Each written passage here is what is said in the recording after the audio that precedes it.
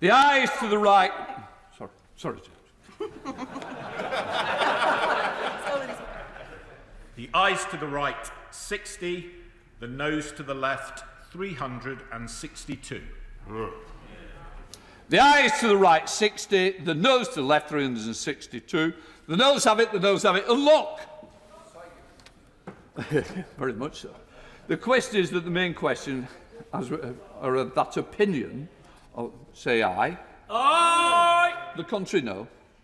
I think the ayes have it, The clerk will now proceed to read the orders for the second reading of the bill pursuant to the order agreed by the House. Clerk. European Union Future Relationship Bill, second reading. Now, given the length of the second reading call list today, members will understand that there will be no time left before the 2:30 to debate the bill of the committee. Nevertheless, I should inform members that under the order of the House of today, notices of amendments, new clauses and new schedules to be moved in committee of the whole House may be accepted up till 10:30 a.m. To maintain social distancing, members are asked not to bring amendments to the table in the chamber, but to send them by email to the Public Bill Office. The Public Bill Office will aim to circulate earlier this afternoon a notice paper of the amendments received by 10:30. I inform the House that I have not selected any of the reasoned amendments. I now call the Prime Minister to move the second reading. Prime Minister! Thank you, Mr. Speaker. Can I begin by thanking you and House authorities and all your staff for their hard work in allowing us to meet today. And can I also welcome the outstanding news that AstraZeneca is now rolling out a new UK-made vaccine approved by the MHRA that offers the hope to millions in this country and around the world. Mr. Speaker, I beg to move that the bill be now read a second time. And having taken back control of our money, our borders, our laws and our waters by leaving the European Union on January the 31st, we now seize this moment to forge a fantastic new relationship with our European neighbours based on free trade and friendly cooperation. And in a minute, Mr. Speaker, at the heart of this bill is one of the biggest free trade agreements in the world, a comprehensive. I will happily give way. Point of order, Ian Blackford.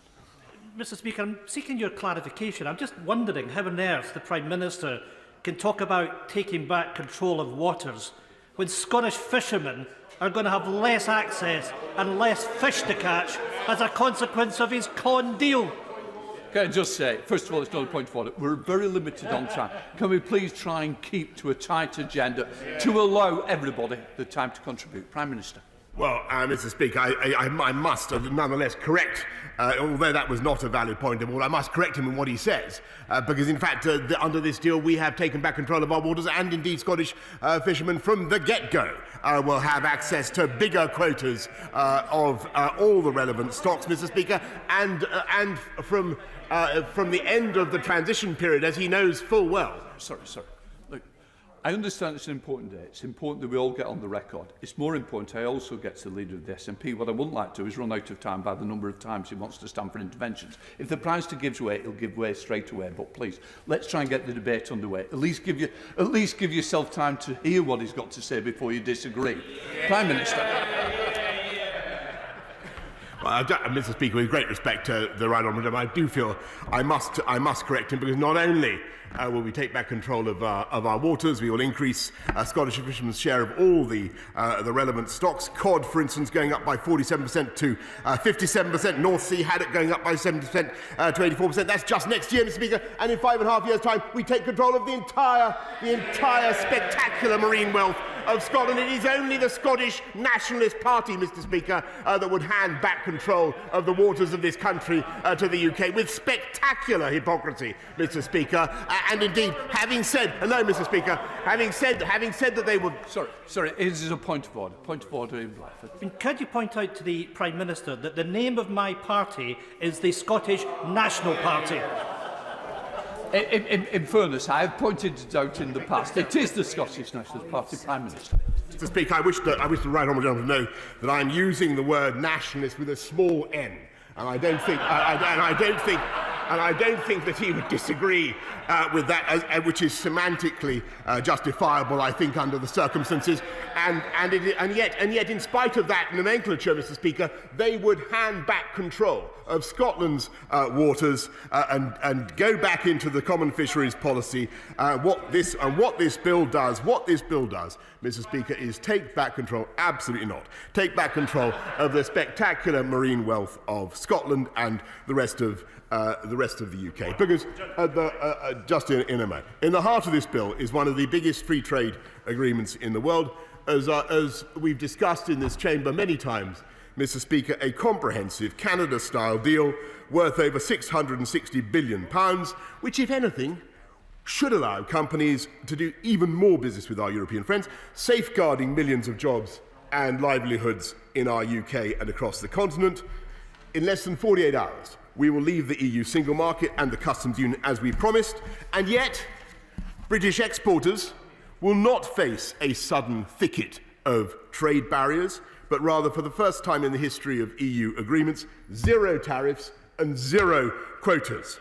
And just as we have avoided trade barriers, so we've also, Mr. Speaker, I think that plenty of members want to speak, so I've already taken plenty of interventions and points forward. I'm going to make some progress.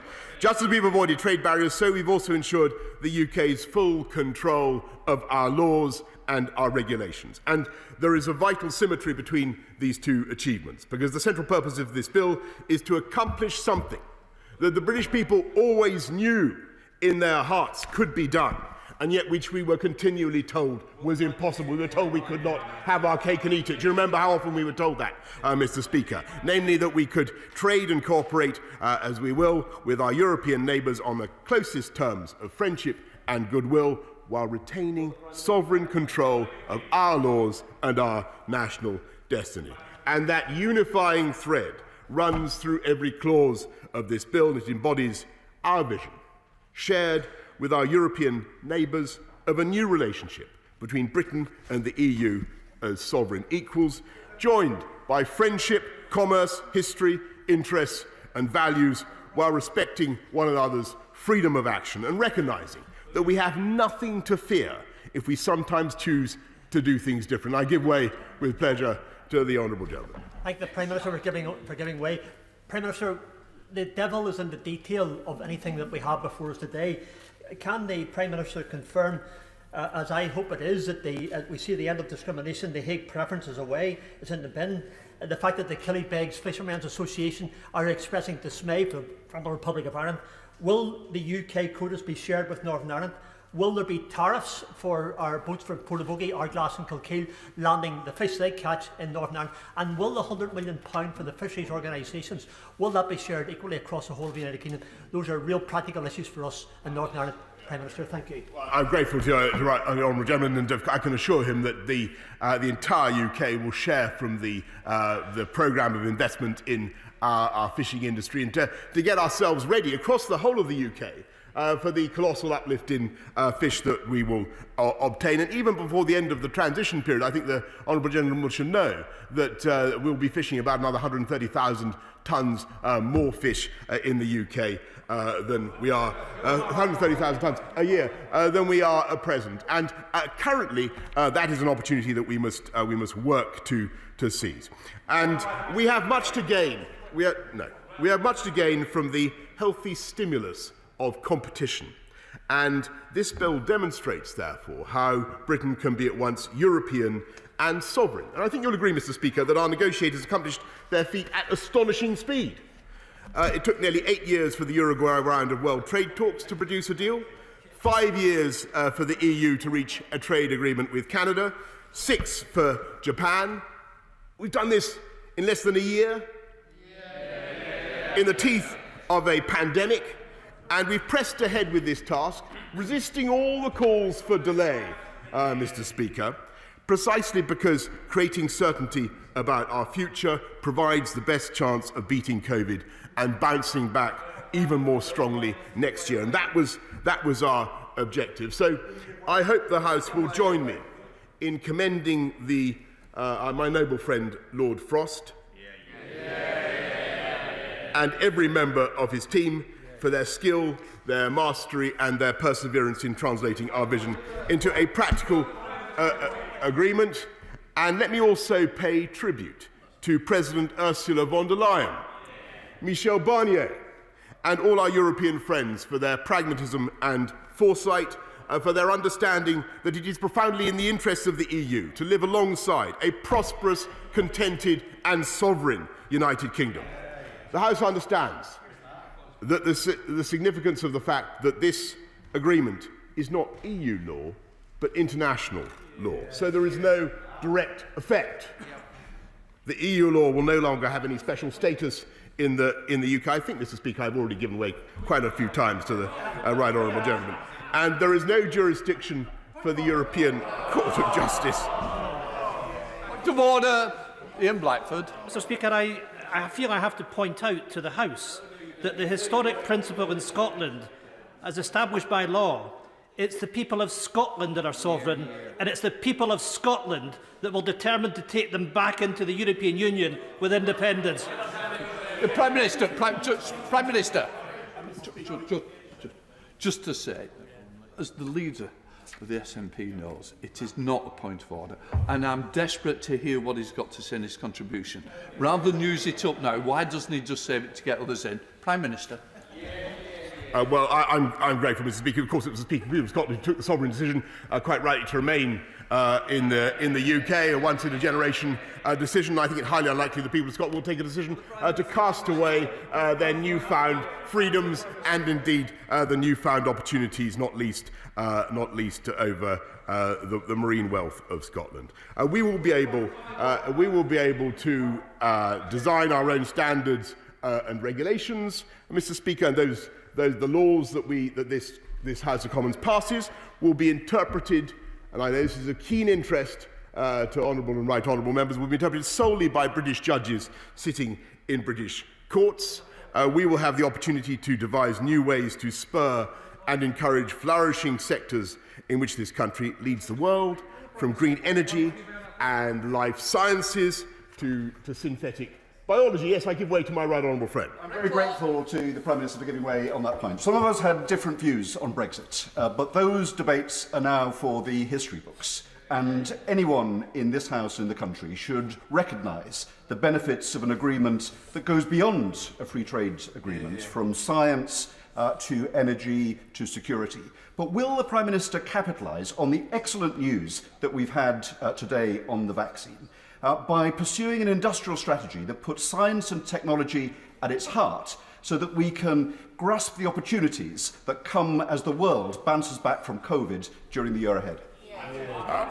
Indeed, Prime Minister, can I just help people and say interventions, those who are high up on the speaking list will understand if they get put down by continuous interventions, because I want to get as many people in as possible. So please. Thank you, Sir Bernard. No more. Prime Minister.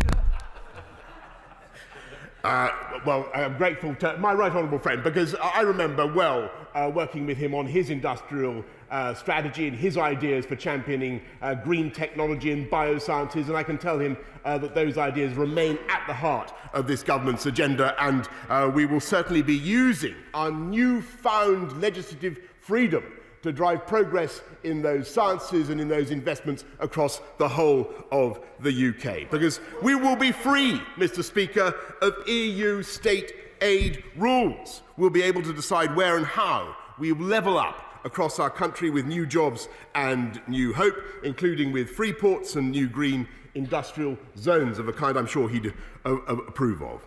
And if, I'll just make an important point if I may, Mr. Speaker, if in using our new freedoms, either Britain or the EU believes it is somehow being unfairly undercut, then, subject to independent third-party arbitration and provided the measures are proportionate, either of us can decide as sovereign equals to protect our consumers, but this treaty explicitly envisages that any such action should be infrequent, and it banishes the old concepts of uniformity and harmonisation in favour of the right to make our own regulatory choices and deal with the consequences. And, Mr. Speaker, every modern free trade agreement includes reciprocal commitments designed to prevent distortions of trade.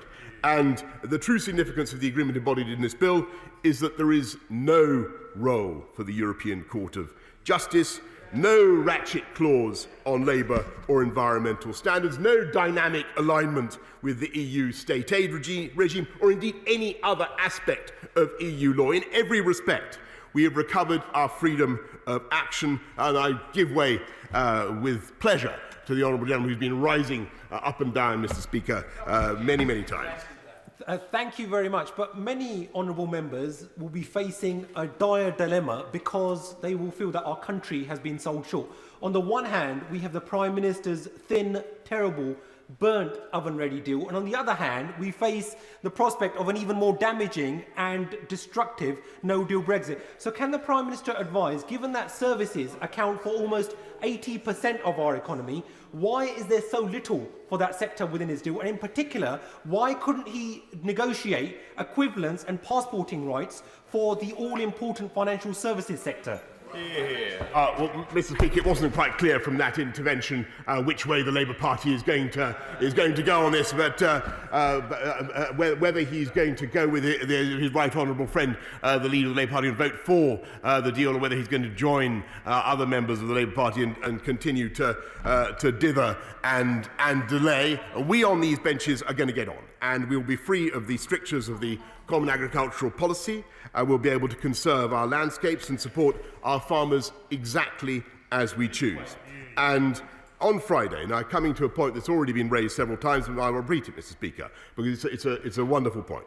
For the first time in 50 years, on Friday, the UK will once again be recognised as an independent coastal state, regaining control of our waters, righting the wrong that was done by the common fisheries policy throughout our EU membership. And of course, I've always recognised, Mr. Speaker, I've answered the point quite a lot from you guys. I'll give way to my honourable friend. I thank the Prime Minister for giving way. He will know that Brixham, the most valuable fishing port in England, wants to see our waters regained, access control, and a rebuilding of the fishing industry in the UK. This deal delivers that. Can he go back and assure my fishermen and fishermen around the country that that is what this government is delivering on? Absolutely right, Mr. Speaker, and the voice of Brixham should be heard up and down the country, because it is entirely correct, and a point that might be registered with advantage by the gentleman opposite. I've always recognised, Mr. Speaker, that this was going to be a difficult period for our European friends and partners, because they've been fishing in these waters for decades, if not centuries. And at first, as the House will know, they sought an adjustment period of 14 years, but our negotiators whittled that down to 5.5 years, during which the UK's share, in that 5.5 years, the UK's share of our fish in our waters will rise from over half today to around 2/3. And of course, we'd have liked to have done this more quickly, but now it's also true that once the adjustment period comes to an end, there will be no limit, Mr. Speaker, no limit other than the limits that are placed by the needs of science and conservation on our ability to make use of our marine wealth. And 15% of the EU's historic catch from our waters will be returned to this country next year alone. And as I say, to prepare our fishing communities for that moment, we will invest £100 million in a programme to modernise their fleets and the fish processing industry, restoring, Mr. Speaker, and the right honourable gentleman opposite should listen to this, restoring a great British industry to the eminence that it deserves, levelling up communities across the UK, particularly and including Scotland, Mr. Speaker, where their interests, in my view, have been neglected for too long. So I do find it extraordinary that on the eve of this great opportunity, the declared position of the Scottish Nationalist Party is to hand control, with a small n, is to hand control of the very waters we've just reclaimed straight back to the EU. That is their policy. That is their policy, Mr. Speaker, and they plan to ensnare Scotland's fishing fleet in the dragnets of the common fisheries policy all over again. And in the meantime, Mr. Speaker, guess what they're going to do today? Guess what they're going to do today? They're going to vote. They're going to vote today for a no-deal Brexit.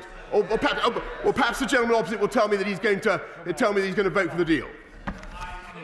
I'm immensely grateful to the Prime Minister for briefly pausing that monologue that was designed for the RG. But on the issue of fish, he's waxing lyrical about how amazing this deal is. But I'd like to read him a quote from Andrew Locker, Chairman of the British National Federation of Fishermen's Organisation. He says, "I am angry, disappointed and betrayed. Boris Johnson promised the rights to all the fish that swim in an exclusive economic zone, and we've got a fraction of that. Is he wrong?" I'm afraid yes, he is, Mr. Speaker, because we will take back control not only of we'll become an independent coastal state from the 1st of January, but in 5.5 years' time, Mr. Speaker, we will be able to fish every single fish in our waters if we so choose, and that is the reality. And in the meantime, as I say, and he didn't deny it, I don't think I heard him deny it, that the Scottish National Party is going to vote against the deal. They're effectively going to vote, Mr. Speaker, for no deal, after which they've campaigned against and denounced, proving once and for all that the interests of Scotland, England, Wales and Northern Ireland, Scotland, England, Wales and Northern Ireland are best served by a one-nation party serving one united kingdom. Mr. Speaker, this deal was negotiated by a big team, and he should know this, from every part of our United Kingdom, and it serves the whole of the UK, not least by protecting the integrity of the United Kingdom single internal market and Northern Ireland's place within it. Our points-based immigration system will end free movement and give us full control over who enters the country. And by the way, on that point, I want to thank very much my honourable friend, the Chancellor of the Duchy of Lancaster, for all he did to protect the interests of Northern Ireland. And at the same time, the deal provides certainty for airlines and hauliers who have suffered grievously during this pandemic. It guarantees the freedom of British citizens to travel to and from the EU and retain access to healthcare. It provides certainty for our police, for our border forces, for our security agencies, who work alongside our European friends to keep our people safe. They're going to vote against this, Mr. Speaker. It provides certainty for our partnerships on scientific research, because we want our country to be a science superpower, but also a collaborative science superpower. It provides certainty for business, Mr. Speaker, from financial services to our world-leading manufacturers, including our car industry, safeguarding highly skilled jobs and investment across our country. As for the Leader of the Opposition, Mr. Speaker, I am delighted that he's found yet another position on Brexit, and having plunged down every blind alley and exhausted every possible alternative, he's come to the right conclusion, namely to vote for this agreement which this government has secured. And I hope very much that the honourable gentleman opposite is going to tell us that he too is going to join his right honourable friend and vote for this agreement. Is that the case? I'm very happy to confirm for the Prime Minister, and I'm grateful for him giving away, that I will be voting for this agreement. He mentioned several times his levelling up agenda, but financial services and those working in this sector have been left entirely out of it. So does he not agree with me that every city, every town that is dependent on financial services, from Leeds to Manchester to Edinburgh and many in between, they have been levelled down and left out from this deal? Well, it's great to hear a member of the Labour Party not only backing the bankers, Mr. Speaker, backing financial services, but also, fantastic development, but also backing this deal. And he's quite right, because actually this deal does a great deal for services, for financial services, and for the legal profession, and many other professions. But alas, the good news about the Labour Party stops there, Mr. Speaker, because I'm told that the right honourable gentleman intends to ask the British people for a mandate to rewrite the deal in 2024. That's what he wants to do. I think, frankly, Mr. Speaker, we got Brexit done. Let's keep Brexit done, and let's keep Brexit done, and let's press ahead with this government's mission to unite and level up across our whole country and grasp the opportunities before us. Because I've always said, Mr. Speaker, I'm going to make some progress now because many members want to speak. I've always said that Brexit is not an end but a beginning, and the responsibility now rests with all of us to make the best use of the powers that we've regained, of the tools that we've taken back into our hands. So we're going to begin by fulfilling our manifesto promise to maintain the highest standards of labour and environmental regulation, because no caricature could be more inaccurate than the idea of some bargain basement Dickensian Britain, as if enlightened EU regulation has been our only salvation from Dickensian squalor. Our national standards have always been amongst the very best in the world, and this House can be trusted to use its new freedom to keep them that way without any outside invigilation. We are going to open, Mr. Speaker, a new chapter in our national story, striking free trade deals around the world, adding to the agreements with 63 countries we've already achieved, and reasserting global Britain as a liberal, outward-looking force for good. Detaching ourselves from the EU is only a prelude to the greater task of establishing our new role, and this country is contributing to more than any other to vaccinate people across the world against COVID, leading the way in preventing future pandemics.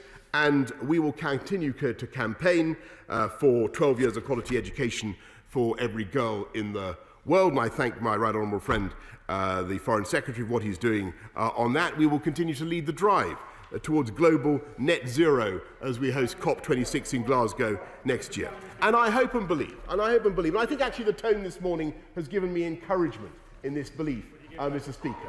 The mood in the House this morning, which seems to me on the whole to be positive. I hope, in spite of the as usual thin synthetic and confected indignation that we hear from some of the benches opposite, I hope and believe that this agreement will also serve to end some of the rancour and recrimination that we've had in recent years. Allow us to come together as a country to leave old arguments, old, desiccated, tired, super-masticated arguments behind, move on and build a new and great future for our country.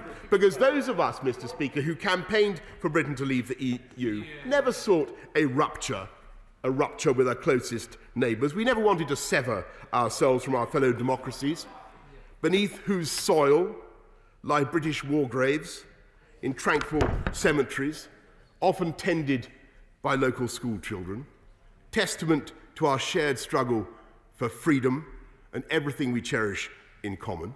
What we wanted was not a rupture, but a resolution of the old, tired, vexed question of Britain's political relations with Europe, which has bedevilled our post-war history.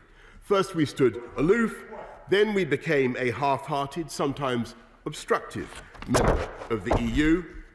Now, with this bill, we're going to become a friendly neighbour, the best friend and ally the EU could have, working hand in glove whenever our values and interests coincide, while fulfilling the sovereign wish of the British people to live under their own laws, made by their own elected parliament.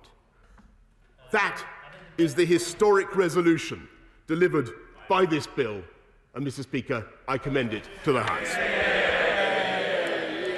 The question is that the bill now be read a second time. Order, before I call the Leader of the Opposition, the House will want to be aware that I have accepted a request from the Government for an additional statement from the Secretary of State for Education on education return in January. This will be the second statement after the COVID-19 update and before the business statement. The ballot is already open in Members' Hub. I now call the Leader of the Opposition, the Right Honourable Keir Starmer. Thank you, Mr. Speaker. It's often said there's nothing simple about Brexit, but the choice before the House today is perfectly simple. Do we implement the treaty that has been agreed with the EU, or do we not? That is the choice. If we choose not to, the outcome is clear. We leave the transition period without a deal on security, on trade, on fisheries, without protection for our manufacturing sector, for farming, for countless British businesses. and without a foothold to build a future relationship with the EU.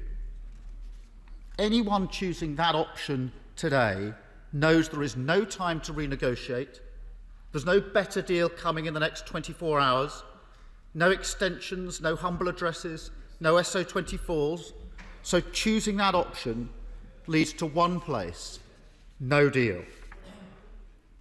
Or we can take the only other option that is available and implement the treaty that has been negotiated.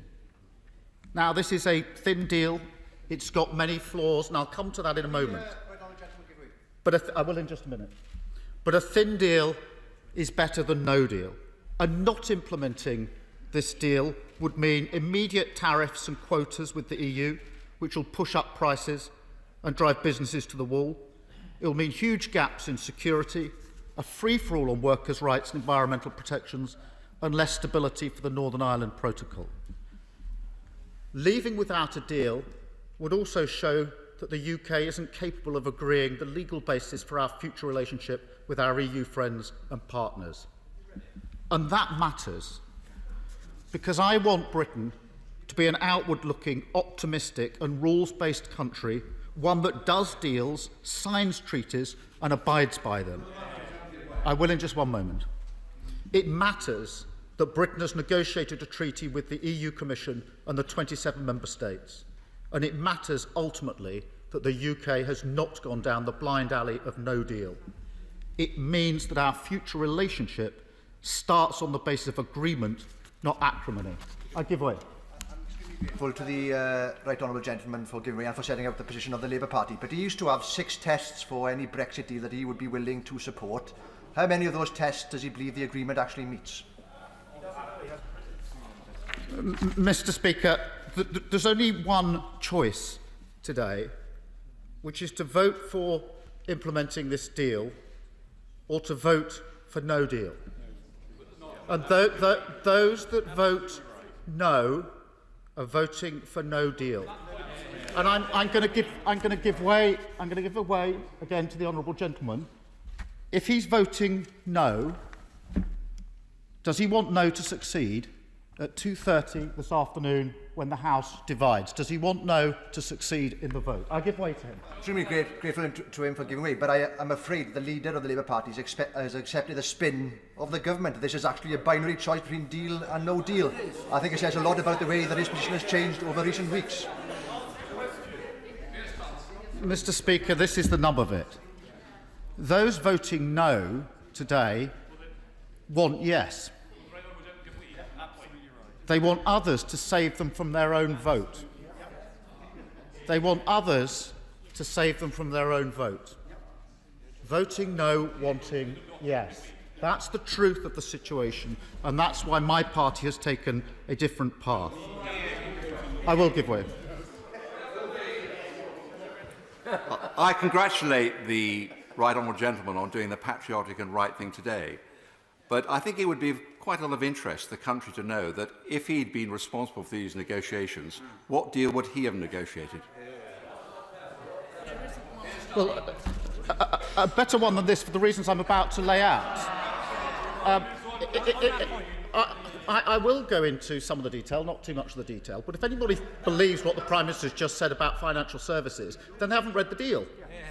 And with no further time for negotiation, when the default is no deal, it's not a mark of how pro-European you are to reject implementing this treaty. It isn't in the national interest to duck a question or to hide in the knowledge that others will save you from the consequences of your own vote. This is a simple vote with a simple choice. Do we leave the transition period with the treaty that's been negotiated with the EU, or do we leave with no deal? And so Labour will vote to implement this treaty today, to avoid no deal, and to put in place a floor from which we can build a strong future relationship with the EU. I will give way. I'm very grateful to the Leader of the Opposition for giving way and outlining how clear and that this is for him. But his party has got 2 parliamentarians in Edinburgh South, one in the Scottish Parliament and one in Westminster. At 4 o'clock this afternoon, the member of the Scottish Parliament will vote against the deal, and as member of the Westminster Parliament here will vote for the deal. How does he square that circle? Well, he knows very well it's a different vote. Now, it is a completely different vote on a different issue. I give way to the honourable member again with my question. When he votes no against this afternoon, does he want the bill to fail and thus we leave tomorrow night without a deal? Is that the intent? Does he want the result to go the way he's voting? I'm very grateful to the right honourable gentleman for his intervention. I think he'll understand that there'll be members of his own party in lobbies with me this afternoon. But if he can point to me in the order paper where I'm voting for no deal, I'd be very happy. Can you tell me what page that is on? That absolutely identifies the point. He's going to vote in the hope that others will vote the other way and save him from the consequences of his own vote. That is the truth of the situation for the SNP, hoping that others will do the right thing and vote in favour of implementing the treaty, because we fought against no deal together for months and years. And now those voting no are going to vote for no deal. Nothing's going to happen in the next 24 hours to save this country from no deal. So he wants to vote for something, but he doesn't want that vote to succeed. He wants others to have the burden of voting for it to save us from no deal. I'll give way in just a minute. I'm going to make some progress. It is, of course, completely unacceptable that this debate is happening now, one day before the end of the transition period. The Prime Minister said he had a deal that was oven-ready. That was just about a year ago. Then it was supposed to be ready in July, then September, then November, and finally it arrived on Christmas Eve. And that matters. I will in just a minute. That matters because businesses have had no chance to prepare for the new regulations. Talk to businesses about their concerns. They've got real difficulties now. Many of them have already taken decisions about jobs and investment because of the uncertainty. And of course that's made worse by the pandemic. But let me now just go to the deal itself and analyse some of the flaws in the deal. First, let's start with the Prime Minister and what he said on Christmas Eve in his press conference. Because he said this about the deal. There will be no non-tariff barriers to trade. There will be no non-tariff barriers to trade. His words. He wasn't being straight with the British public. That's plain wrong. It's worse than that. It wasn't an aside. It wasn't an interview, an off-the-record remark. It was a scripted speech. There will be no non-tariff barriers to trade. The Prime Minister knows it's not true. Every member of this House knows it's not true. I'll give way to the Prime Minister to correct the record. Either stand up and say that is true, what he said was true, or take this opportunity to correct the record. I give way. Come on, on that point. Come on.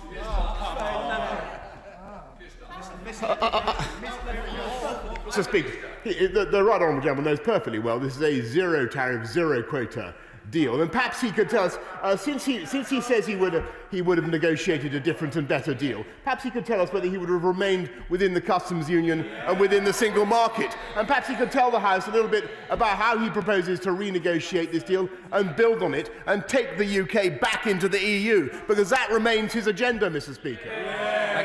But also, let's get on with the debate. Keir Starmer. Typical deflection. The Prime Minister. The Prime Minister, at a press conference, told the British public there will be no non-tariff barriers to trade. His answer just now is not an answer to that. It's not true, and the Prime Minister knows what he said is not true. He simply won't stand up and acknowledge it today, and that speaks volumes about the sort of Prime Minister that we have. Because the truth is this. I will in just a minute. The truth is this. There will be an avalanche of checks, bureaucracy and red tape for British businesses. Every business I've spoken to knows this, and every business any member's spoken to knows this. That's what they're talking about. It's there in black and white in the treaty. I will in 1 minute. There will be checks for farmers, for our manufacturers, for customs, on rules of origin, VAT, safety and security, plant and animal health, and much more. Many British exporters will have to go through 2 regulatory processes to sell to existing clients in the EU. And in order to keep tariff-free trade, businesses will have to prove that enough of their parts come from the EU or the UK. So there will be significant and permanent burdens on British businesses. And it's somewhat ironic that for years the Conservative Party has railed against EU bureaucracy, but this treaty imposes far more red tape on British businesses than there is at the moment. I will give way. I thank my right honourable and learned friend for giving way. The lead-up to this Brexit deal has seen a litany of broken promises. Just earlier this year, the Prime Minister stood at that dispatch box and he said that there is no threat to the Erasmus scheme. He also, amongst other things, made grand statements about taking back full control of our fishing waters. Does my right honourable friend agree that despite all of the promises, it's not only the British fishermen that are accusing the Prime Minister of betrayal and having caved in to arrive at this insufficient deal? Mr. Speaker, these are examples of the Prime Minister saying things, making promises that he doesn't keep. That is the hallmark of this Prime Minister. Let me turn to the question. I will give way. I promised I would. Giving way. Can the Leader of the Opposition not, in just some way, join millions of people in this country, including many millions of patriotic Labour voters, for the remarkable achievement of the Prime Minister? I'm glad there's a deal. I'm going to vote for the bill to implement the deal today, because a deal is far better than no deal. That is the right thing to do. That is the right thing to do. But to pretend the deal isn't what it is not being honest. And it's not a basis from which we can go forward. To pretend there are no non-tariff barriers when there are is just not true. The Prime Minister won't get up and just say, I got it wrong, I didn't tell the truth when I was addressing the public. He won't get up and do that.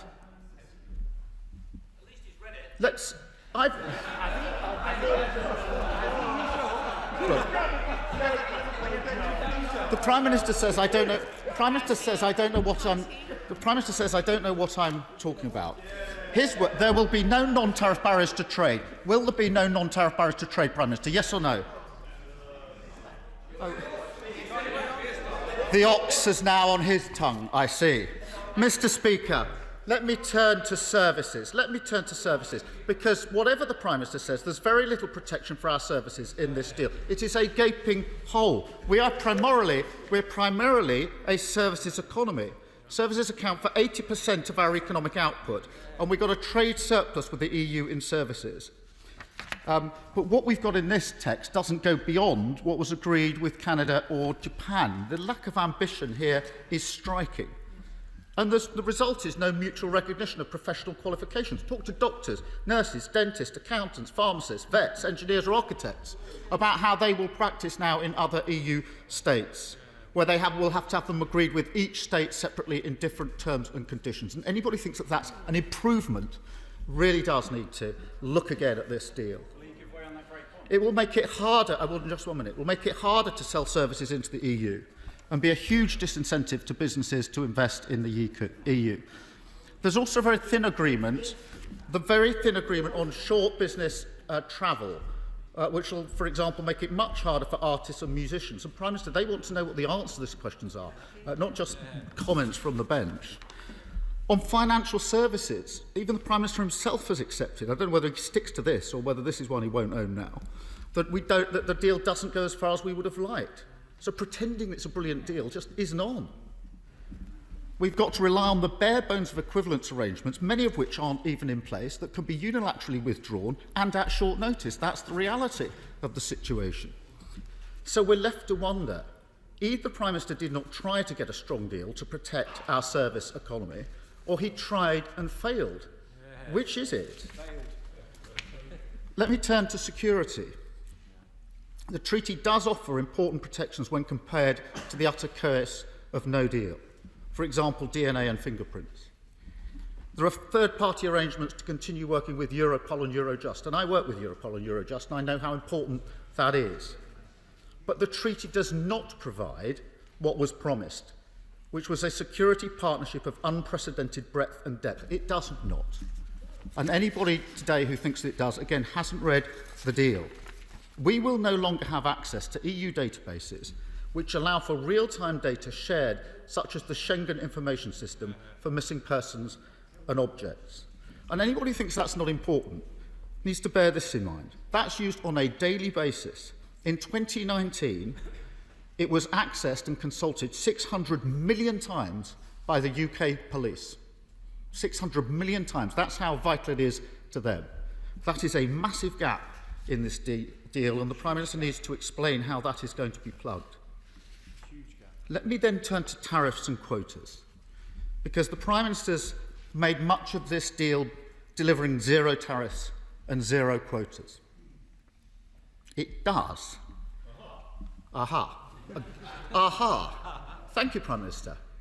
It does, or rather, it does for as long as British businesses meet the rules of origin requirements.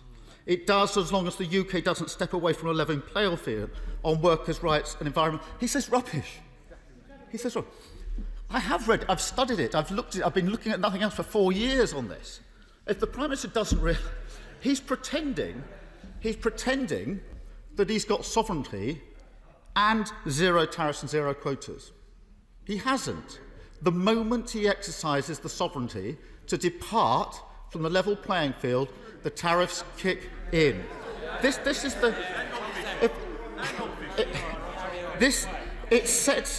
This isn't a negotiating triumph. It sets out the fundamental dilemma that's always been at the heart of these. He says, vote against it, vote for no deal. Really, as my wife says to our children, if you haven't got anything sensible to say, you probably better to say nothing. This deal,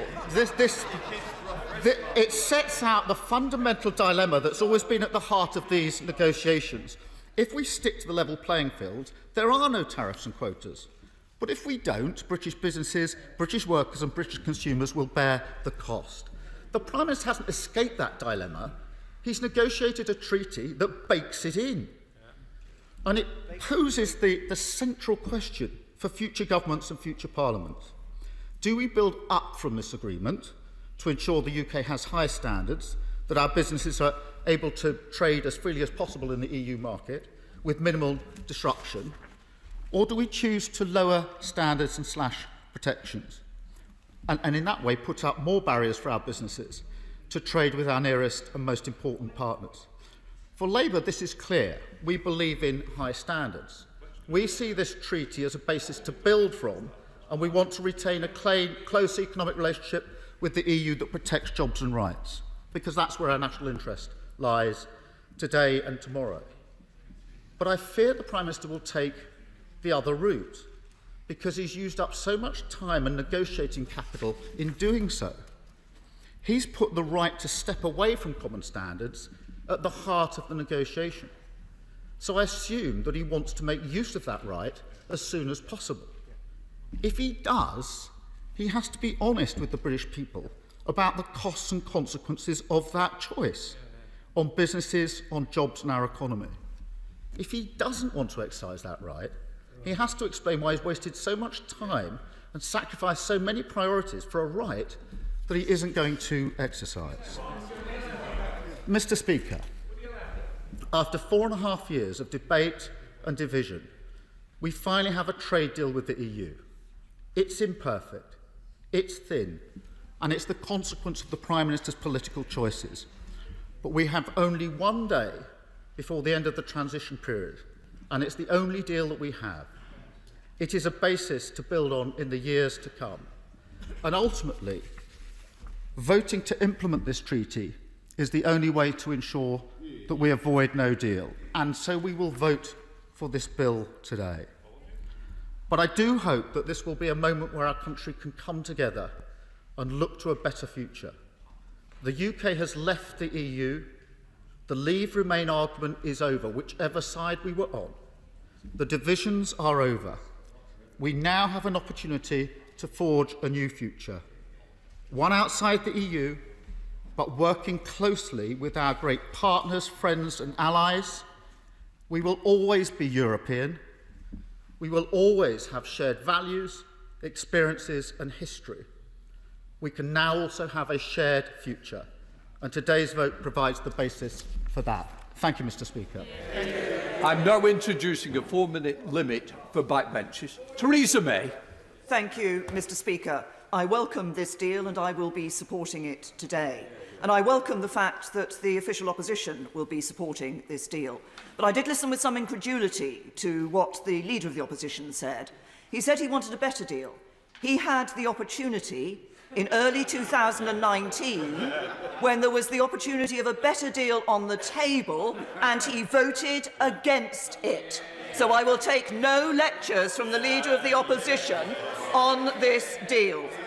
Mr. Speaker, central to this deal, the Prime Minister has said, is the tariff-free and quota-free trade arrangements, subject, of course, to rules of origin requirements.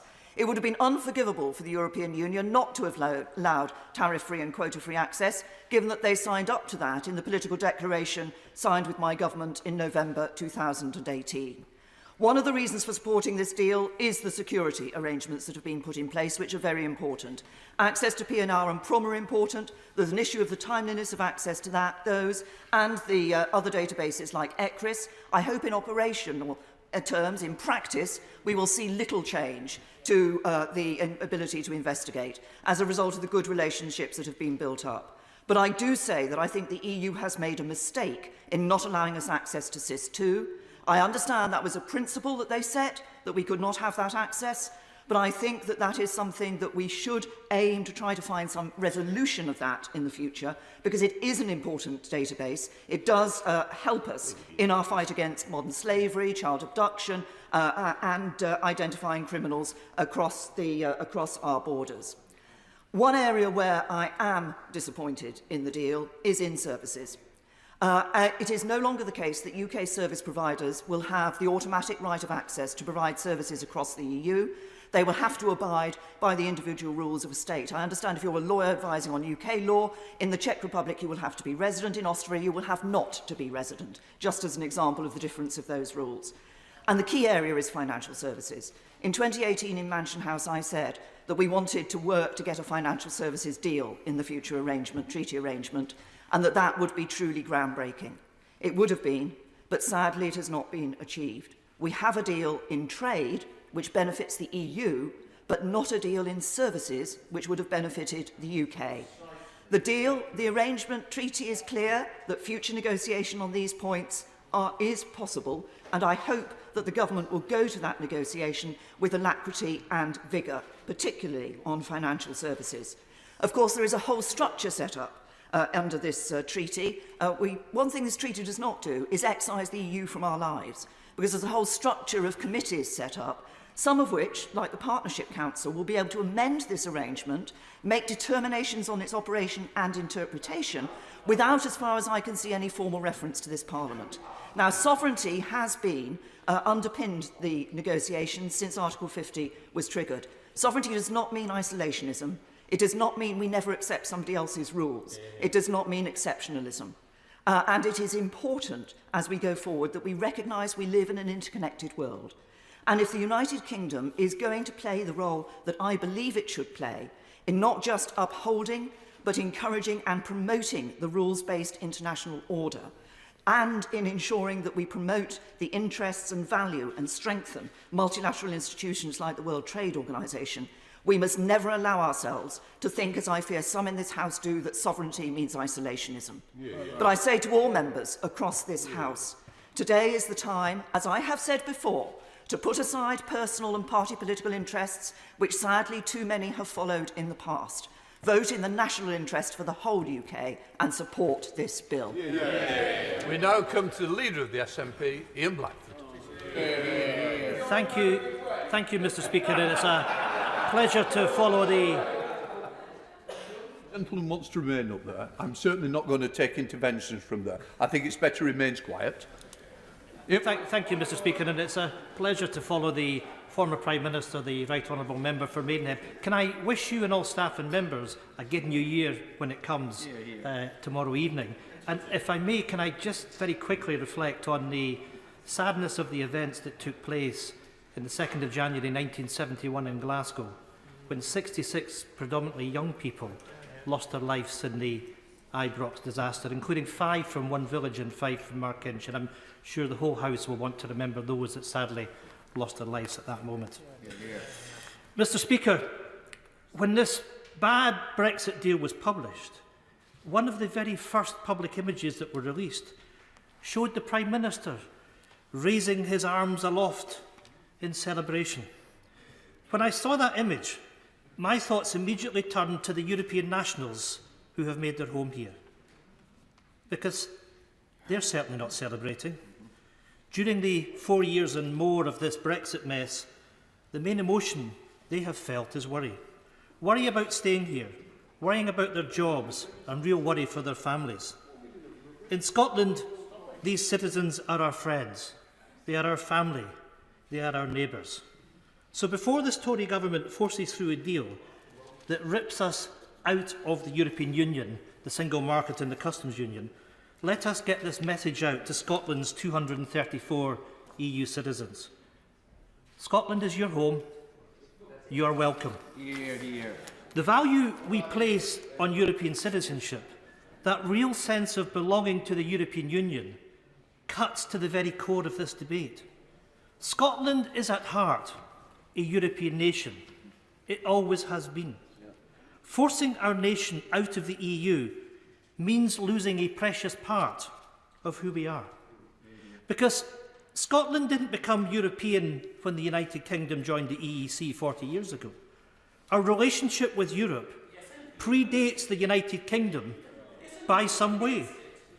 An independent Scotland has enjoyed centuries of engagement with European nations. Scottish merchants travelled, traded and settled on the continent.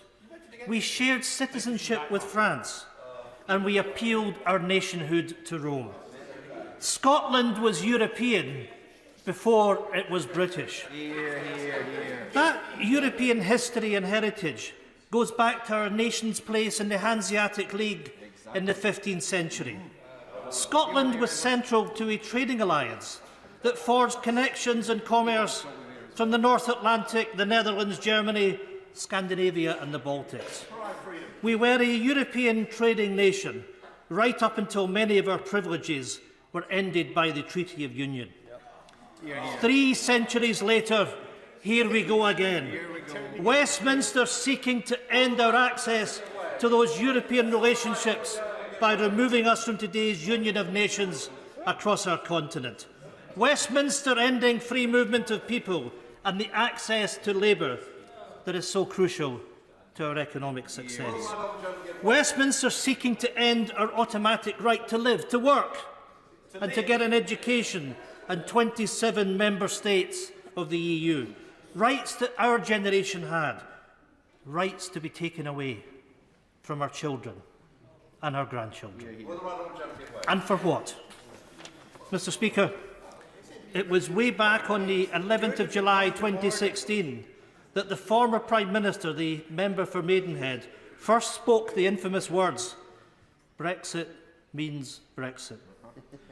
We all know what followed, the use of that foolish phrase, nearly 4 years of constant chaos and confusion. So today, at least we have some clarity. We now finally know what Brexit means. We have it in black and white. It means the disaster of a deal. It means broken promises. It means economic vandalism. It means an isolated United Kingdom in the middle of a global pandemic. It means the worst of all worlds for Scotland. Mr. Speaker, this morning's proceedings are so critically precisely because of that clarity, because with that clarity comes a choice, and it's a fundamental choice for Scotland. It is a choice between a future defined by this disaster of a deal or the future the SNP is offering to the Scottish people. An independent nation at the heart of the European Union. Today, the contrast between these two futures is clearer than ever, and that choice won't go away. I'm grateful to the right honourable gentleman for giving way, but I wonder if I could just put him the same question that was put to a colleague of his by the Leader of the Opposition and by Prime Minister. Today, when the Scottish National Party votes against this deal, they are therefore voting for no deal. Is his determination that the day after tomorrow, the UK would have no deal and would be in a worse situation? Is that his position now? Could he just answer yes or no? I'm grateful to my right honourable friend for the question, because it's very simple. This is a piece of legislation that is being put forward today. No deal is not on the order paper. The deal that we currently have, the deal that exists today, where we're in the single market and in the customs union, is the best deal for us. And we have argued many times in this House, as the right honourable gentleman knows, that we should have extended transition. And that offer to extend transition was there from the European Union. It is not our choice to accept this shoddy deal. What we should be doing... I'll give way one more time. I'm grateful for this. Just one second. Sir Ian, you're on very early, and you don't want to go down the list, I'm sure. Ian Blackford. Well, thank you, Mr Speaker, and we'll accept your guidance on these things, although I was looking forward to the debate that we were having. Now that we see the scale of the bad Brexit deal, the question before the Scottish people is clear. Which union does Scotland wish to be part of? Which future will we choose?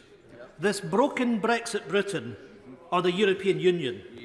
If this whole Brexit saga was truly about sovereignty, then the Scottish people can't and won't be denied our sovereign right to that self-determination. No Democrat should stand in the way of that. Nobody in this House, or even Boris with a small b. The Tory denial of democracy is a position that can't and won't hold. Scotland will have the right to choose its own future. Mr Speaker, now that the detail of this deal is finally in front of us, people hope that Brexit fictions are swiftly replaced with Brexit facts. Judging by the Prime Minister's performance today, his government is still drowning in delusion or is simply just putting on an act. But for those of us who have lived in the real world these last 4 years, it's long past time that reality finally bursts the Brexit bubble. In recent days, we've heard wild celebrations and claims from leading Brexit cheerleaders about how this is the largest free trade deal in history. I'm sorry to inform them, it isn't. The biggest and the best free trading bloc in the world is the one that this Tory government is dragging Scotland out of. It's made up of 27 nations and 500 million citizens. It's called the European Union. In the middle of a pandemic and economic recession, Scotland has been removed from a market worth £16 billion in exports to Scottish companies. A market which by population is 7 times the size of the United Kingdom. Leaving the European single market and customs union would be damaging at any time. But in the middle of the current crisis, Prime Minister, it's unforgivable. It's an act of economic vandalism, pure and simple. As usual with the Tories, it is people who will pay the price. Initial Scottish Government modelling estimates the deal could cut Scotland's GDP by around 6.1%, £9 billion in 2016 cash terms by 2030. That will mean people in Scotland, the same people who have always opposed Brexit, are left £1,600 poorer. That's the cost of the Prime Minister's Brexit. I'll give way. Mr Speaker, I'm extremely grateful to the right honourable gentleman for giving way. Perhaps he could tell us what estimates he has made of the cost to the Scottish economy of losing access to the UK single market through independence. Really? Really? I mean, I'm amazed at the right honourable gentleman who, of course, comes from Scotland, who seems to be threatening the people of Scotland with lack of access. Is that really the message that the Conservatives want to deliver to the people of Scotland? Shame on him. Shame on him. Shame on him. For all the Tory talk of levelling up, this deal is blatantly preparing the ground to level down on standards. Only in the last few days, the IPPR have warned that what many of us have suspected all along. This deal leaves workers' rights and environmental protections at serious risk of real erosion. Mr Speaker, another Brexit bubble that badly needs bursting is the myth that leaving the EU will somehow make it easier for businesses to trade. This is literally the first trade deal in history that puts up barriers for business instead of removing them. In 2016, The Leave campaign's assortment of lies included the claim that Brexit would mean removing red tape for business. Since then, plenty of Brexit red lines have disappeared, but none of the red tape. This bad Brexit deal means that businesses will be burdened with mountains more bureaucracy, with more cost.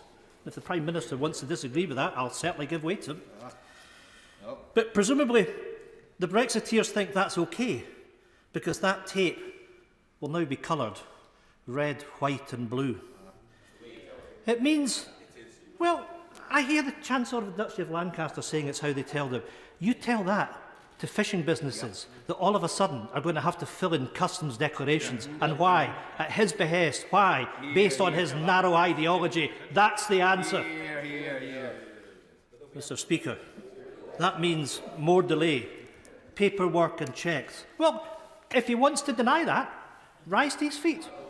Rise to his feet, because he knows that fishing businesses will face additional costs as a consequence of what his government has done. It means more delay, paperwork and checks, all of it's burdening business, slowing trade and costing jobs. And Mr. Speaker, this deal not only inflicts economic self-harm, it ignores economic reality. There is barely a reference in this deal for the service sector. 80%, Mr. Speaker, of the entire UK economy. Services have been left in complete limbo. Where is there any mention, of course, it is not good news. The deal confirms an end to financial passporting rights which have been relied upon by financial services firms across the United Kingdom. Mr. Speaker, let me now turn to the biggest betrayal of all, the broken promises to Scotland's fishing communities. There are no Scottish Tory MPs in this chamber. If they were here, they would now be squirming. We know this Brexit deal means a drop in key fishing stocks. For cod, for haddock, for whiting and for saithe, this deal means fewer access to fish than under the existing arrangements. Let me say that again. Less access to these fish than under the common fisheries policy. And you know, one of the things that's missing from the deal, and I would have thought better of the Chancellor of the Duchy of Lancaster, is that we had special privileges, the so-called Hague arrangements, that gave additional fishing rights to Scotland. They weren't even negotiated as part of this deal. We have lost, one can only assume, from the incompetence of the UK negotiators. The Scottish Tories said that tying fishing to a trade deal was a red line that must not be crossed. But yet, here we are. It is exactly what has been done. Every single Tory promise, every red line has been blown out of the water. Countless broken promises, but not even one resignation, although I may say so yet. Not even one apology or a hint of humility or of regret. I take no comfort in saying that this was predicted, because this deal represents a history of bitter betrayal. Our fishing industry, our Scottish fishing industry, was sold out by the Conservatives on the way into Europe in 1973. And as the United Kingdom leaves, they've been sold out all over again. The Scottish Fishermen's Federation know that they've been conned, stating the deal does not restore sovereign UK control over fisheries and does not permit us to determine who can catch what, where and when in our waters. For I hear the Prime Minister muttering rubbish. That's fishing organisation after fishing organisation in Scotland, Prime Minister, that knows exactly what you have done to them. For Scotland's fishing communities, blighting might not strike twice, but the Tories definitely do. The latest Scottish Tory leader, the member for Moray, gave one of the more graphic promises. He said he would drink a pint of cold sick rather than vote for a deal that gave EU vessels access for 2 years. Well, Mr. Speaker, this deal gives them 5 years access and potentially much more. Let's just say there'll be plenty of Scottish voters in the North East who'll be very interested in what he's drinking, and after he and his colleagues break every single promise and walk through the lobby with their Prime Minister. Mr. Speaker, in later speeches, my colleagues will attempt to cover and scrutinise as much as we possibly can in the limited time the effect of this bill in Scotland. It has to be said, though, that this lack of scrutiny is not helped by the stance taken by the Labour Party. I'm sad to say that the official opposition have been missing in action. There was a time when Labour had 6 tests which they say needed to be passed in order for them to support any deal. Labour's Brexit tests have disappeared as quickly as Tory promises. Now, I can understand that this might be politically pragmatic for Labour, but it definitely isn't politically principled. But I suppose political principle is hard to manage by when you can't even get a coherent position between Scottish Labour and their UK bosses. Unfortunately, when it comes to position on this Brexit deal, Labour are literally all over the place. Today in the Scottish Parliament, Labour will join with the Scottish National Party in refusing to grant a consent motion to this bill. I'm grateful for that. Labour will not only join us, but the Greens and the Liberal Democrats standing with us, our Scottish Parliament, united against the Tories, united against this bill. Mr. Speaker, it is ultimately for others to explain their own actions and the litany of broken promises that will stay with them at the next election. Because in the end, this is not so much about the Brexit promises of political parties. It's about its impact on people. It's about respecting the democratic decisions that voters make.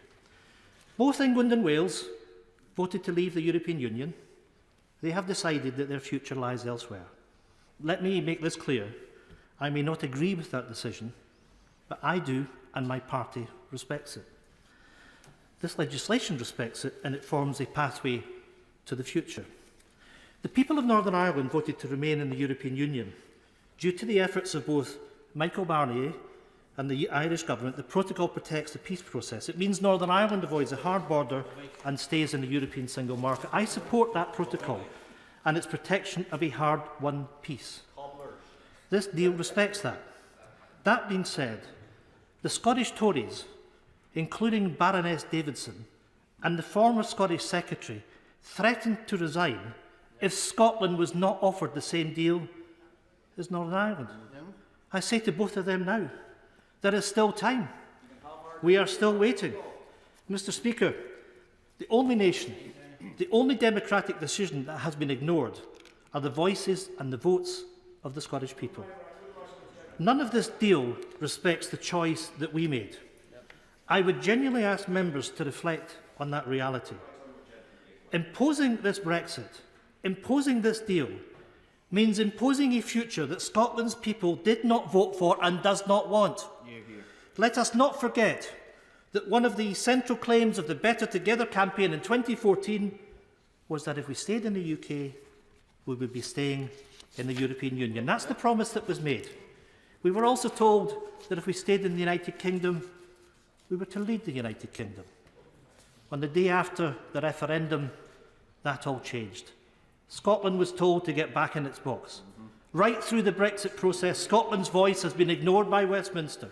Our attempts at finding a compromise rebuffed at every opportunity, tossed aside on the premise that Westminster is supreme. Scotland locked out of the key decisions affecting our future, ignoring our desire to retain our European citizenship. Despite the Right Honourable Gentleman's gloom, he knows that I adore and love his country. Does he not believe that Scotland has the character to succeed? Despite his misgivings, Scotland is a great country. Why is his speech so full of gloom and misery when Scotland has the character to prosper and succeed now? Well, I thank the Honourable Gentleman, and may I reciprocate and say that I love England, I love its people. But what I want is for us to maximise our opportunity, and what this deal does is it limits our opportunity. I want to unleash Scotland's potential. That potential will be unleashed with an independent Scotland at the heart of Europe. The Prime Minister's broken promise on Erasmus has been such a totemic issue in the last few days, and he will remember standing in this House promising us that we would be staying in the Erasmus programme.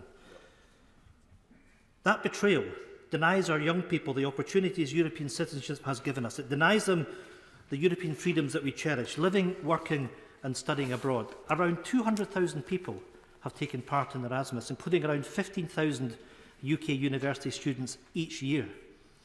It's also important to say that Erasmus isn't solely about university students. It's about support youth works, and it's about adult education, sport, culture and vocational training. It's why the Scottish Government are so committed to exploring every opportunity to keep Erasmus in place for our people. Because even the very name Erasmus signals our long-established European links. And that long tradition of connection comes right into the modern day with our own Winnie Ewing, Madame Ecosse herself. Winnie, a former member of the European Parliament, was chair of the EU Education Committee that brought in the Erasmus scheme. Mr. Speaker, people at home will be watching this, and we have the Prime Minister and the Chancellor of the Duchy of Lancaster laughing about the success of the Erasmus scheme. Utterly, utterly, utterly pathetic. Utterly pathetic. Mr. Speaker, let me conclude by saying this. All that history between Europe and Scotland, all of those links and all of these opportunities are now at stake. Scotland's story is European, and that story doesn't end today. Our past is European, and our future must be European. As a nation, that is a choice that we made in 2016, and I am confident it is a choice we make now. We can't support this legislation because it doesn't respect that choice, and it doesn't provide for our future. Scotland's course is now set, and it's a very different course from the decisions being taken in this Westminster Parliament. We know that the only way to regain the huge benefits of EU membership is to become an independent state at the heart of Europe once more. That is the decision that the Scottish people will make, and we begin that journey today. There is now an empty seat at the top table in Europe. It won't be empty for long. We now come to Father of the House, Peter Bottomley. The House will know that the honourable gentleman is a more cheerful person than his speech. He's given us 25 minutes on a lesson in humility, for which we're grateful. He's talked about ignoring popular votes. In the Scottish referendum in 2014, the independence vote was 1,200,000. Sorry, in the 2019 election, for the SNP, it was 1,200,000. The vote against independence in 2014 was 2 million. There's a gap of 800,000, two-thirds of the vote that the honourable gentleman leads in this House. I think he should be cautious about predicting the future in the same way he should be cautious about interpreting the past. I think that, as Father of the House, I ought to recognise that the only significant speech ever made by a Father of the House was in the Narvik, Norway debate in May 1940, when David Lloyd George, in about his 11th year as Father of the House, probably gave people the confidence to vote or withhold their votes from government. I don't argue that today. I think we need to say, as many have said, except for the leader of the SNP, this is a debate today and a vote today on whether we go for this deal or we go for no deal. And I agree with the right honourable leader of the opposition in saying that. And I give my vote, although in the referendum I argued that on balance it was better stay in. We lost that, and unlike the SNP, I think one has to accept the result of a referendum. When my father was... if I don't mind. When my father, who survived serious personal injury during the war, was involved in the first negotiations about joining the European Union, I said to him, what were his views on the economic impact? He said, on balance, it didn't make much difference. When we joined in 1973, 2 years before I got elected to the House of Commons, it didn't make a big difference to our economy until after 1979, when the change in Britain made us going from the sick man of Europe to people who were looked on with respect, and many others said, how did you do it? And the answer in part was by chance, in part by freedom, and a kind of cautious approach to a free market economy that Margaret Thatcher led. Margaret Thatcher was the person who led the significant debates to stay in the European Union in 1975 with one of the best speeches I think she ever made. And I refer people to the Margaret Thatcher Foundation to read it. I was nominated or vouched for to become a candidate by Robin Turton, one of the leading anti-marketeers, and Margaret Thatcher and I argue the country, won the 1975 June by-election after Neil Martin, one of the leading campaigners against staying in the Europe common market, said, would Conservatives please vote for me, even though he and I disagreed in the same way that Sir Robin Turton had disagreed with me, but supported me.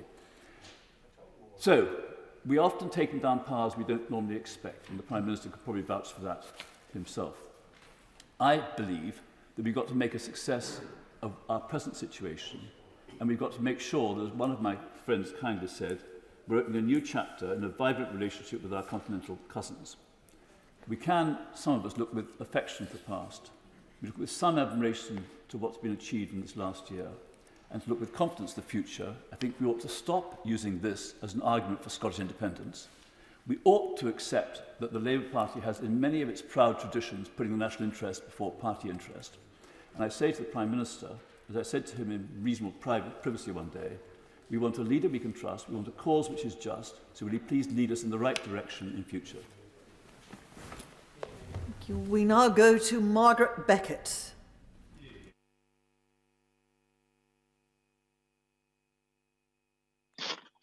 Thank you, Madam Deputy Speaker. Today is the day when the Prime Minister promised us that he would get Brexit done. It's one of the many slogans and catchphrases that have not illuminated but rather obscured this debate. And at the weekend we had a good example of that obscurity. The Prime Minister mentioned it today, the 660 million deal that enables us to trade with the European Union with zero tariffs and zero quotas. And I'm sure that many fairly casual observers get the impression that this is some kind of negotiating triumph that we have wrung from the European Union. But the fact is, these are privileges and rights we already had. The 660 million is what we've salvaged, what we have left from what was a much greater package of rights and freedoms. I'm not knocking it. I think it's a good thing, but it's important to recognise it's not a net gain. And that's not all that is obscure and misleading. The Prime Minister spoke today about the rights for fishing and spoke as if we would, I think his phrase was, we'd be able to catch whatever we like. If you look at this agreement, that is not the case. If you look at this agreement, he said there were no non-tariff barriers as well as the tariff agreements on trade. That also is not true. The agreement makes it clear that there is much, much more bureaucracy, more rules, more regulations, the very things that he claimed that we would be escaping. And littered throughout the agreement are working parties, specialist committees, a partnership council to negotiate where there are differences. Even for the stuff that's been agreed, there is a great deal surrounding it by way of bureaucracy and negotiation, and there is much that is left out. Matters such as, I'm forgetting the words, the issues that protect designated products such as Stilton, so that quality can be maintained and we can be assured that our producers have their rights in the market, all put on one side. It's already been mentioned in the debate that the whole huge issue of financial services left on one side, something that has to be addressed in the future. And it's a blogger, I think, this weekend who described these provisions in the treaty as negotiations without end. But today we have a Hobson's choice. We are for this deal, or we accept this deal, or we have no deal. That's why my vote will be cast to accept that this legislation should pass to the statute book. And I don't accept that that means we can't criticise it in future. I certainly intend to do so. Sir William Cash.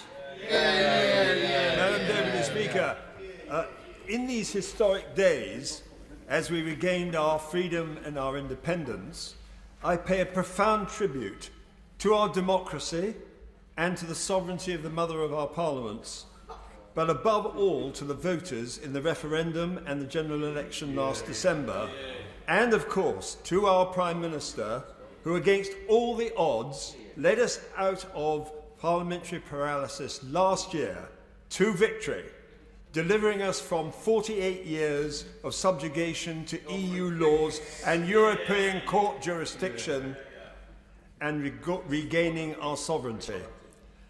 Our Prime Minister, a great classicist, like his hero Pericles, is the first citizen of his country, and like him has saved our democracy. Like Alexander the Great, Boris has cut the Gordian knot. Churchill and Margaret Thatcher would have been deeply proud of his achievement, and so are we. This bill for our future relationship with the EU provides a new, exciting era for our trade with Europe and the rest of the world on sovereign terms, not those of the EU as with the Chequers deal, and we must pay tribute to David Frost, Oliver Lewis, the Attorney General and her advisers for the successful outcome of these negotiations. There remain challenges on fishing and in relation to Northern Ireland. We must use our new and renewed sovereignty to exercise the political muscle it gives us to resolve these challenges. We can, and I believe we will. Regaining our right to govern ourselves is a true turning point in our great history.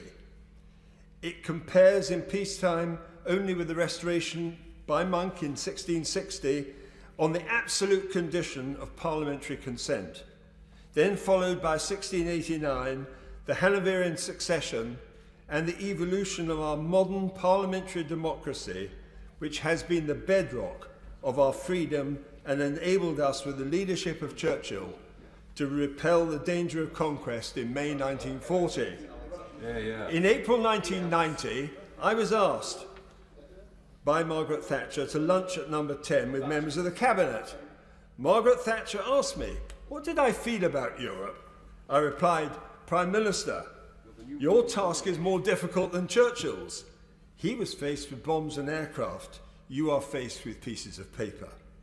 Our Prime Minister, Boris Johnson, has achieved what all those years ago I was told was impossible. I refused to believe them. So did the Maastricht rebels, and last year the 28 Tory Spartans, which opened the way to where we are today. We have now won back our sovereignty, despite those European pieces of paper. We owe our Prime Minister, the country owes him, our deepest congratulations on his achievement. Sammy Wilson. Thank you, Madam Speaker. First of all, can I say that I am glad that in 2 days' time we will be finally leaving the EU. It is something which my party and I personally campaigned for. It is something which would probably not have happened had it not been for the votes in crucial debates in this House when Remainers tried to undermine the result of the referendum. But I've got to say, today, that euphoria is tinged with sadness, because the deal which the Prime Minister has struck will not apply equally to all parts of the United Kingdom. Northern Ireland will not enjoy all the benefits of this deal, and indeed we will still find ourselves in many ways tied to some of the restrictions which your EU membership have been free from in the rest of the United Kingdom. We welcome that there have been limitations and mitigations to the withdrawal agreement, but unfortunately the withdrawal agreement is still an integral part of the government's policy and an integral part of this deal, because this deal commits the government not only to implementing this agreement but supplementing agreements, and they've got to do it in good faith. And therefore we find that the detrimental impacts of the withdrawal agreement, that Northern Ireland will still be subject to some EU laws made in Brussels. Those laws will be adjudicated by the European Court of Justice. There will be barriers to the internal trade within the United Kingdom between Northern Ireland and GB and Northern Ireland, and already the impact of that is being manifested. GB companies are no longer, and indicating they will no longer supply to Northern Ireland. We have seen that VAT on cars will increase in Northern Ireland, and cars from the 1st of January 20%, second-hand cars 20% dearer in Northern Ireland as a result of VAT rules applying, and a whole range of other things. Oh, Tom, give way. I will. Thank you for giving way. Does he agree with me that there seems to be no protection for the single market regulations, in particular for banking and investment firms? There's not even the option for our firms in Northern Ireland to apply for authorisation to the equivalent of the FCA. Does he feel that that's an anomaly that needs to be addressed as well? And of course, it's not only in those areas, but the Prime Minister talked about the way in which, because there was no longer any need for regulatory conformity, that the UK could free itself to develop fintech, biosciences, agricultural practices. But of course, because Northern Ireland will still remain under some of the EU regulations, we will not be able to benefit in many ways from those new exciting opportunities. However, having said that, the Northern Ireland will still be part of the United Kingdom, and I know that people have said that this deal will drive a wedge in the Union. The wedge in the Union can only be driven when the people of Northern Ireland decide that they no longer wish to remain part of the UK.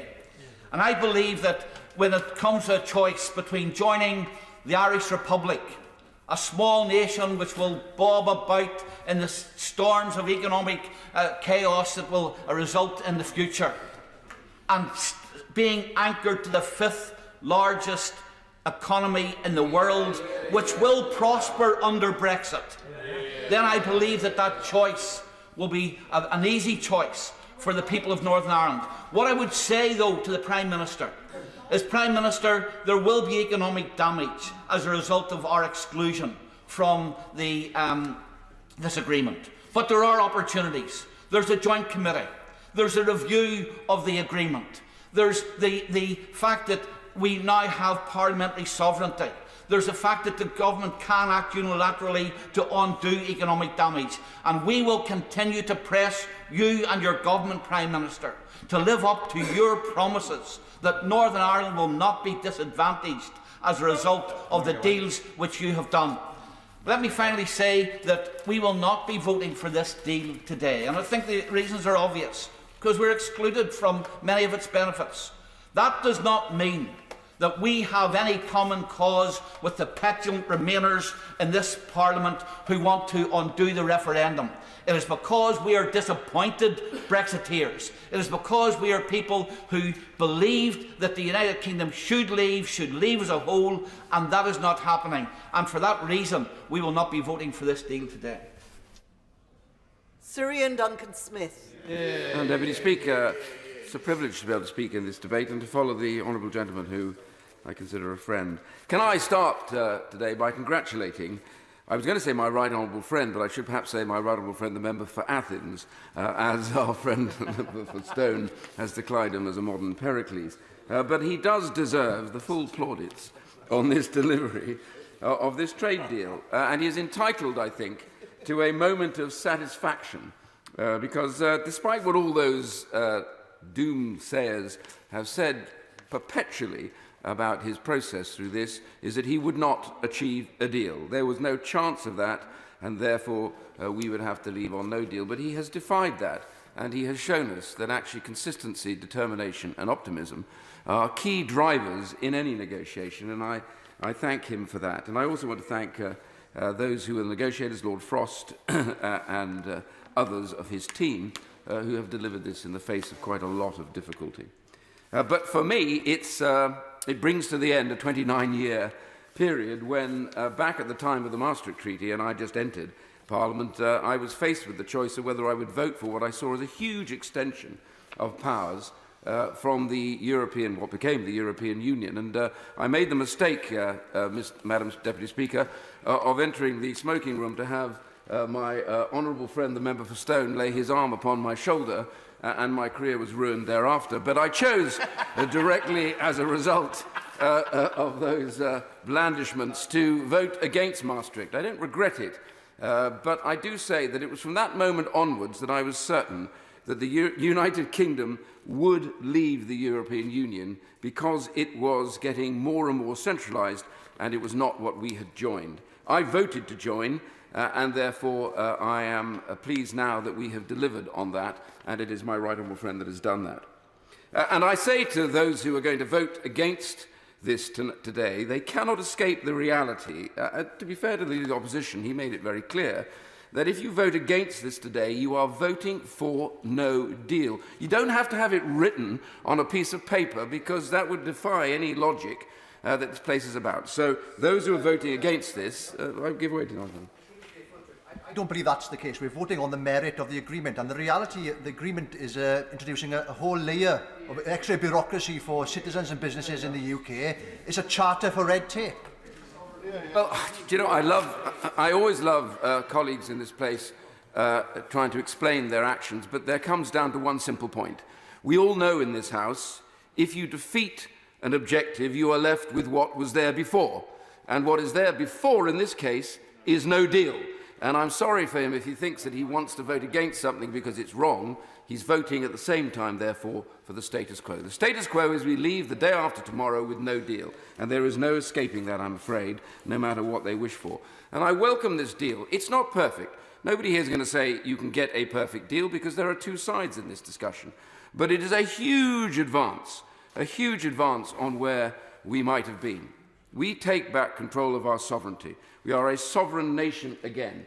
And with that power, we can set our own direction in international as well as domestic relations. And I simply say to those who don't see this, that this is a huge step forward to be able to regain that control. Bringing back the power to this House and this Parliament is what the Prime Minister has achieved. Yes, there are things in this which will need time to develop. Fishing, I accept. We have a better deal now, but 5 years from now, we will have the key opportunity to decide how those waters will be run at our benefit. And I congratulate the Prime Minister for that. And I also want to say, it's very important, we also have the power to reset the environmental running of those waters. Far too long, too many large trawlers have literally destroyed many of our fishing areas. And now I urge my government to start that process literally tomorrow and make sure we bring environmentalism back and control of this to our area. So I want to, no, I can't give way, I beg his pardon on this one. But I want to conclude by simply saying Brexit was never about being anti-European. Brexit is about restoring power to the UK. I love Europe. Half my family have worked in Europe all their working lives. I studied out there. I love its idiosyncrasies. I love its language differences. I love its arts and its culture and its people. But I am British. I'm a member of the United Kingdom, and I want to respect them, be their friend. For too long, we moved into the same house with them, and we didn't get on. We're now just going to move next door and be good neighbours, good friends, and good allies. I congratulate my right honourable friend for bringing this to a conclusion. He deserves the plaudits that he's going to get. In order to assist members who are further down the list in preparing their speeches, I ought to give notice that after the Honourable Member for Bromley and Chislehurst, who is number 19 on the list. The time limit will then be reduced to 3 minutes. I can see the Honourable Member for Tunbridge and Malling already tearing up part of his speech. We now come to Hilary Benn. Thank you very much indeed, Madam Deputy Speaker. Can I draw attention to the 4th report of the Brexit Select Committee on the agreement, which was published this morning? The committee's wonderful staff worked really hard over Christmas, but we have not had the opportunity in 3 days to produce a fuller report, and I did write to the Leader of the House about giving the committee a bit more time to complete the task that was given to us just under a year ago. I will be voting for this bill to implement the agreement today because, quite simply, the alternative is no deal. And I recognise there are others in the House who will abstain and vote against, but in truth, if we were in the position that every single one of their votes were required in order to get this bill and therefore this agreement through, I cannot believe that any of those colleagues would actually choose no deal with all of the damaging economic consequences it would bring over a deal. And that's why I think in the end the Prime Minister realised he had no alternative but to get an agreement. This is not a vote about whether we support Brexit. I do not. But it's happened. This is a vote about making a bit better of a bad job. Yeah. Now, there are aspects of the agreement that will be welcomed. The absence of tariffs has been referred to, the agreement on healthcare, the level playing provisions seem pretty reasonable to me. We've got access to some of the information we require for our security. But we must also be honest about what is missing from this agreement and what that will mean. It does not deliver frictionless trade. It will impose checks, costs and red tape on British businesses that export to Europe. And I was frankly astonished to hear the Chancellor of the Duchy of Lancaster on the radio the other morning apparently praising red tape as a benefit because it will make British businesses get match fit to trade. Well, that is certainly a novel economic theory, and it doesn't reflect the Conservative Party as we previously understood it. It offers no certainty yet on data transfer or financial services, which is so important to our economy. We didn't get what was sought on conformity assessments, on rules of origin, on mutual recognition of qualifications, on reduced SPS checks, and there is, as of this moment, no agreement yet on Gibraltar. No. And why has this happened? Because from the start, the government was faced with having to choose between sovereignty on the one hand and the economic interests of the country on the other, and however hard they tried to pretend that they could have the best of both, that was never possible. There was always a trade-off that would have to be made, and we see that reflected in the agreement before us, which is long and complex, rather like Brexit itself, and the full implications of both have yet to be revealed. Madam Deputy Speaker, today this bill will pass. Tomorrow, the process of leaving the EU will be complete. But the day after, we will need to look forward, because a new question will confront us as a nation.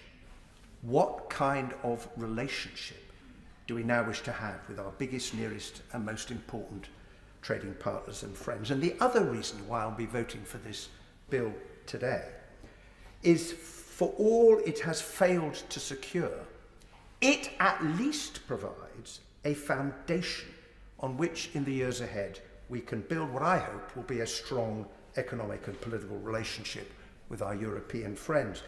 And I hope as we move beyond Leave and Remain, we will now be able as a country to come together to do exactly that. Now we go virtually to Dame Cheryl Gillan. Thank you, Madam Deputy Speaker. And can I say it's a pleasure to follow the member for Leeds Central. I don't always agree with him, but I recognise the detailed and sterling work that he has done on the Brexit Select Committee, and I'm glad that he is voting for the bill today. Can I also welcome the fantastic news on Oxford AstraZeneca vaccine, which along with this bill gives us a double reason for celebration. I want to add my congratulations and plaudits to the Prime Minister and all our negotiators for their steadfastness in bringing home this deal. Make no mistake about it, it took guts and determination to both leave the EU and to finally deliver this result. It may not be perfect. I too, for example, share the reservations expressed by the member for Maidenhead about the position of our services industry, which I think needs urgent resolution as to, for example, what the equivalence rules will look like. But it has been hard won and delivers zero tariffs and quotas, which are bringing a huge sigh of relief to many of the businesses and industries across the country. But at the same time, it allows the UK to once again control its destiny through its own elected representatives and its own courts. The independence and control over our affairs that I and many others voted for in the referendum. So this is not a precipitative end to our relationship, but the controlled departure we were all hoping for. And with our participation in programs such as Horizon Europe or the EU space surveillance and tracking indicates our recognition that there are things we can do better together across Europe, but now without having to be subject to a regime that we could not change or at the very least even influence. There will also be many other things we can do better, such as the Turing Scheme, which is going to offer 35,000 UK students worldwide opportunities and which will replace Erasmus. When we pass this legislation today, we are in a golden position to create a great future for the United Kingdom, a future that the people of Wales, Scotland, Northern Ireland and England will grasp with both hands. The trade deals and continuity agreements we have already signed with 62 countries attest to that. And we must make a great deal of fuss about the work that has gone into those signings, which will mean so much for our country in the future. To those who continue to wage a war of attrition against this reborn independence and look backwards towards membership of the EU, I hope they too will now move on and develop the guts and determination of our Prime Minister to back our own union and contribute positively to its future success. I believe the UK's future is bright, working alongside Europe, but finally after today, not subjugated by it. It's with great pleasure I support this bill. Now we go again virtually to Kevin Brennan. Thank you, Madam Deputy Speaker. I understand completely the exasperation of people that 4.5 years after the Brexit referendum we're still debating this subject, and I understand the desire to move on. And I also accept the proposition that a thin deal is better than no deal. But this is not only a thin deal, Madam Deputy Speaker, it's a bad deal. And a far better deal could and should have been negotiated by the government and still could be. In nearly 20 years that I've spent in this House, 15 of them on the front bench, there have been many occasions where I've voted for a proposition with reservations. That's the nature of parliamentary and party politics. But there are occasions where that proposition is too damaging to support. I accept there's a valid argument at this stage, as laid out by my right honourable friend, the Leader of the Opposition, to move on and for the opposition to build on this bad deal. I also accept that in politics, many decisions, perhaps most, are not between what's right and what's clearly identifiable as wrong, but on a continuum between what's unpalatable and what's unacceptable. Clearly, no deal is unacceptable. This bad deal is certainly unpalatable and in places unacceptable because of the ideological approach taken to negotiations by this awful right-wing shambles of a Tory government determined to set Britain on a path that will damage it culturally and economically. So while I understand the desire to move on, I simply don't understand why it's necessary for those who believe this is a bad deal to vote for it and dip their fingertips in the indelible ink of this abject failure of national ambition. The deadline we're up against today is an entirely artificial one, sustained only so that the Prime Minister can say he has met his own political timetable.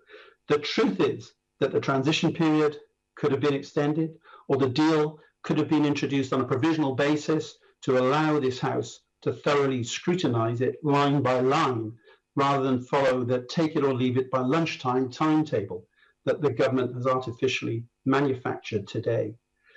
My right honourable friend was right to talk about the red tape for manufacturing in this deal, checks for farmers, burdensome regulation on businesses, and that the consequences of the deal will be economically damaging. In addition, the government have chosen to end the Erasmus educational programme for young people. There's no proper recognition for professional qualifications, and it will remove work permit-free access across the EU for touring musicians who've already been unable to work for the last year due to COVID. Just in the last few days, that issue alone has triggered a petition to Parliament of over 200,000 signatures. And less than a year ago, the DCMS minister, the member for Selby and Anstey at the time, said in Westminster Hall that it's absolutely essential that free movement for artists is protected post-2020. That's just one example of the failure of the government to deliver, even on its own woefully inadequate promises in relation to this deal. This is a thin deal. It's a failure even on the government's own terms. In short, it's a bad deal, and I won't be voting for it. Dr. Liam Fox. Thank you, Madam Deputy Speaker.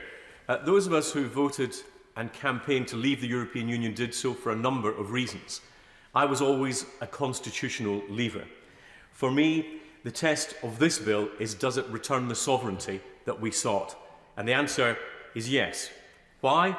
Because there is no subjugation to EU law or EU jurisprudence, no direct effect, no direct application.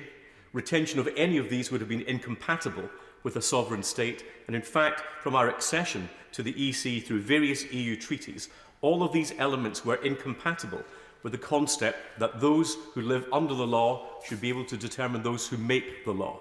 That is what we have regained in this process. The second test for me is, does this allow us to have a genuinely independent trade policy? Let's remember, we were told it would take more than 10 years to reach a free trade agreement with the European Union. It would be impossible to roll over all the EU agreements that we had. I stood at that dispatch box and listened to the opposition incessantly telling us that. And so congratulations to the Department for International Trade, the ministers and officials under Crawford Faulkner for all that they have achieved, and especially to David Frost for landing one of the world's biggest, if not the biggest, trade agreement in 11 months. A world record, again, something we were told was not possible. When we voted to leave the European Union, we also voted to leave the single market, although for some of us, remember, the single market is also the single anti-market, with many of the restrictions and protectionisms that it encompasses. But if we want to access the single market as now is, there has to be a price to be paid. If we want to diverge from the rules of the single market, there has to be a price to be paid again. Does this agreement provide effective mechanisms for us to do these things? And my answer again is yes. Right Honourable Frankie Boy. Does he agree that the mechanisms that this treaty has found are every bit as good as the mechanisms, for example, in the Canada Treaty and all the other treaties that reflect these tensions in free trade agreements? My right honourable friend is absolutely right, and not only are they effective mechanisms, they keep us in line with the best international practice which exists, which of course enables us to move forward with greater predictability. And on that point, there are a number of specific elements to welcome. The first is the acceptance of the concept, I'm afraid. The first is the concept of non-regression as a means of ensuring minimum standards, while we accept that the maintenance of those high standards have fixed costs in terms of international commerce, which is why we will always need to compete at the high end of the quality market globally in goods and services. And as the Prime Minister rightly pointed out, we cannot ever become the bargain basement economy because the fixed costs that we have are simply too high. And quite rightly, the British people wouldn't allow us to abandon the standards that we have. It means that we will have to move forward with the natural innovation and creativity of the British people, expanding our export culture. Because the bottom line is that without more exports, without more actual trade, any trade agreement is simply a piece of paper. It is upon the natural innovation of the British people that our prosperity will be built in the future. The second element, as my right honourable friend alluded to, is that the concept in dispute resolution of international arbitration is done without the European Court of Justice. And that brings us in line with international trends and practices, which takes us to the third element, which is the mechanism of determining divergence. If there's no ability to determine to diverge, we're not sovereign. If there's not a price to be paid for divergence, the EU would never have reached the agreement with us. What would have been unacceptable would have been the concept of dynamic alignment, automatically taking EU rules into our law over which we'd no control. But what is acceptable is that there are penalties for divergence that are clearly set out, that are proportionate, and that are required to show harm rather than simply being put into law. And the most important element of all in this is that it is we who will weigh up the costs of any and benefits of any potential disalignment. Our choice. That is one of the key elements that we have in the future. Madam Deputy Speaker, today opens up a new chapter in our politics. It's the choice between maintaining and strengthening an independent United Kingdom and the new ranks of the rejoiners, who will have us thrust back into accession European politics all over again, consuming all our political time and energy, a future I believe the British public will reject. There are things we do have to still sort out, the future of Gibraltar being one of the important ones, and seeing further details on services, including financial services. But, Madam Deputy Speaker, this is a historic day in our democracy. We've delivered on the referendum, delivered on our election promises, and if for the opposition it's not reasons to be cheerful, at least it's reasons we should all be proud. Sir Ed Davey. Madam Speaker, our country is gripped by two crises. Britain's hospitals are overwhelmed, and Britain's economy is in the worst recession for 300 years. A responsible government, faced with these crises to people's health and people's jobs, would not pass this bad deal. For this deal will make British people poorer and British people less safe. It's not really a trade deal at all. It's a loss of trade deal. It's the first trade deal in history to put up barriers to trade. Is that really the government's answer to British business, fearing for their futures, and British workers fearing for their jobs? We were told leaving the EU would cut red tape. But this deal represents the biggest increase in red tape in British history. 23 new committees to oversee this new trade bureaucracy, 50,000 new customs officials, 400 million new forms. Some analysts estimate the cost of this new red tape burden for British business at over £20 billion every year. Madam Deputy Speaker, this isn't the frictionless trade the Prime Minister promised. These reels... I'm extremely grateful to the right honourable gentleman for giving me, and I fully agree with the points that he's making. Is he concerned at reports that indicate that the lack of equivalence for sanitary and phytosanitary measures means that Welsh farmers will face more red tape exporting to the EU than New Zealand farmers? I completely agree with the honourable gentleman. He is absolutely right. And the more business see this, the more they will be very disappointed. For these reels of red tape will put more jobs at risk at a time when so many are already being lost to COVID. And all these new trade barriers will raise prices in the shops at a time when so many families are already struggling to make ends meet. From the failure to agree a good deal for Britain's services sector, 80% of our economy, to the failure to agree a stable deal that investors will trust. This is a lousy deal for Britain's economic future. The Conservatives can no longer claim to be the party of business. And with this deal, the Conservatives can no longer claim to be the party of law and order. For our police will no longer have real-time, immediate access to critical European crime-fighting databases like Schengen II. Such sources of key information about criminals and crimes are used every single day by our police. In 1 year alone, used over 600 million times, often in the heat of investigation. Thanks to the Prime Minister's deal, British police will lose that privileged access, and criminals will escape. Madam Deputy Speaker, there are so many things wrong with this deal, from its failings on the environment to the broken promises for our young people on Erasmus. Yet the irony is that with a deal supposed to restore parliamentary sovereignty, our Parliament has been given only hours to scrutinise it, when the European Parliament has days.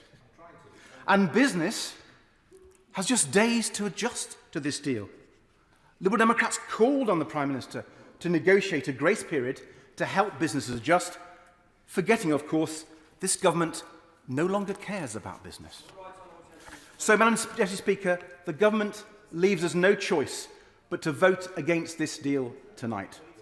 Perhaps that won't surprise too many people. Liberal Democrats are, after all, a proud pro-European party who fought hard against Brexit. But we have genuinely looked at this post-Brexit trade deal to assess whether it's a good basis for the future relationship between the UK and the EU, and it isn't. And to those who argue a vote against this deal is a vote for a no deal, I have to tell you this.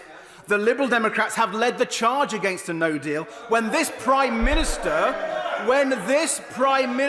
was selling the virtues of a no deal. Madam Deputy Speaker, tonight the question is simple. Is this a good deal for the British people? Today, Madam Deputy Speaker, the question is this a good deal for the British people? A deal that costs jobs, increases red tape, hits our service-based economy, undermines our police and damages our young people's future. It's a bad deal, and Liberal Democrats will vote against it.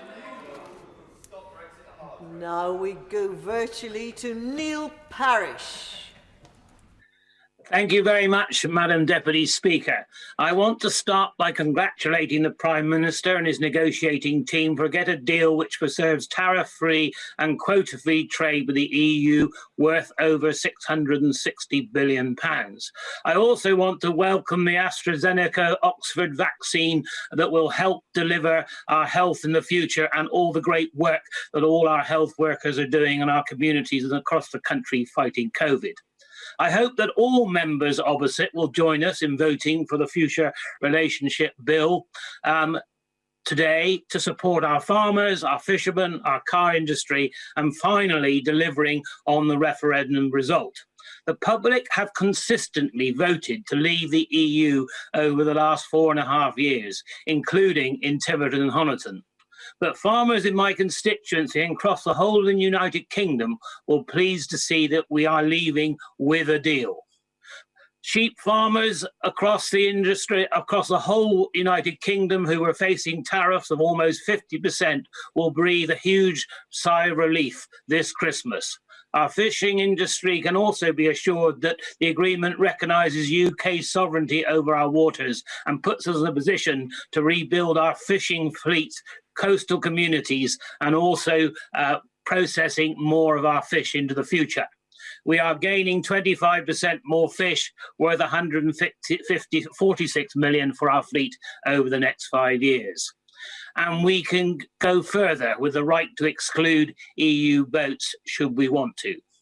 But the Prime Minister and the government were right to be reasonable on this issue, because we export about 80% of the fish that we catch to the EU. So we do need a market for that fish.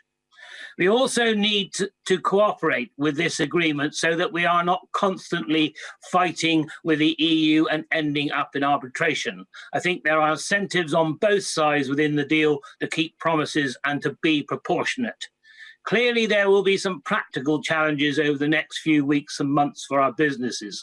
On the effortlessity, we have heard evidence about technical barriers to trade and the additional paper and non-tariff barriers that exporters and importers will have to deal with. I want to take this opportunity to urge the government to be on standby to assist businesses as they adjust to the new processes. whether it's his marine management organisations, the Food Standards Agencies, DEFRA, or the Department of Transport. We have seen over the last few weeks how important the Dover-Calais crossing is for trade, and including for fresh food on our shelves at this time of year. We need to make sure our businesses and hauliers are prepared for new rules of origin requirements, as well as plant and animal health regulations at the border. Leaving the EU's customs union and single market is going to be a big change. What we now need to do as a country is to work hard to overcome any challenges and seize the opportunities that an independent sovereign state can bring. Let's raise our standards on animal welfare. Let's challenge public procurement and eat more food that we produce in this country. Let's lead in the world in clean environmental cars and environmental protection. Let's catch more fish and regenerate our coastal communities. And let's roll up our sleeves, export more and attract more investment from all corners of the globe. Thank you, Madam Deputy Speaker. And now we go virtually to Ellie Reeves. Thank you, Madam Deputy Speaker. Negotiations over Brexit and a deal with the EU have gone on for nearly 4 years in what was initially described as the easiest deal in human history.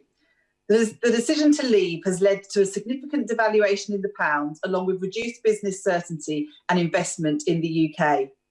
But now that a deal has finally been reached, it is time to move on with our new relationship with the EU. However, this thin, final hour deal was not the deal that I wanted. It was not the deal we were promised. It was not the deal that my constituents, the vast majority of whom voted to remain, had hoped for. Madam Deputy Speaker, I do not believe that this is a good deal.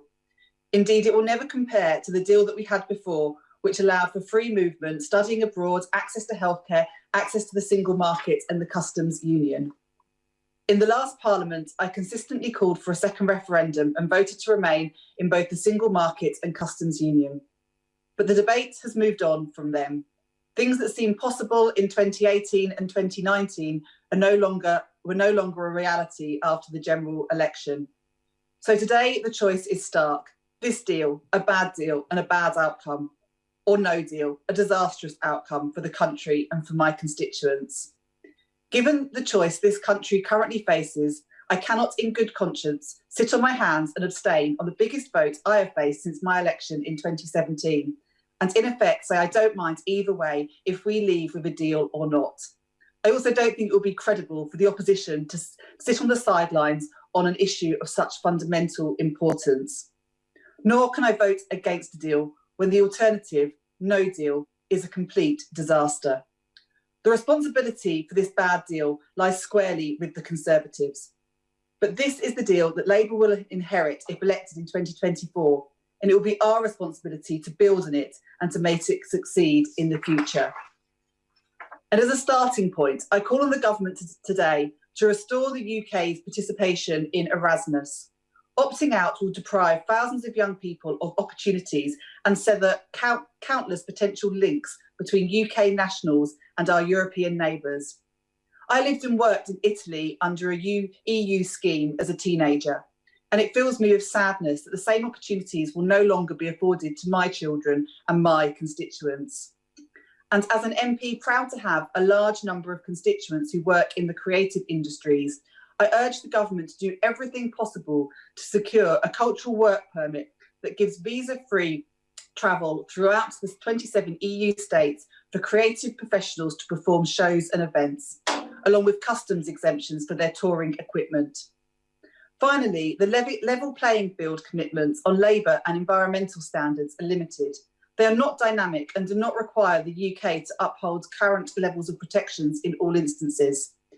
In 2017, I tabled an amendment to the EU withdrawal bill that sought to ensure both sex discrimination protections and maternity rights, along with rights of workers with caring responsibilities, would be no worse off after Brexit than had Britain remained a member of the EU.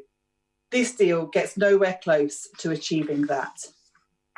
Madam Deputy Speaker, it is clear that this is a bad deal, but it is better than the disaster of no deal. That's why today, with great sorrow that we left the European Union last January, I will vote for this government's deal. Sir Bernard Jenkin. Thank you, Madam Deputy Speaker. And just following the Honourable Lady from Lewisham West, I feel we're having a debate about a glass being half full or a glass being half empty. But I think it's worth reminding ourselves that we will be able to do things like abolish the tampon tax, which so many honourable ladies opposite railed against the government about, only because we're leaving the EU and getting out of their jurisdiction. Madam Deputy Speaker, this extraordinary recall of Parliament the day before New Year's Eve, and in the midst of a raging pandemic, is a pivotal moment in our history. Since the 31st of January, we have been in limbo, outside the EU, but subject to its laws and institutions. Tomorrow marks the real departure when we take back control of our destiny. Denial by some of the importance of sovereignty is based on a confusion. Sovereignty is not the same as power. Sovereignty is the ultimate source of authority to exercise power. EU member states have given that ultimate authority to the EU. Demanding its return was a revolutionary act by the majority who voted leave in the referendum, which they can then confirmed in the 2019 general election. I give way to my honourable friend. Very briefly, is he also aware that in an national opinion poll undertaken yesterday, 55% of the British public want MPs to vote for this deal, whereas only 15% do not? That revolution continues. And it recalls our glorious revolution of 1688, when the nation broke with an attempt to align the then three kingdoms of the British Isles under James II with an existing European hegemon, and to create a new arrangement with the modern free-trading Dutch. And when Parliament reasserted the right of the people through the Bill of Rights to consent to their system of government. And it is this right which was increasingly compromised in the EU because it attaches more importance to integration and central control than to democratic choice. Some said the EU would never allow the UK to leave EU control and prosper. And what the EU negotiators called governance became the fundamental difference of principle in the EU negotiations. This agreement may be less than many would have liked in many respects, and let's just remind ourselves, so many of those extra barriers and checks are being imposed by the EU at their choice, not because we chose to accept them. But I pay tribute to my right honourable friend, the Prime Minister. He held absolutely firm on governance by insisting that the EU could only have free trade with the UK if they give up their control over the UK.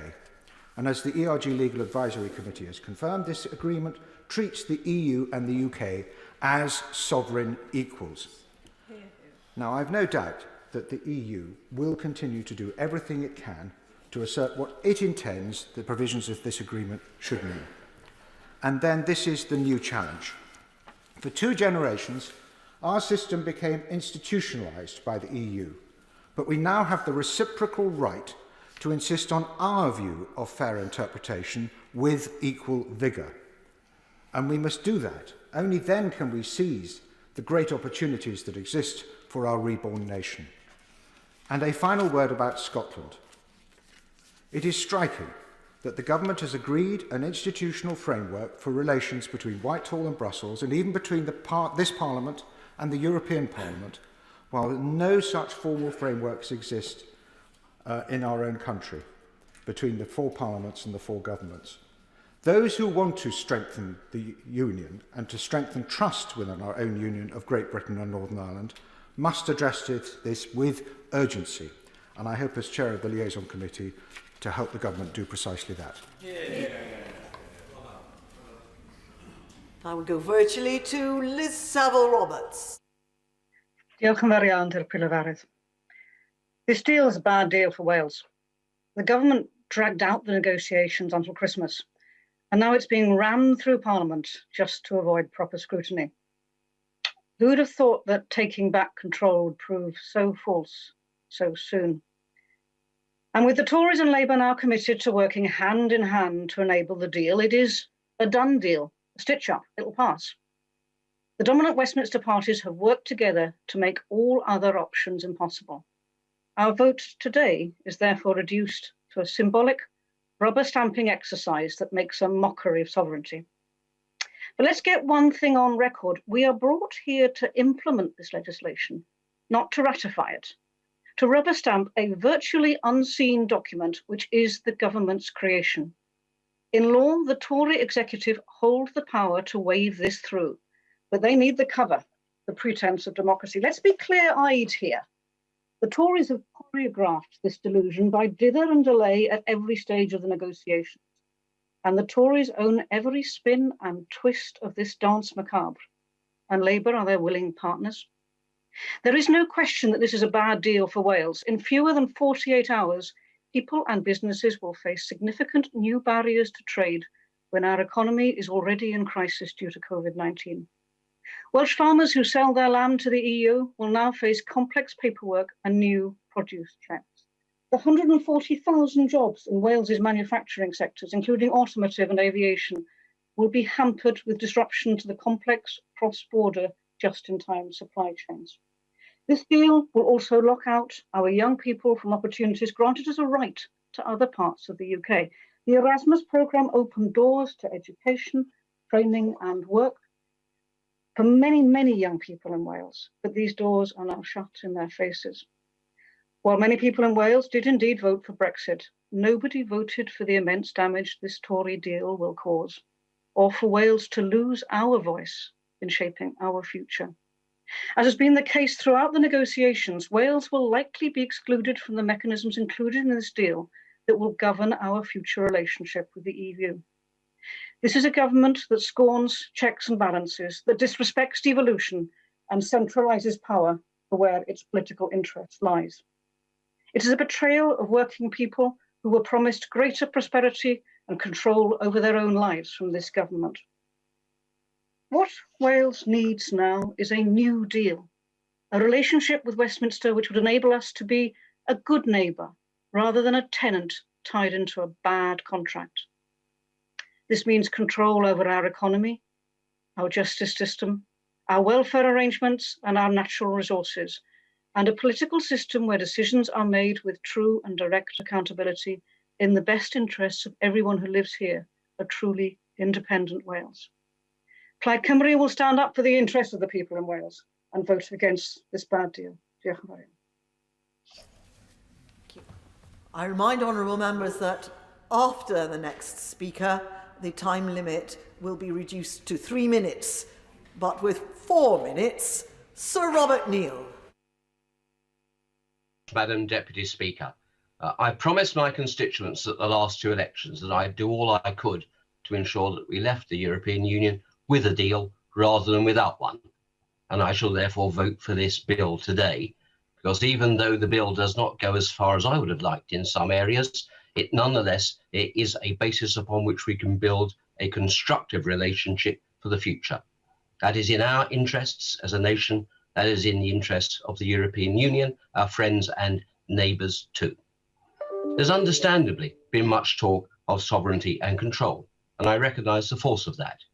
But we also have to be frank and honest and say that sovereignty itself never put any food upon any family's table and never paid any family's wages or mortgage or rent. It's how we use that sovereignty and control that matters, and sometimes that is best done with restraint and often in collaboration with others. And I hope in that spirit we will build upon the arrangements in the bill, particularly in relation to key areas of our economy, for example, financial services.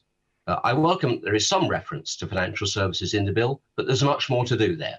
And I hope as a matter of urgency, the government will do more work in relation to data adequacy arrangements, ensuring that we swiftly obtain equivalence arrangements for that sector, and also to deal with the growing financial technology sector in which we are world leaders.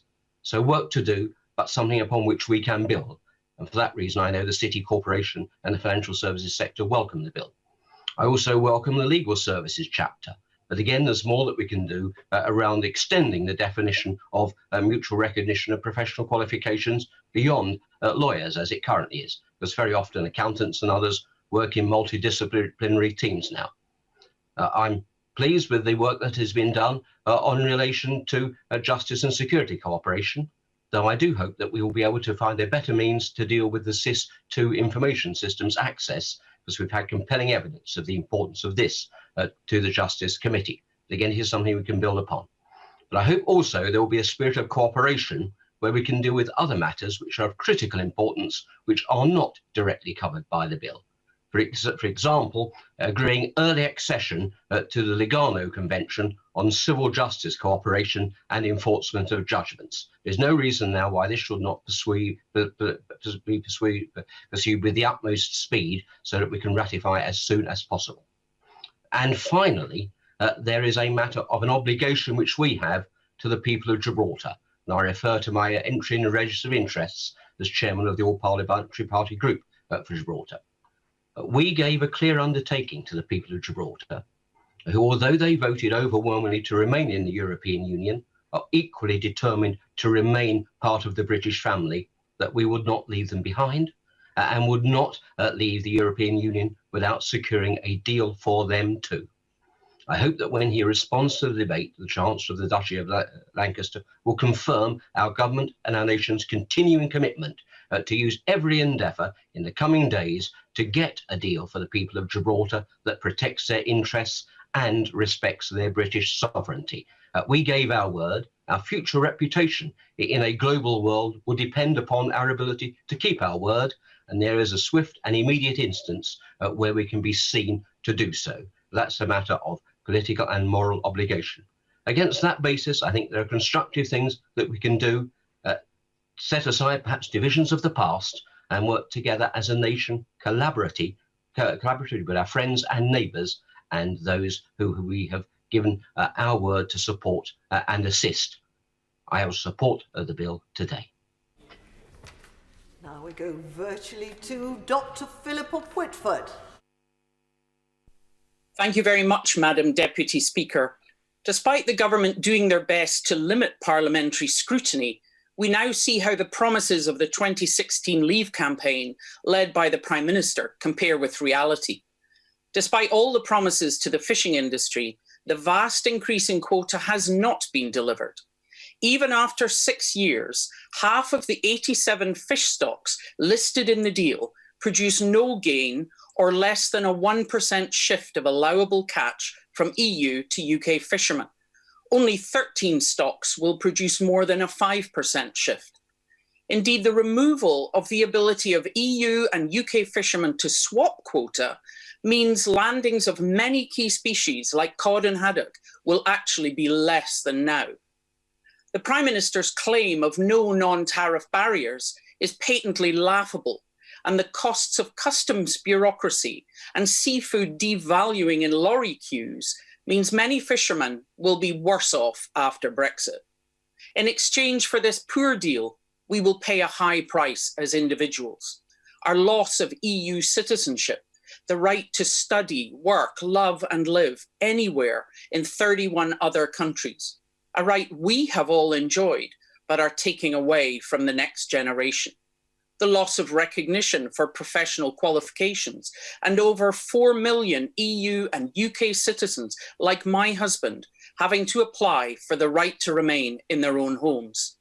In this year of all years, we have cause to be grateful to those immigrants who've been working in our health and care services, or as key workers, keeping us safe, maintaining food and energy supplies, and keeping our public services working. We value those who choose to make Scotland their home, whether from Europe or further afield, for contributing their knowledge, skills and energy to our public services, our communities, and in my case, our families. The people of Scotland are outward looking and reject the isolationism and small-minded pettiness that has even led this government to remove the opportunities of Erasmus Plus from young people. So much for the 2014 promises of vote no to stay in the EU, or Scotland is an equal partner in a family of nations. Scots have the democratic right to choose their own path, take their future into their own hands. I believe they will choose for Scotland to become a modern, independent European country in its own right. Tom Tugendhat. Thank you, Madam Deputy Speaker. After sharing many conversations with friends around this House and across various benches, I have to say I'm sorry that I now disagree with the Honourable Member for Central Ayrshire and many on the benches opposite, because I'm going to vote alongside members of the Dáil and parliaments around Europe to back this treaty. I'm going to recognise that the European Union has made an offer and we've accepted it. We've made one and they've accepted it, and I'm going to respect it. And that's why I'm going to vote with the government today. Now, nobody after the last 4 years can claim that breaking up is easy. So I have to say I'm delighted that I was here to hear the Honourable Member for Stone speak, because what he said was with his usual candour. He respects the interdependence and respects that that independence comes at a cost when we assert independence from it. I respect that. He's right. He also made it clear that sovereignty is deeper than deals. It's in the government's robustness and preparedness, its willingness to defend with vigour, he said, our interests. Great Britain, as he has rightly said, has guarded its sovereignty in this agreement. Now, after years of acrimony and anger, I think it's time to end the constitutional Kama Sutra that has left us all bruised, exhausted and distracted from our families, from our friends, from our community. It's time to move on. My right honourable friend give I will give way. My right honourable friend give way. In constituencies like mine in Watford, there was a great division around Brexit and the referendum. Would you agree that when the division bell rings today and the deal goes through, it's a time to heal those divisions and move forward as a country together and as one union? I agree, absolutely. Look, it's only 47 years that we've been in. That's the lifespan of the Hohenzollern Empire. We're leaving the EU just as Germany left that, and we will find a new way of working together. This deal is but the first step on that journey. It is just the concordat that bridges the channel and looks to future cooperation. Many areas are overlooked. Many people have mentioned them, and I know we'll build into them. But building on the rule of law, on our close partnership with like-minded democracies, our new alliances with European countries and others around the world, and our global ambition that in many ways was the building block to the union of our four nations that still lives in the hearts of our people today, we can see our people prosper in security and in peace for years to come. Indeed, we've achieved it as an island nation for longer than almost any other. The history of that stability is one reason why the Foreign Affairs Committee has heard from voices like the King of Jordan and the former President of Liberia, from Nobel Peace Prize winners and former foreign ministers, and from business leaders and diplomats, that British leadership has been missed for too long. They recognise that what we offer is worth having. We need now to invest in our foreign services and coordinate our departments to deliver abroad. And we need to do more than roll over trade deals. Wars are not won by defence, but as NATO doctrine puts it, by offensive action. We need to be bold if we're going to chart a different future. And we need to build on the Prime Minister's coming visit to India and the wider alliance that is coming together in the CPTPP.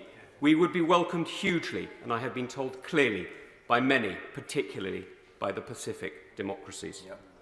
We have a chance to renew international cooperation and commit ourselves to the environmental revolution that is so essential as we chair the G7 and COP26. And this government has the chance to set the agenda that the world needs to protect democracy at a time of autocracy and to defend the rule of law. We can make Glasgow the next milestone after Paris in the path to a greener world.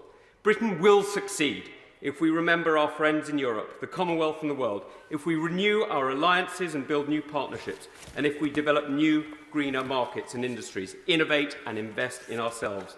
This is a new beginning, and we alone are responsible for seizing it. Just a gentle reminder that if there are interventions, it does take time away from others who are actually have actually put in on the list and been drawn. Cat Smith.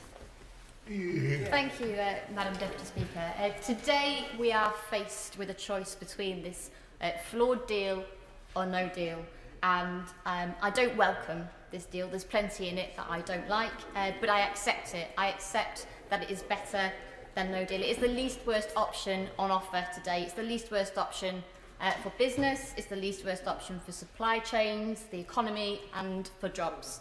And speaking to local businesses in Lancaster and Fleetwood, they tell me that they are relieved that this deal will provide some level of certainty finally after 4.5 years of uncertainty. And although that everything in it might not be what they want, at least they have something to work with, as those government adverts rolled saying, get ready for Brexit. But let's face it, this deal falls far short of what the government promised. And I want to reserve most of my remarks today to fishing, because Vote Leave, led by the Prime Minister, promised to secure, quote, an even better deal than the one which was tariff-free for fishers, as well as full control over access and quota and frictionless trade, of course. Now, this is important because we export 80% of what we catch, mostly into the EU, and import 70% of what we eat. And the industry has called for free, unimpeded trade on fish and fisheries products to ensure that supply chain continuity. Now, as we leave the common fisheries policy, it's clear the government's demands in negotiations have been severely watered down in this final agreement that we see today.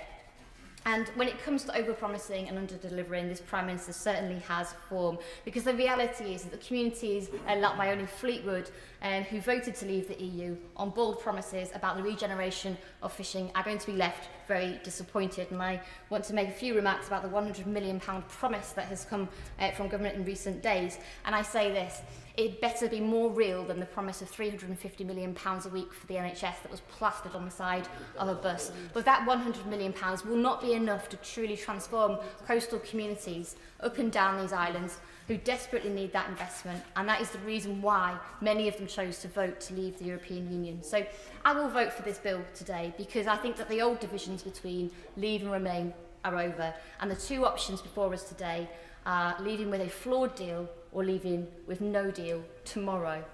And I do believe that I will cast my vote in the national interest, not because I think this deal is a good deal, and I reserve the right to criticise it, and I certainly will be in this House, but I want to put the national interest first, unlike those who play politics by voting down this bill today. Mark Francois.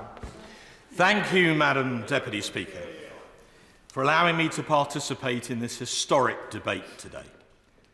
Thanks to this agreement, on New Year's Eve, we will finally leave the European Union forever. So perhaps Big Ben will bong for Brexit after all. Nigel Farage memorably said last week, the war is over. Well, at some times, as you will well remember, Mum, it has felt like a war in this place.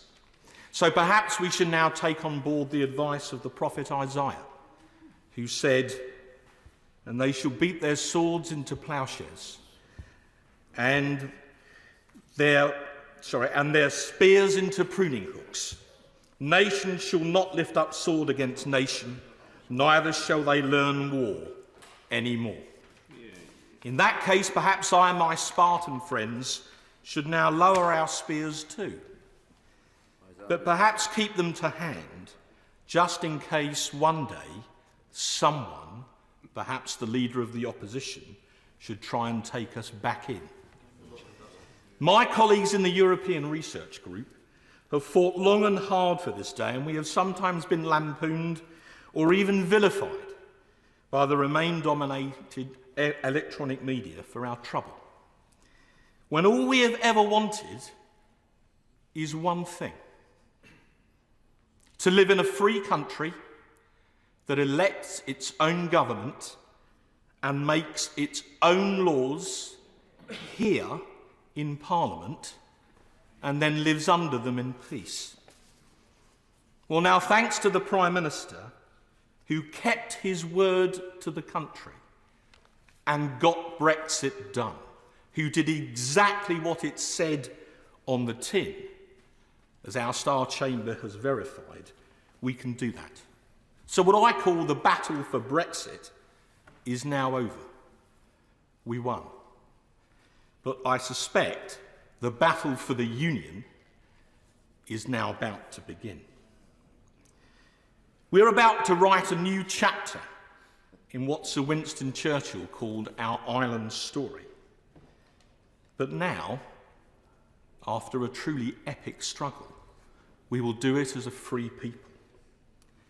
Despite all the brickbats we have endured for years, and I think particularly of my friend, the member for Stone, it was always worth the fight. And Deputy Speaker, Mel Gibson once made a very entertaining film. But this is Cry Freedom for real. And now, finally, it's true. We now go to Colm Eastwood. Thank you, Madam Deputy Speaker. And can I, at the outset, thank the Irish Government and Michel Barnier for standing up for the Good Friday Agreement and the people of Northern Ireland when others refused to do it. The majority of people in Northern Ireland, of course, voted to reject leaving the European Union, and they still reject it today. This Boris Johnson deal does not address the core problem with Brexit for us. We have chosen a different path to the one driven by English nationalism. And while we welcome the fact that a no-deal outcome has been avoided, we have absolutely no intention of giving our consent or endorsement to an outcome that will make people poorer. This is the first example of a trade deal in modern history that actually puts up barriers to trade. The protocol protects us from a hard border in Ireland. Yes, it does. But this deal still will damage our economy, our society, and our public services in a range of areas. Whether it's on services, roaming, or policing and justice, this deal puts us in a far worse place than we are in right now. And I, for one, refuse to apologise for voting against it. Our position has remained consistent throughout. My firm view now, Madam Deputy Speaker, is that the United Kingdom is coming to an end. I say this in the full understanding that many in my community will see the breakup of the Union as a tragedy, and I fully respect that position. And just because I believe the Union is ending doesn't mean I say it in a tone of thoughtless triumphalism. It instead places a solemn responsibility on us to manage the relationships across these islands. Our scarred history places a moral duty upon us. We need to conduct the coming conversation with patience, care, and compassion. The prize is to build a shared home place for all of our people. But a new Ireland won't be built upon the rubble of our past. And I want to appeal to some of my fellow nationalists. There is no future in glorifying the ugliness of our past. Stop pretending that murdering unarmed farmers up country lanes was somehow heroic. There is no future worth having to be built upon that narrative. And to my unionist neighbours, I want to say this: look at where the DUP has led you, and look at where London has left you. It is my firm conviction that we can build a new society together, one built upon mutual respect that recognises and celebrates all of our rich traditions. We in the SDLP will remain true to that proud heritage. We will be patient and generous, but we will also be honest about our view of the unfolding constitutional realities. Madam Deputy Speaker, young people everywhere rejected Brexit. Thankfully in Northern Ireland, young people will have a choice again. They will be able to choose a European future again. They will be able to choose an open, liberal and modern future. That is a prize worth fighting for. As John Hughes said... Order. I'm afraid the Honourable Gentleman has well overrun his time. So I thank him for his speech, and we now move on to David Davis. Thank you, Madam Deputy Speaker. In normal times, this House would have been packed to the rafters with people listening to the Prime Minister's speech, because this is a new beginning for our country. There's no doubt about that. No doubt that in 2 days our freedom and our sovereignty will be much greater than it was as a result of this treaty. And I'll say in terms, this treaty is better, much better than would have been achieved under the previous strategy. Why do I say that? Well, the Prime Minister and Lord David Frost did a fantastic job on delivering this, and they delivered it by standing up to the European Union, calling their bluff successfully, time and time again, and delivering an outcome which we can make the most of. I will give way, of course. Great. I was standing in this place when he was at the dispatch box, and he promised the House that we would have the exact same benefits from the Brexit. When we was challenged to put it in law, he said we don't need to put it in law because I've given my word, was what he said. How does he reflect on that period and the entire failure to deliver the exact same benefits he promised? This is the point, because firstly, it was a negotiating aim, as his own leader said at the time, but secondly, that's why I resigned, because the strategy we were pursuing then did not and would not deliver that. And the only honourable thing I could do was to stand down in that place. But this treaty is a new beginning, which of course is not to say it's perfect, and I agree with him on that. Northern Ireland, we have issues to deal with. Fishing, we have issues to deal with, and I'll come back to that. Gibraltar, we have issues to deal with. So it's not over. It's not over. And all will lead to uncomfortable decisions in the near future. But what now? Freedom is only as good as what you do with it. It's only as good as how you exploit it. And one day, frankly, is not enough for us to deal with a 1,200-page treaty in that respect. Why? Some may say, well, surely it's a day to celebrate, to vote yes and move on. Well, not at all. And why not? Because the European Union will, of course, use the treaty to its own advantage. And look at the past and see how it's done that. Look at Switzerland, for example. Switzerland struck a whole load of trade treaties, primarily in the 90s, but subsequently as well, with the European Union. In that, after that, a few years ago, about 4 or 5 years ago, the Swiss people voted to restrict their migration, to cut back on free movement of people. What did the European Union do? It it bullied the Swiss government into giving in by saying we will withdraw all of the free trade arrangements we currently have. Now, that's important. Why? Because we haven't been through the whole 1,200 pages here to make sure we don't have any such issues in there. We do have one. Look at the fishing arrangements in 5 years' time. At that point, they can trigger an end to the trade and transport elements. Now, that's not impossible. We can deal with it, but we will have to devise our strategy to deal with it. And my point to the House today is this. We have to come back to this treaty and look at it in detail, through all 1,200 pages, to devise our strategy so we don't get into conflicts with the European Union, don't fall into traps, don't get into acrimonious disputes with them. They're our neighbours and our friends, and we have to devise a strategy which will keep them as neighbours and friends and maximise our joint benefits. And if the House does that, we will have a bright future. We will have better than the exact same benefits, to come back to the gentleman's point, because we will have bigger opportunities around the rest of the world, as the Department of International Trade has already demonstrated, as my honourable friend said. And on that basis, I'll vote for this treaty. I very much hope that honourable members who are down to speak, if they intervene on others, will shorten their own speeches accordingly.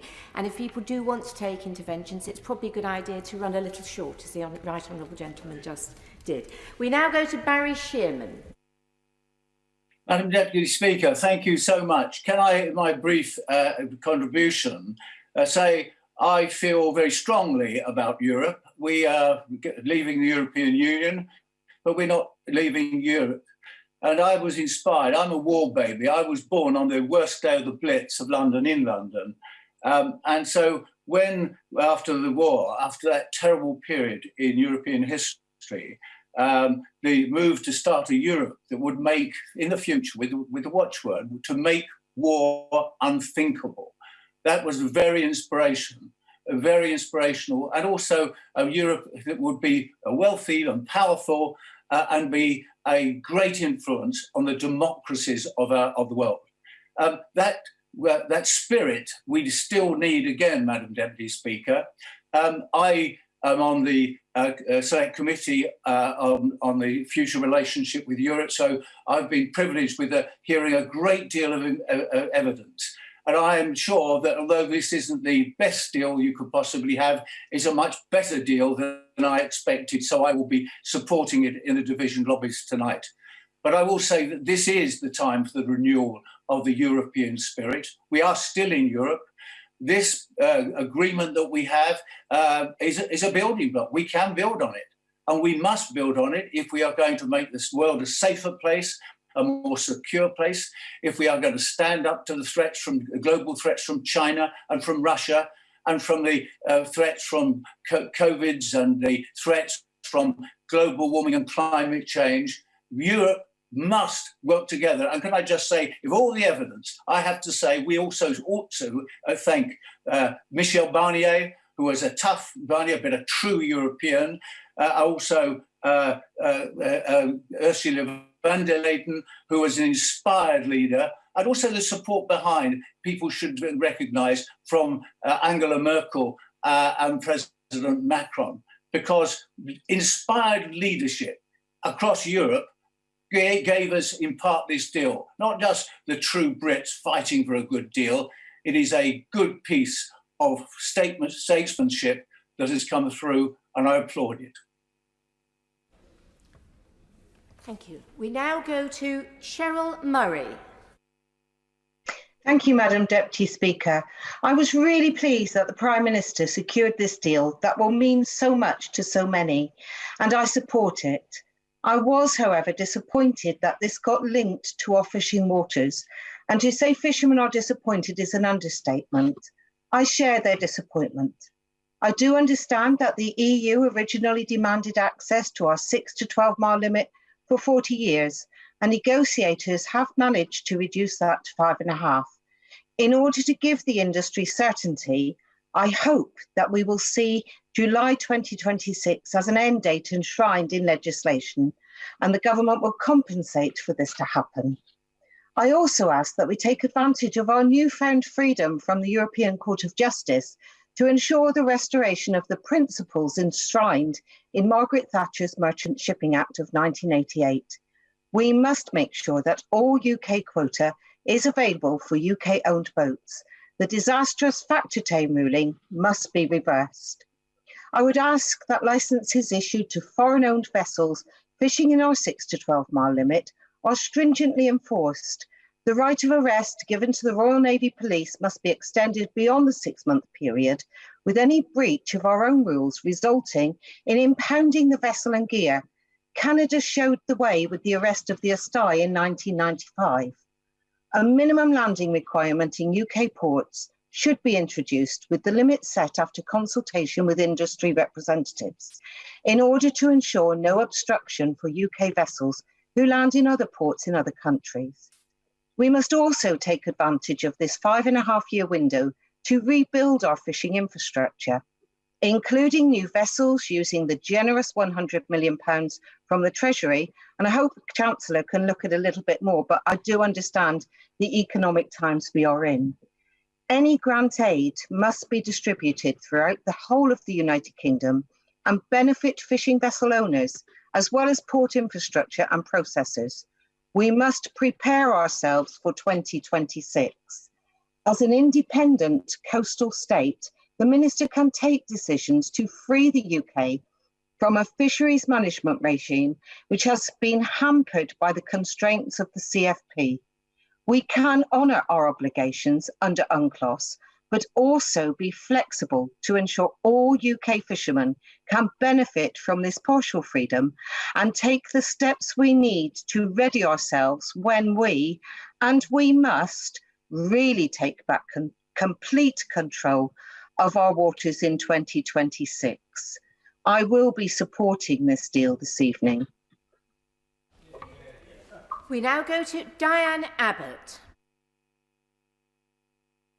Very much, Madam Deputy Speaker.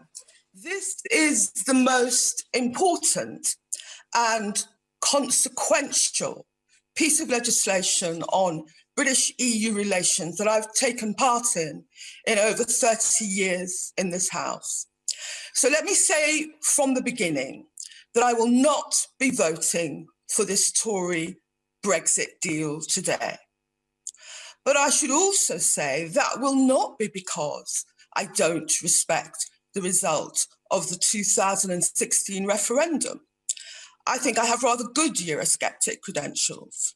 I voted against the Maastricht Treaty in 1992, and I voted against most other pieces of further EU unification that have come in front of this House.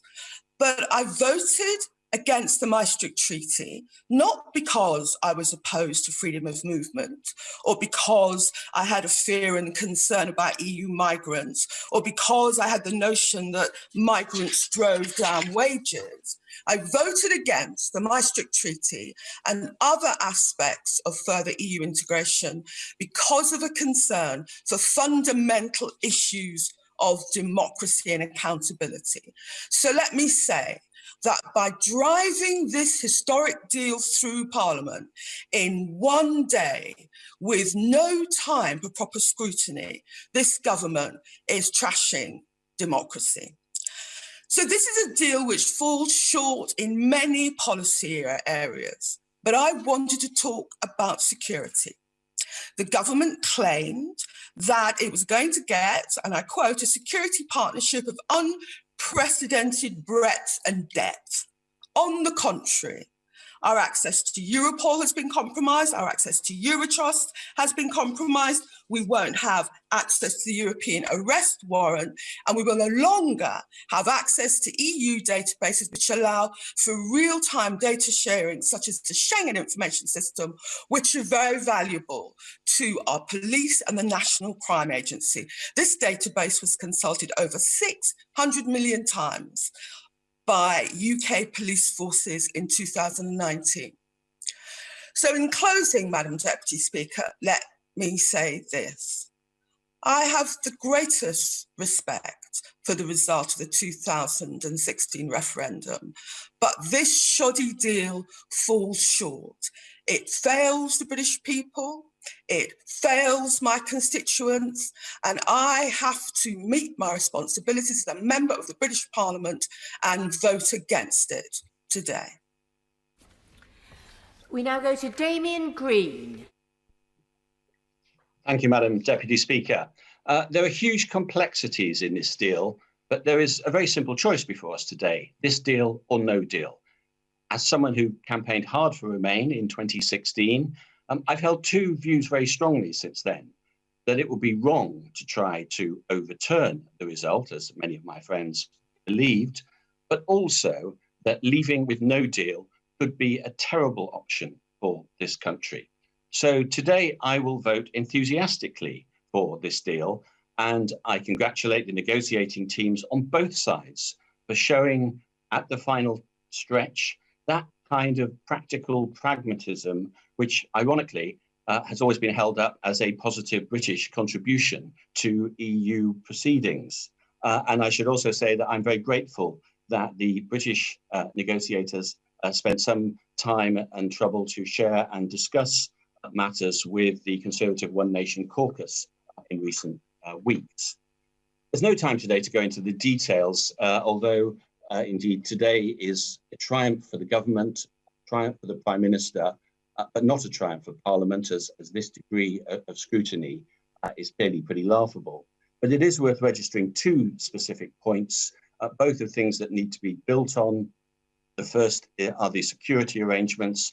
It's hugely regrettable that the UK has had to leave the SIS2 regime for exchanging information about criminals, and I hope that we can negotiate some equivalent in the future. And the second is obviously the need to improve matters for the financial services industry. The arguments have been well rehearsed already, but I very much hope that the necessary rules can be agreed in the coming months to allow this industry to flourish, not just in the City of London, but around the UK. But it's that strong likelihood of further talks in the committee structure that the deal sets up. I think that's one of the reasons why the deal is worth supporting enthusiastically. With no deal, there would have been no chance of such sectoral deals. There would have been bad blood, instead of what I hope will become the habit of close cooperation. I hope that fervently, because in recent days, my constituents have seen the effects of blockages and delays at the ports. And if this goes on for too long, they and I will be very unhappy. So what's needed now is a spirit of generosity, both in our internal debates, because too much of the Brexit debate has been full of bile and hatred and personal attacks, but even more importantly, in our attitude to countries who are our neighbours, our allies in democracy, and our friends. We can make today the start of a new relationship of good neighbours rather than surly housemates. So let's take that opportunity, support the deal, and move on. Now go to Yvette Cooper.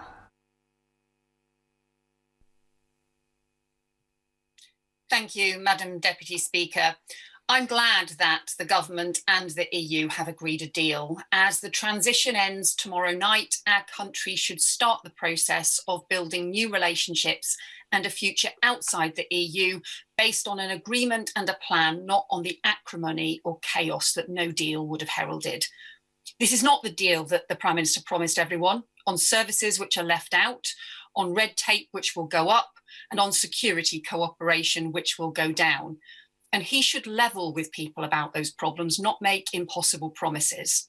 There are further urgent things we need government to do now to support jobs and security, but we need an agreement as a starting point. We left the EU in January, the transition ends tomorrow, and everyone needs to get on with things, and no one deserves the chaos of no deal. Britain's counter-terror chief told us that would make us less safe, and employers in my constituency, like Terrius, Burberry, Haribo, Teva, would be badly hit under no deal by tariffs and delays.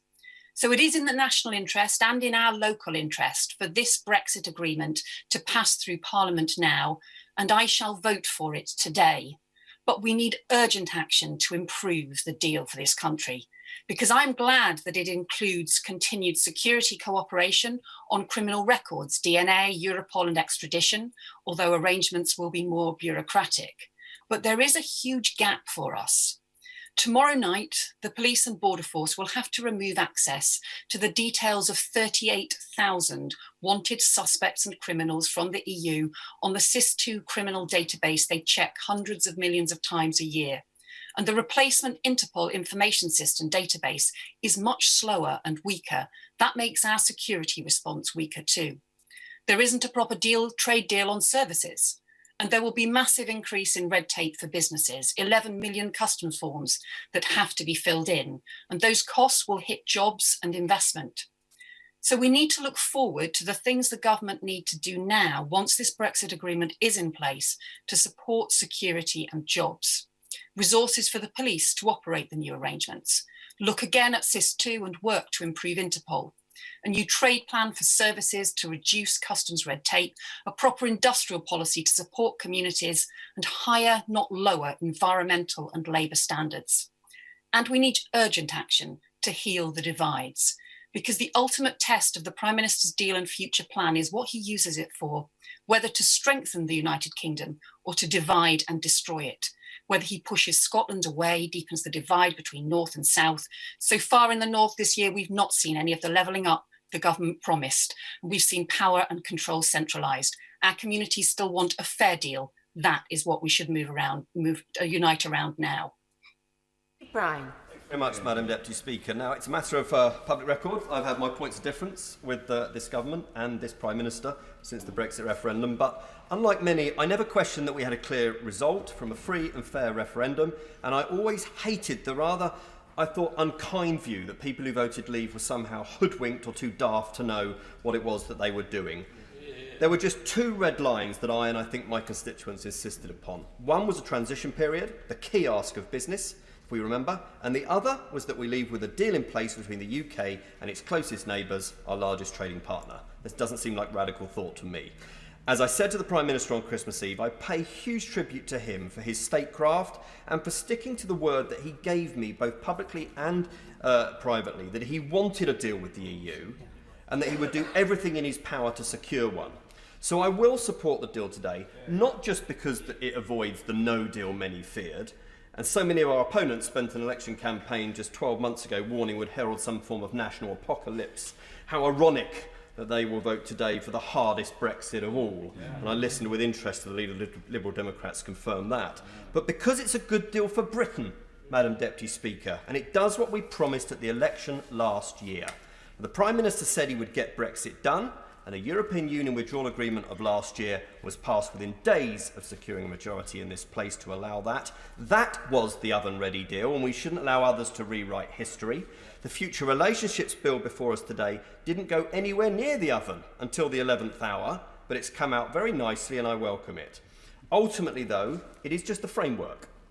Wide enough to do all of the things the Prime Minister set out this morning, giving business, citizens and law enforcement, notwithstanding the SIS2 concerns, which I do share too, what they need, but it's nimble enough to let this country forge its own way in the world. And for me, the success or otherwise of this new chapter, as many have said, is not in the 1,200 pages and the various appendices before us today. That's all still to be written. Now, just given time, let me just touch on one area, on services and financial services in particular. I understand there's a lot of noise on what's not included, but that's to rather miss the point. The title under Services and Investment, if I could just summarise, seems to have extracted agreement not to put unreasonable or unnecessary impediments in the way of UK financial service businesses seeking to operate in the EU. And that's welcome. So can I just ask the Chancellor Duchy of Lancaster, through those on the front bench now, what this means in practice, given the agreement doesn't protect UK passporting rights, as many have said today. So what work needs to take place now so financial service firms can be clear? Yes, briefly. Thank you. Just very quickly on passporting, I'm sure he would agree with me that the ball is in the EU's court to get this done, not least because if the deals that we are working on with our friends in the US and Australia and New Zealand work out as we intend them to do, we will be in a much stronger position than we are now. Well, yeah, and I would agree with my honourable friend who's great experience working in this sector, and this deal is, in many ways, a basis on which you can build. There's always a way to structure services, as he well knows, and of course many businesses have long ago put measures in place via EU brokers, for instance. But I do want the front bench to respond to that when they respond to this debate today. So in closing, Madam Deputy Speaker, although we have left the political structure of the EU, this country will remain culturally, emotionally, historically and strategically attached to Europe, not least through the 4 million EU nationals who are our friends and neighbours, and many are my constituents. We now have a new future to look forward to. It won't be the same, and we shouldn't pretend that it will, and we should never have pretended it will. And that's okay. It's time to come together. It's time to move on. Peter Kyle. Thank you, Madam Deputy Speaker. I was walking down New Church Road in my constituency yesterday and was stopped by a man who was out for a walk with his young daughter. He explained to me that he was a real Remainer, that he had voted and campaigned for Remain, he had supported Remain all the way through, he supported the idea that I co-championed with Phil Wilson for a confirmatory referendum. He had really felt in his heart that he wanted our country to remain. And yet he told me that when the Prime Minister came back with a deal on Christmas Eve, he rushed to the fridge with his wife and opened a bottle of champagne that he was saving for the next day. He had done so because he knew what the impact of no deal would have on his business. It was hard to hear somebody say that they were celebrating this deal, but I understand why, and it really impacts the way that I am voting today. He is lucky because the business that he has, which exports products into EU countries and other European countries, is in the 20% of the economy that's covered by this deal. He is now preparing himself for the additional paperwork and bureaucracy and having to take on extra staff to do it, but he is covered by some of this deal. But there is 80% of the economy that isn't. If you are in the financial services sector and you're working in Chester or in Manchester or in Edinburgh, you are left behind. If you have a professional qualification and seek to use it in other countries, you are left behind. If you are in the creative and performing arts sector, you are left behind. And if you are a young person who is in education and looking to explore the full potential of your potential across the Europe and beyond, you are left behind. But I am in no doubt that supporting any deal is better than the chaos of no deal. And I am also in no doubt that if we inflict a defeat on the government today, this is not a government that will extend and renegotiate. It is a government that will drive us out with no deal tomorrow. That is a price that we cannot afford. And I have not gone into politics and become a member of Parliament to be a politician that votes one way and secretly hopes the outcome will be another. I am not a member of a party that wants to let other parties do the heavy lifting. That is why I will be stepping up and taking responsibility for what is in the best interests of our country tonight, supporting this deal and fighting for the deal to be a starting point, not an end point going forward. Thank you, Madam Deputy Speaker. We now go to Douglas Ross. Thank you, Madam Deputy Speaker. This is a deal many felt could not be done, but it's a deal that the Prime Minister and the negotiators on both sides have secured that ensures there's zero tariffs and zero quotas. It's a deal that's been welcomed by the Federation of Small Businesses, the National Farmers Union of Scotland, the Scottish Salmon Producers Association, the CBI, and many, many more. But while some thought it couldn't be done, it now seems clear that some hoped it couldn't be done. Because despite spending months suggesting the dire consequences of a no-deal Brexit, Nicola Sturgeon and the SNP will vote for exactly that today. Nicola Sturgeon is the same politician who just a couple of weeks ago said, and I quote, "A deal, any deal, is better than no deal." The SNP's Westminster leader said, and again I quote in the House of Commons, "No deal will result in unprecedented harm." He even lodged an amendment last year pledging not to leave the European Union without a withdrawal agreement and future framework under any circumstances. Yet, the SNP, by their votes tonight, are voting for the United Kingdom to leave the European Union in just over 24 hours' time with no deal at all. That's dangerous and reckless and clear for everyone to see. On fishing, I agree with the Prime Minister. I would have far preferred a shorter adaptation period. But over the next 5.5 years, we'll see a 25% transfer of quota from the European Union to UK fishermen, 15% in the first year. We'll see £100 million invested in the sector by the UK government, and we will see great opportunities for fishermen and communities up and down the country in the years ahead. Now, a comment was made earlier about something I may be drinking as a result of comments I've made previously. What I was speaking about then was about staying in the common fisheries policy, the CFP that the United Kingdom will be coming out of from the 1st of January. So the only thing I'll be drinking on Hogmanay this year is raising a glass of fine Scotch whisky from one of my many Murray distilleries that has its geographical indicator secured by this deal and recognised by the European Union going forward, toasting the fact that we are coming out of the CFP. And the only betrayal we can see of our fishermen in the future is from the Scottish National Party, who would take us straight back in to the CFP. Now, as we leave 2020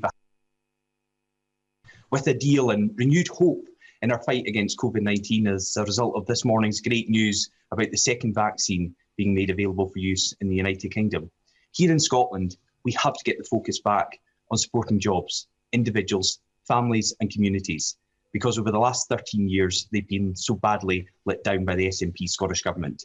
That's where our focus has to be in the days, weeks and months ahead. Thank you. Now go to Clive Lewis.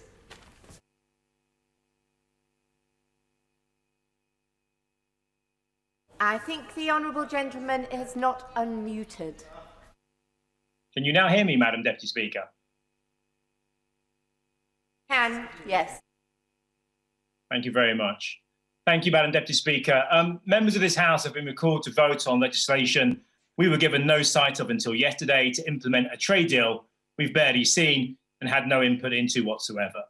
So let's be clear about what's being asked of this House today.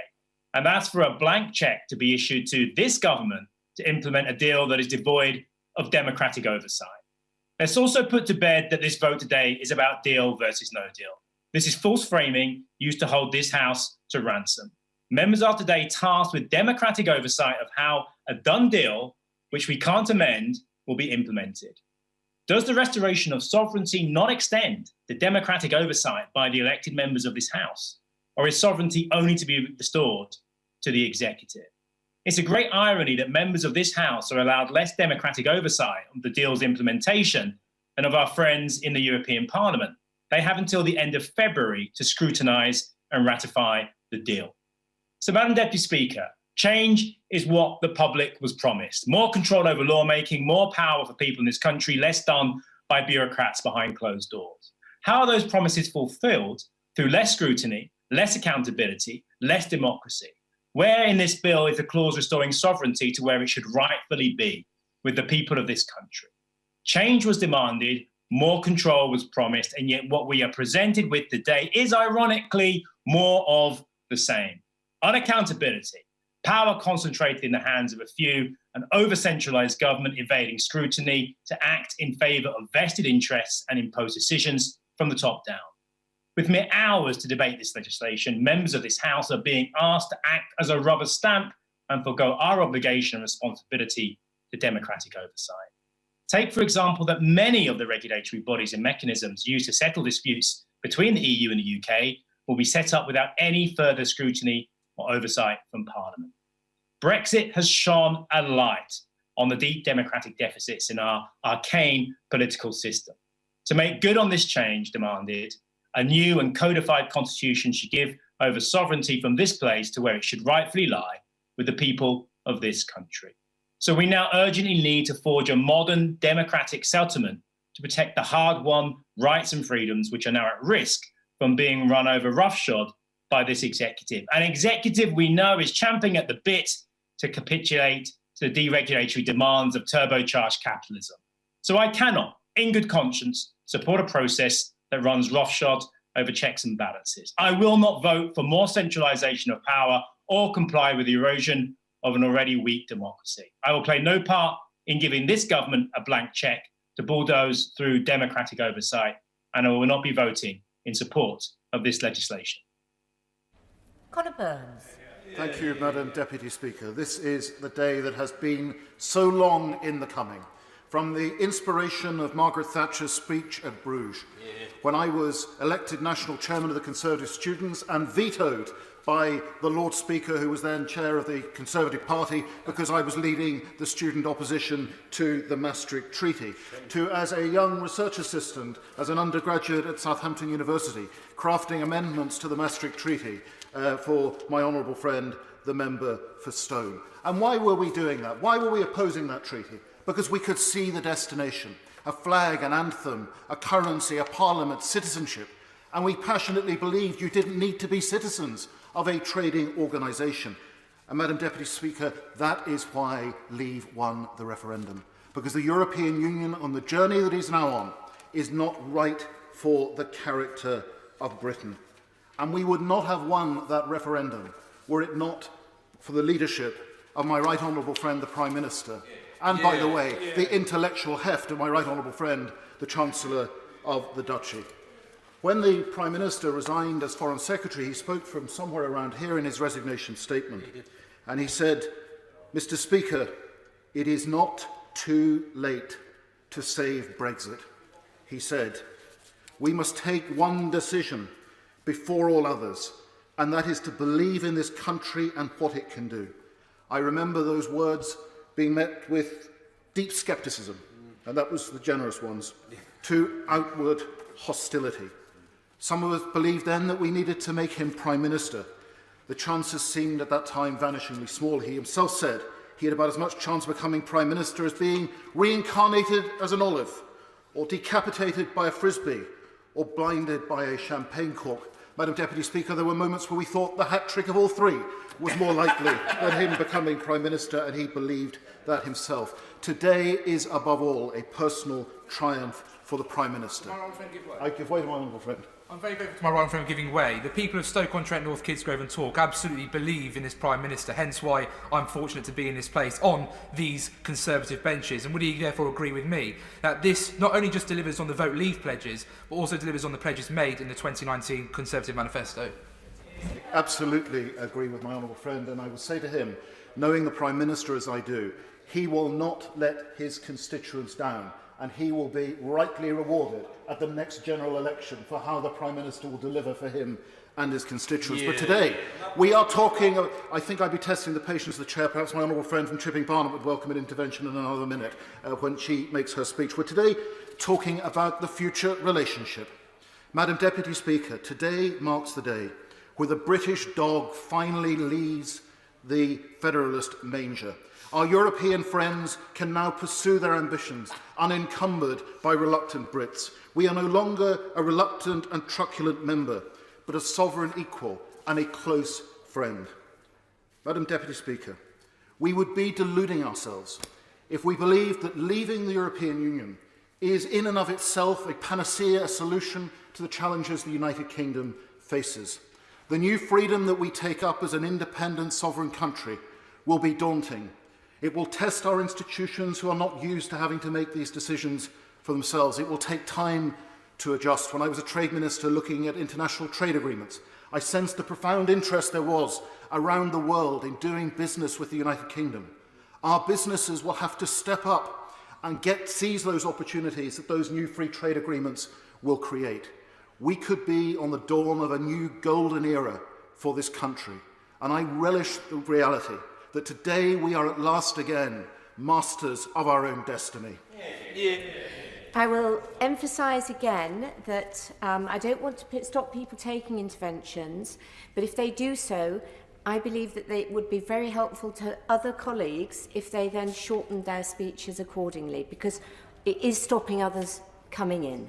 That's the point. We now go to Stephen Farry. Thank you very much, Madam Deputy Speaker. When legislation has been rammed through Parliament inside a day, it has usually been to address some type of emergency, such as the prevention of terrorism. But this is different. This government didn't have to run the clock down in negotiations to place Parliament in this very difficult position. We must not fall into the trap of an artificial choice between this bad deal and a no-deal situation. This agreement was negotiated by this Conservative government. No other party was asked for its input. The Conservative government has a majority of 80. It owns this deal, this outcome, and all of the consequences that flow from it. No one needs to be running to the rescue of the government. I am not prepared to be a rubber stamp. I am not prepared to legitimise or even acquiesce in a monumental act of self-harm. We must have the ability to stand up and represent our constituents and make clear this isn't good enough. The government seems to be obsessed with some abstract and antiquated concept of sovereignty. But we live in an interdependent world. We can't maximise prosperity, achieve social inclusion, protect the environment, address climate change, defeat pandemics, fight terrorism and organised crime, and project influence around the world in splendid isolation and without putting sovereignty. The notion of a global Britain is a contradiction in terms. The UK is retreating on the international stage and erecting more, not less, barriers to trade. Opportunities and benefits that our citizens have taken for granted for generations are being stripped away. For Northern Ireland, Brexit itself poses very significant challenges for a society and economy that only works based upon sharing and interdependence. Brexit means new borders and new friction, and that creates needless tension. I welcome that the EU has recognised this dilemma for us right from the outset. We are not fans of the protocol, but it is the product of the UK's decisions around Brexit and the consequent need to protect the Good Friday Agreement. It does give us a degree of protection and at least preserve some access to the European Union, but it still brings its challenges. I am grateful for the work that has been done around the flexibilities and mitigations that have been agreed in recent weeks. Yet it remains unclear how effective it will be in managing the situation. While Northern Ireland may have free access to both Great Britain and the EU, that only applies for goods, not in terms of services, not free movement. Brexit and the approach taken by this government has recklessly shaken the foundations of the Good Friday Agreement. We do not know if and how things will settle in the future. Thank you. Theresa Villiers. We stand on the verge of once more becoming an independent country with control over our laws, our money, our trade and our borders. There have been some difficult compromises, especially the delay in securing a much greater share of our rich marine resources, and there's more to be done on services. But this deal stands up to scrutiny. It does not bind us into the EU's laws or its court. It's a trade agreement between sovereign equals. It gets Brexit done. The Prime Minister has delivered what many in this House said would be impossible in just 11 months and despite the COVID emergency. And regaining our freedom at 11 p.m. tomorrow will mark a historic turning point. Some disruption is inevitable with change on this scale, but we can get through that and we can seize the opportunities provided by our newfound independence. This should be a moment of national renewal, where we choose better, more adaptable, modern regulation to compete more effectively around the world and create jobs and raise living standards for everyone. And we must ensure that the Northern Ireland Protocol doesn't divide our precious union. The FTA helps us do that because it requires the EU to act proportionately on formalities for goods entering its single market, but we must also develop those alternative arrangements to replace the protocol altogether. The UK's relationship with the European Union has divided our politics since the 1950s. I was one of the 28 Eurosceptic Conservatives to vote 3 times against the former Prime Minister's withdrawal agreement, every time it came before this House. We were under immense pressure to accept that deal, but the backstop it contained would have left us as a client state trapped in the regulatory orbit of the European Union forever. With that hanging over us, there is no way an FTA on equal terms would have been possible. We in this country, belonging to the EU means vesting supreme lawmaking power in people we do not elect and cannot remove. Well, we in this country pioneered the democratic system of government and we exported it around the world. Now we're bringing democracy home. Thank you. We now go to Sharon Hodgson. Thank you, Madam Deputy Speaker, and thank you to House staff who've made today's proceedings possible. It did come at the 11th hour, however, as the Prime Minister was desperate for a Christmas miracle, but this deal is better than no deal and gives us something to build upon. Nissan in my constituency is the largest Nissan plant in Europe, proving the North East's worth to the world's automotive industry, and it must continue to be so in the post-Brexit world. I welcome the work of both negotiating teams in avoiding immediate tariffs on vehicle exports in the new year. However, the deal does state that all vehicles exported into the EU must be at least 55% UK or EU content by 2027. As manufacturers like Nissan work hard to adapt to meet those requirements, what support will be offered to the sector to meet that threshold? To comply with the rules of origin, electric vehicle batteries and their components must have UK or EU origin by 2024. I welcome the announcement by British Volt of a battery gigafactory in Blyth in Northumberland, which will be manufacturing by 2024. However, the battery manufacturer AESC Envision in my constituency serving Nissan recently cut 108 jobs due to coronavirus pressures. So what will the government do to support the existing battery manufacturers in the UK and encourage further investment by battery manufacturers into the UK? Brexit has always been about damage limitations for the automotive industry. However, if the government acts accordingly, then the next 3 years offers an incredible opportunity to level up, especially in the North East. The government must commit now to ensuring that areas with large car manufacturing plants like the North East are the beneficiaries of the development of a domestic supply chain of components such as electrodes, which are at the moment predominantly imported from Asia. By 2024, they must be sourced within the rules of origin. There is no Christmas Eve miracle that can magic up an electrode factory overnight. The localization of the supply chain is essential to the model of just-in-time supply that is so important to Nissan's success and will minimize any delays.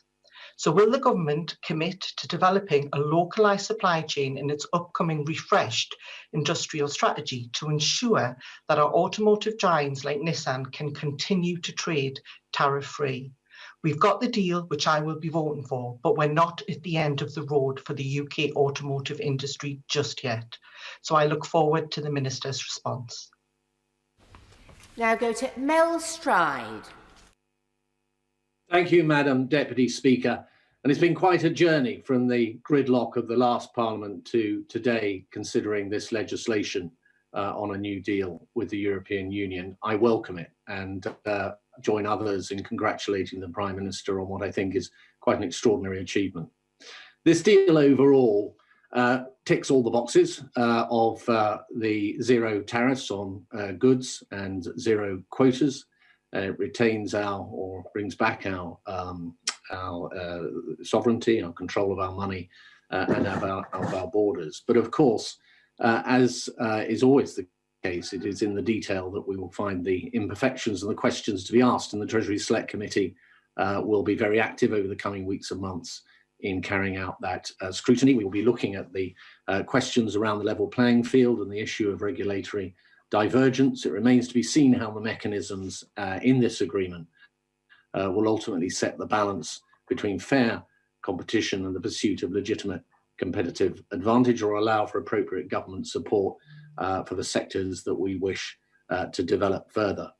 There are questions around rules of origin. It's been pointed out that, of course, the zero tariffs only apply provided the rules of origin are met, and whilst it's very welcome the fact that we have cumulative accumulation, bilateral accumulation between the EU and the UK, are these rules of origin too restrictive, and are the transitions around them, particularly, for example, for electric vehicles, adequate for the adjustments that will be required?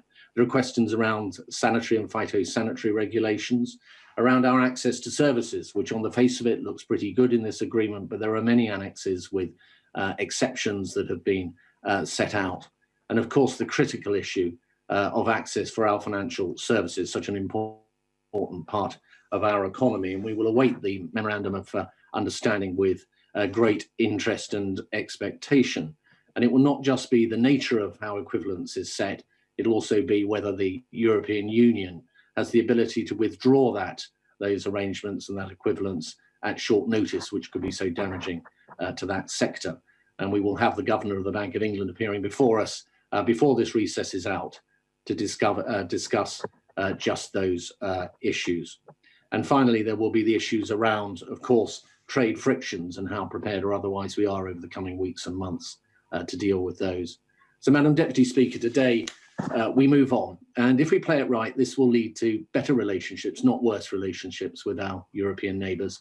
And with that in mind, let's not lose hold of at least the vision of the EU's founding fathers, that a continent that had been the crucible of two world conflagrations should live together in peace, cooperation and friendship. Let's never forget that. It's still a vision for all of us to live by. We now go to Angus Brendan McNeill. First command, happily, Madam Deputy Speaker. And just at the outset, I noticed the Prime Minister had some trouble earlier on between national and nationalist, and it's doubtly due to the better performance of the NHS in Scotland, which he probably calls the Nationalist Health Service. But anyway, to the matter at hand today and the hard Brexit deal that's about to be foisted on the UK economy, damaging it by 4.9%.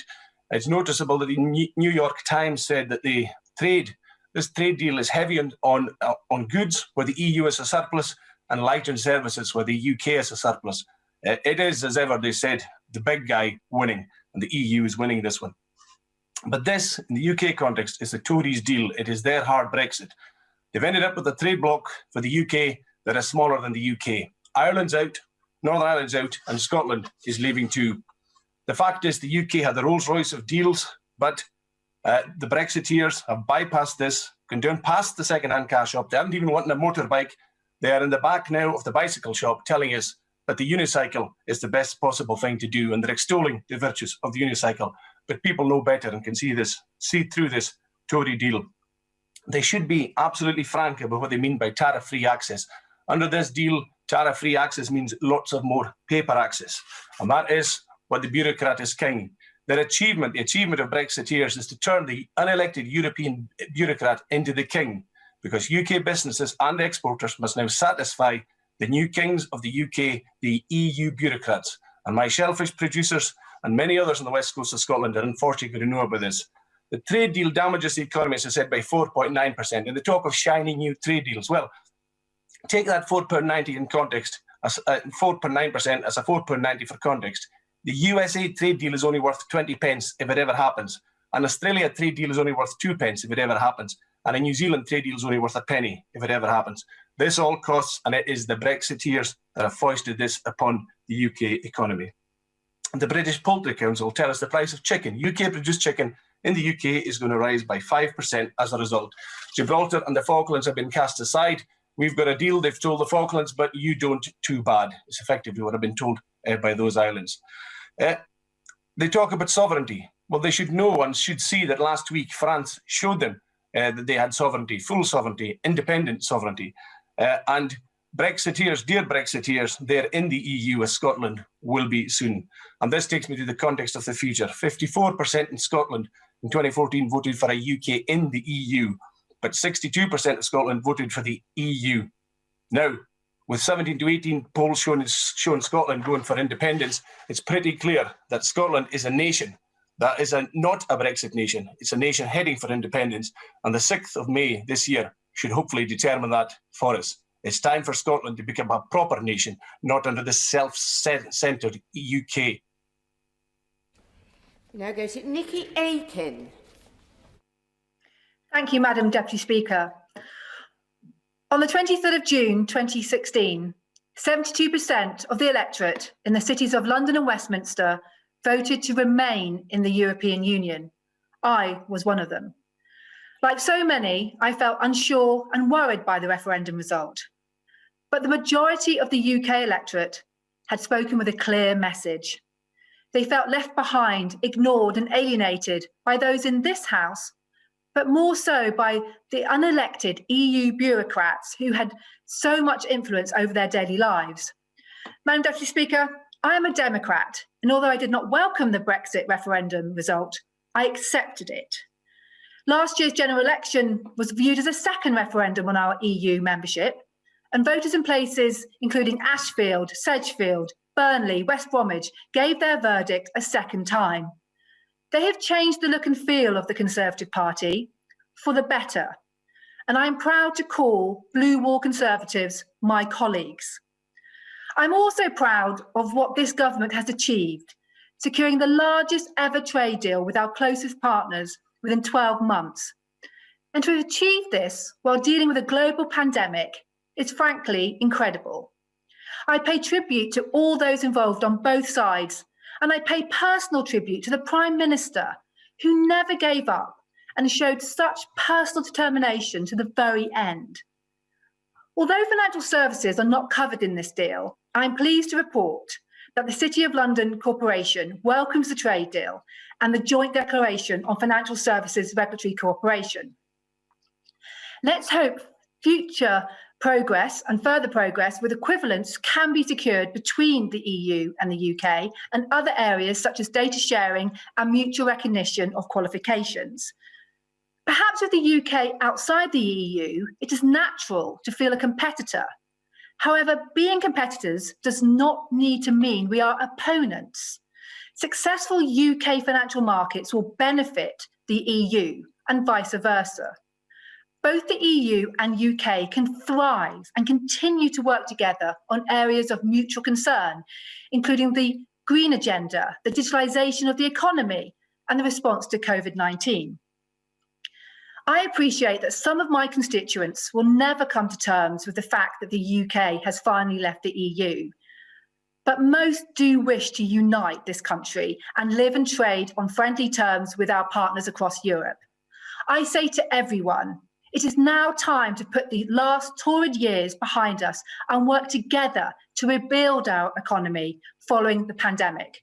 Today, as we ratify this extraordinary trade deal, we close a painful chapter in our nation's history. It is both an ending, but also a beginning, a new dawn for this great country of ours. We are no longer Remainers or Brexiteers. We are one nation, and I support this bill. Thank you. We now go to Caroline Lucas. Thank you very much, Madam Deputy Speaker.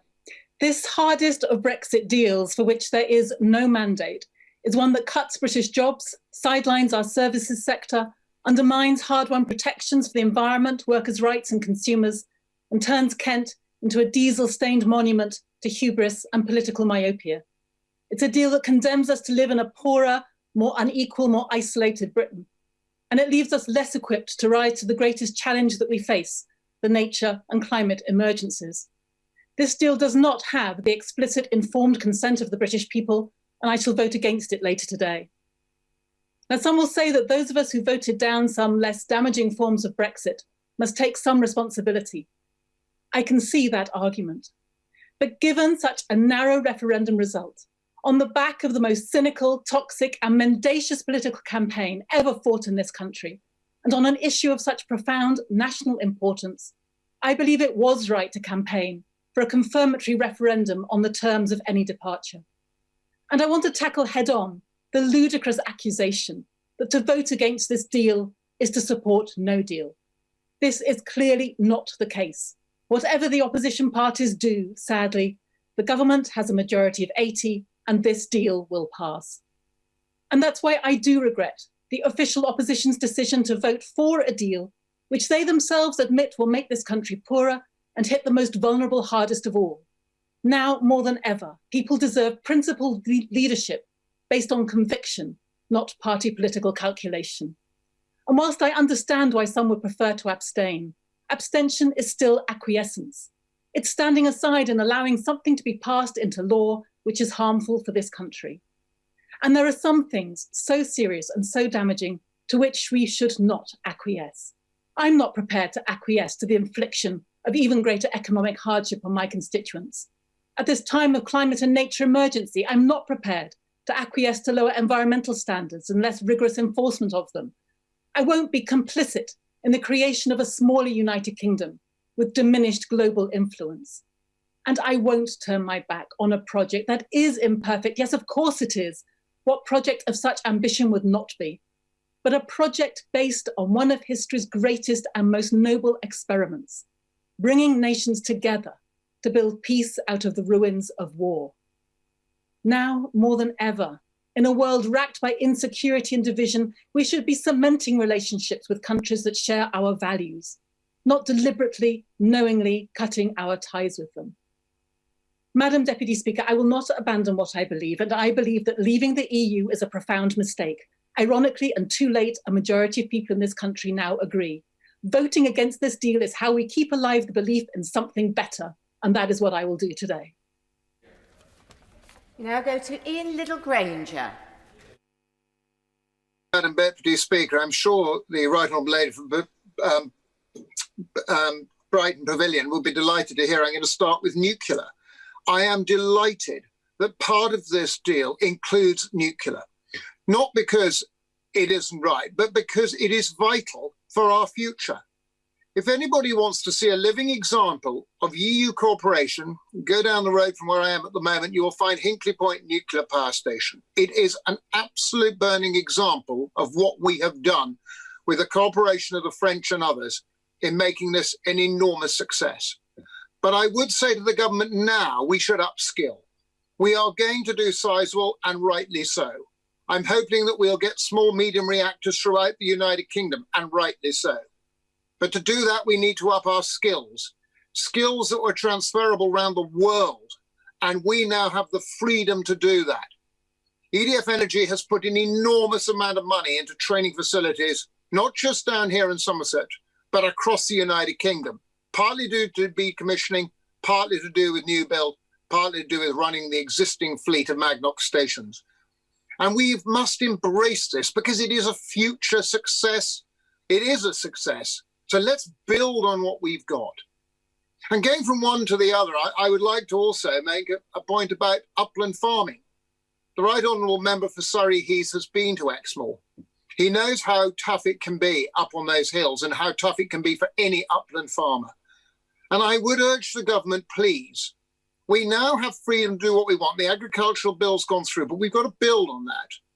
The use of elms is fine, but please don't use this as an excuse with our freedom within this bill to say that, oh, we will rewild at a drop of a hat, or we will use this to make the farming more difficult across the United Kingdom.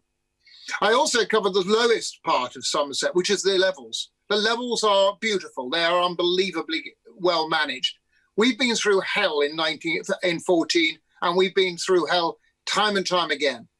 Don't throw away what we've got, a wonderful thing. And I would like the Right Honourable Member Heath to confirm that the government will not use this as an excuse to lower anything that gives farming the edge. And I have an absolute faith in this government that you will fight for us on this. And my last point is this. The City of London is hugely important. So many colleagues have already said so.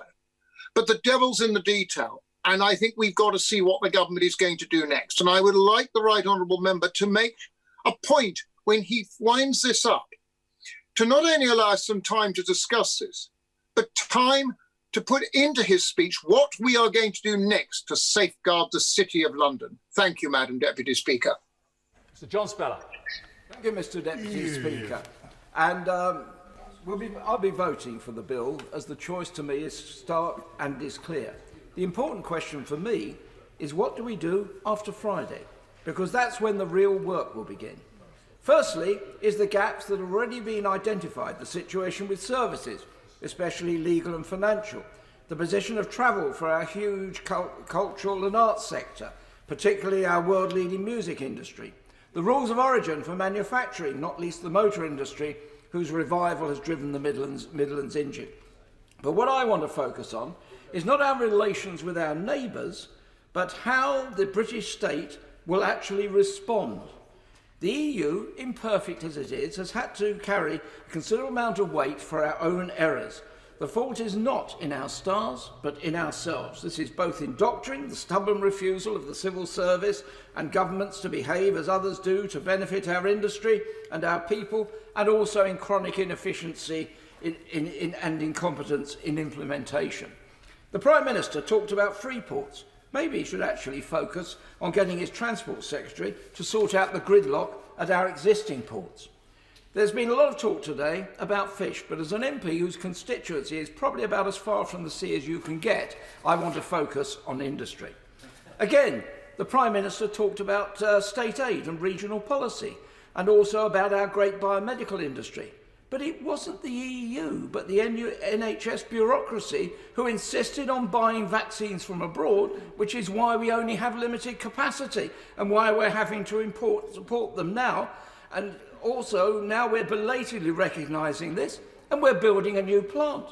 It's not going to be in the northeast, which was the alternative site for it, but actually in the overheated Oxfordshire area. Oxford scientists have performed magnificently. But we must recognise and break this obsession with the South and actually back the Midlands, the North, Western Wales, Scotland and Northern Ireland. It wasn't the EU that forced us to produce only 1% of PPE equipment in the UK before the COVID crisis, which led to shortages, eye-watering costs and endless scandals.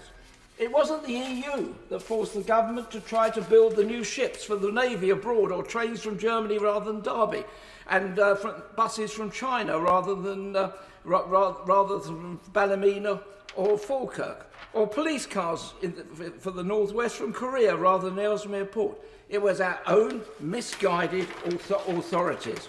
And therefore, Mr. Deputy Speaker, in conclusion, from Monday, whether it's ministerial offices, Whitehall, town halls, quangos, and from boardroom to shop floor, message must be clear. Back Britain or back off, shape up or ship out. Only that way can we make Britain great again. Video link. John Redwood. The government is right to take back control and to recreate our sovereignty in the United Kingdom. We do not just want legal sovereignty, we also want practical sovereignty. So I ask the government today to spell out how they will be cutting our taxes, changing our laws, using our powers to grant aid and support businesses and individuals free of the EU controls to promote the prosperity of the British people. That was what Brexit was all about. We stand on the threshold of Independence Day, so bring on the measures. I do have a couple of worries about this agreement. The first is overfishing.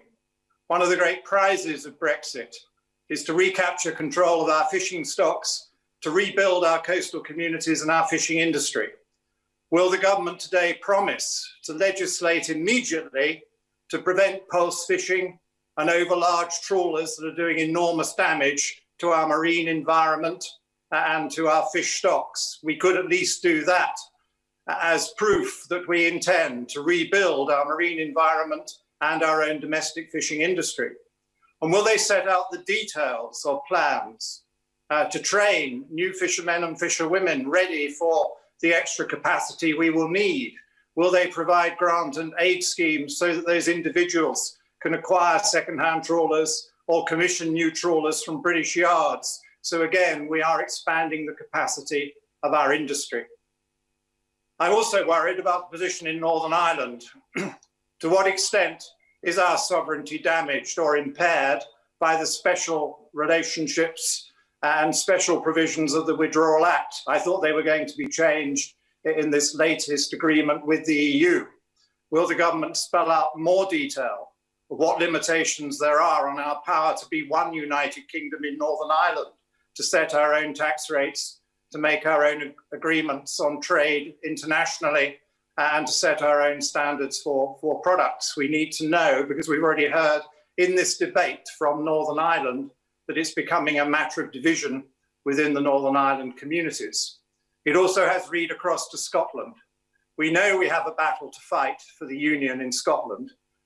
The SNP will clearly use the different arrangements in Northern Ireland as part of their battering ram against the union. So I need some reassurance about the impact of the powers under this agreement and how we can start to settle those difficult issues. The two things I most like about this agreement are the ability to withdraw unilaterally from it should the EU be too aggressive in its handling of us and in its claims upon us, and the fact that the ECJ has no further power in the United Kingdom. Absolutely vital, because otherwise they will assert extraterritoriality. Very much. Meg Hillier. Thank you, Mr. Deputy Speaker. And 4.5 years since the referendum, here we are. And I accept that we have left the European Union, we are in the transition period, and that at 11 o'clock tomorrow the shutters will finally come down on that chapter of European-British relations. But we have over 1,000 pages in an agreement, a hastily drafted bill which runs to 80 pages but has to be read alongside many other parts of legislation to be fully understood. 5 hours of debate today and 3 minutes, of which I've already used up a half, to talk about how poorly this government is using this place. This is not parliamentary scrutiny. In keeping with the festive season, it's much more of a charade. It doesn't give us the chance to do the job that we should be doing properly. And this place doesn't always make good legislation, but rushed legislation is really clear. And I have many concerns about this bill today. Big concerns about Northern Ireland. As someone married to someone who is a dual Irish-British citizen, I spend a lot of time on the island of Ireland and see the real challenges of what's been put in place and the lack of thought about that land border right from the go-get in the run-up to 2016's vote. The security measures concern me. SIS2, the European arrest warrant, Europol, and the fact that services are not included in this agreement, despite, as others have said repeatedly, accounting for a trade surplus with the EU, and professional qualifications, musicians and other creative industries. These are things that affect my constituency particularly, and as a constituency member for the City Fringe, I'm very concerned that we still haven't bedded in arrangements for financial services. But it's security arrangements which concern me most, Mr. Deputy Speaker. They have been massively weakened by this agreement, and I spent 3 years in government negotiating over access to SIS2, to PRUM, to the European arrest warrant, Europol, Eurojust, mutual legal aid. These were all things I dealt with day in, day out with our European neighbours. And we have thrown that away. We've thrown so much away that even in the last decade we were fighting to get much more closely involved with. And we're now attempting to patch together with more bureaucracy the same things we're just giving up with this act. This lack of scrutiny and the impossibility to read this bill properly makes me unable to support it today. I'm not voting against because I recognise the vote in 2016 and 2019 give this government licence to take us out of Europe. But I can't be complicit in what is a wrecking ball in the name of sovereignty. But I do say we now need to drop the Remainer and Leaver labels. We now need to unite to fill the gaps in creative and performing arts, in the financial sector, the recognition of professional qualifications, and above all in security. And it's because of those security measures in particular that I cannot be complicit with this government and will be abstaining today. And we had hoped to go to North Shropshire now to listen to Owen Paterson, but the line's gone down. We do hope, Owen, if you're watching and listening, to come to you before the wind-ups a bit later on. We'll try our level best. So video link, Chris Matheson. Thank you, Mr. Deputy Speaker. I shall be voting in favour of the deal today, but not with any enthusiasm. This is an awful deal, the first trade deal in history to make trade even harder, that removes freedoms and piles red tape and administrative burden on businesses. But it's not no deal, and my real fear is that the Conservative Party has been captured to such an extent by fanatics and maniacs of hard Brexit that no deal remains a possibility. And since the only choice on the table today is between this deal and no deal, I will put a vote to stop the no deal, especially since trade unions and businesses groups are urging for a vote in support to get us past this hurdle. But I'm clear that this is an extremist Brexit that breaks all those promises about having the exact same benefits of membership of the EU. And it must be judged not only in juxtaposition to no deal, it must also be judged in comparison to what we left as members of the EU. £200 billion in lost wealth for starters, which rather puts the lives of about £350 million a week for the NHS into perspective. And of course, it says nothing, as other honourable members have said, about trade in services, a rather huge omission, especially for somewhere like Chester with large financial services sector. I read that the leaders of the fishing industry are unhappy with the deal. What do they expect? Surely they know that the current Prime Minister will say anything necessary to get him out of whatever current situation he is in, with no sense of responsibility to promises made and no sense of commitment to anything except himself. It was the same with Gibraltar, and I refer to my register of members' interests, whose government was promised any deal would include that territory, but this deal does not. It was the same with Airbus, so important to my constituency. A commitment was given on US tariff dispute in late November, but broken by mid-December. And this will not stand us in good stead when negotiating future international agreements. The government is desperate to agree any deal with the USA, however detrimental to long-term UK interests, in order to validate their Brexit policy. They've already alienated the Biden administration, and it isn't even in office yet. And now they are alienating the EU.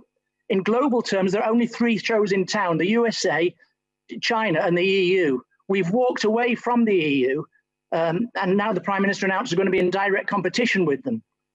The road he is leading us down will not end well for the UK, because we are now easy pickings for the much larger blocks, and global soundbites like Global Britain will not alter that.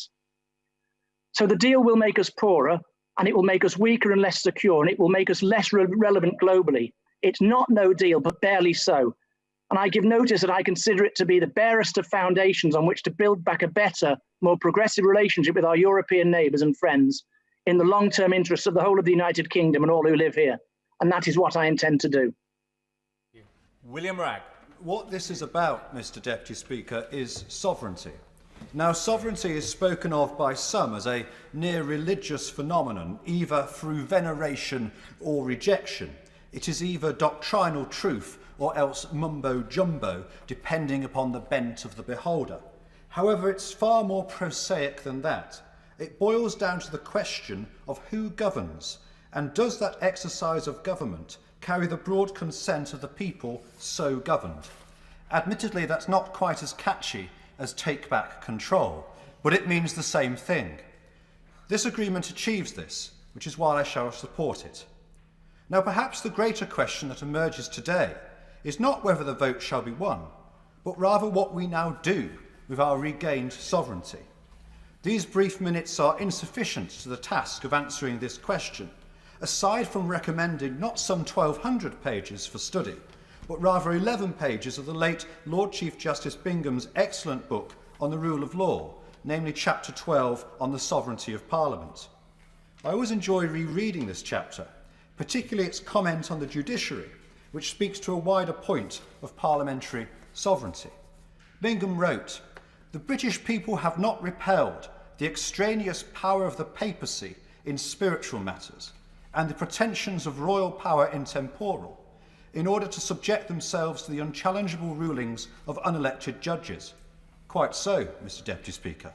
Indeed, might I stretch these sentiments to the situation after 11 o'clock on New Year's Eve, and say that the British people did not vote to take back control, to be ruled by ministerial diktat via secondary legislation using the negative procedure, as we have seen far too often this year.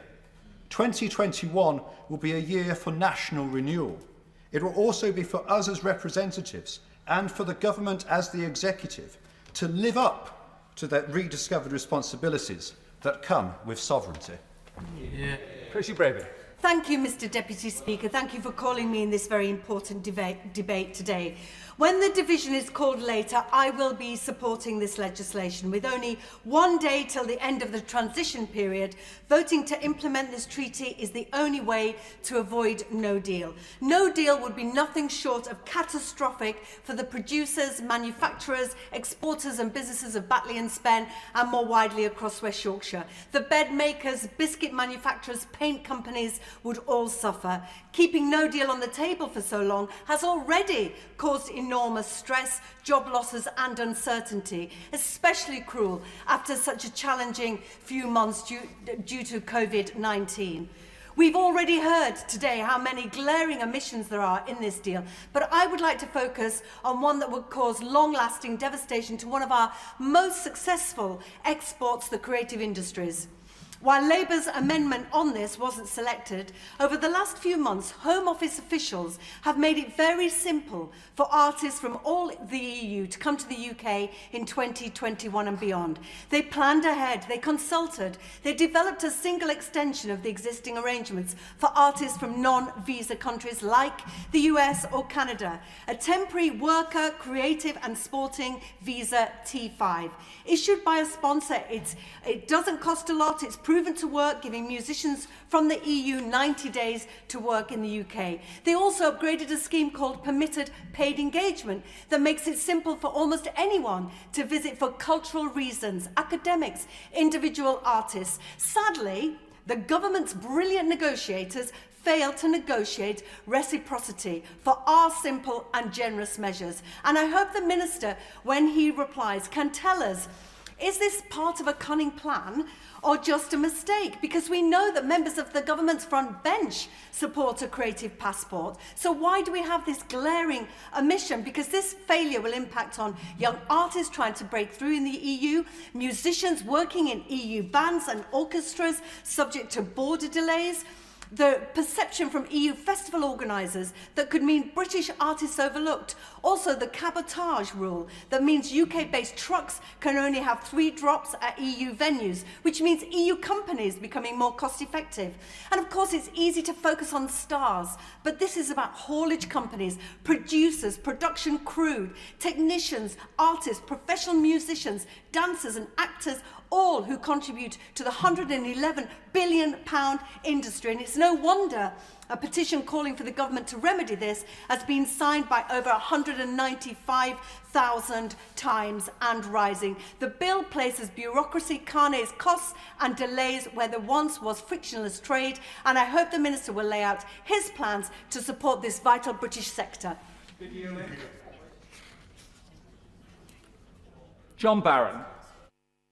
Thank you, Mr. Deputy Speaker. I commend the Prime Minister, the Chancellor of the Duchy of Lancaster and the whole team for achieving this deal, which I will be supporting in the vote later today. Both sides were always going to have to compromise, but the UK has secured its sovereignty, and this is a good deal. We have also secured a safeguard, an exit route if chosen. The deal proves wrong those who thought there was no alternative to the withdrawal agreement and that it could not be struck in time. A good deal was always preferred. After all, that is the logic of Brexit. But being prepared to leave on WTO terms, terms by which we trade very profitably with much of the world, I think was a deciding factor in the EU finally accepting the UK as its sovereign equal. This indeed is a defining moment in our history. Many have participated in and played an important role. But for me, this role started when, with the support of my association, I entered Parliament with the hope of securing a referendum and then campaigning for our exit. Highs and lows followed. leading the parliamentary campaign in 2012 and 2013 to persuade the party leadership to adopt a referendum in time for the next general election, and voting against the withdrawal agreement, together with all the speeches and amendments that involved, were certainly my key contributions to the cause. We always felt we knew how the country would vote if given the chance, for Parliament had been out of sync for far too long. The challenge was to get a sceptical leadership to promise a referendum at a time every parliamentary party was against it, even if this did mean nearly losing the whip over my amendment to the 2013 Queen's speech, regretting the absence of a referendum bill. The commitment helped secure victory at the 2015 election, put UKIP back in its box, and made possible the 2016 referendum. Mr. Deputy Speaker, a very bright future now awaits us as we capitalise on our newfound freedoms. Our history and the ingenuity of our people suggest optimism. But I also look forward to a better relationship with the EU. Our membership was always going to prove difficult, given the difference between us on trade and political integration. We can now focus instead on common agendas. The deal represents a fresh start, and I am hopeful the opportunity will be grasped. Thank you. Thank you. Video link. Daniel Zeichner. For the overwhelming majority of my constituents, this discussion brings no cheer.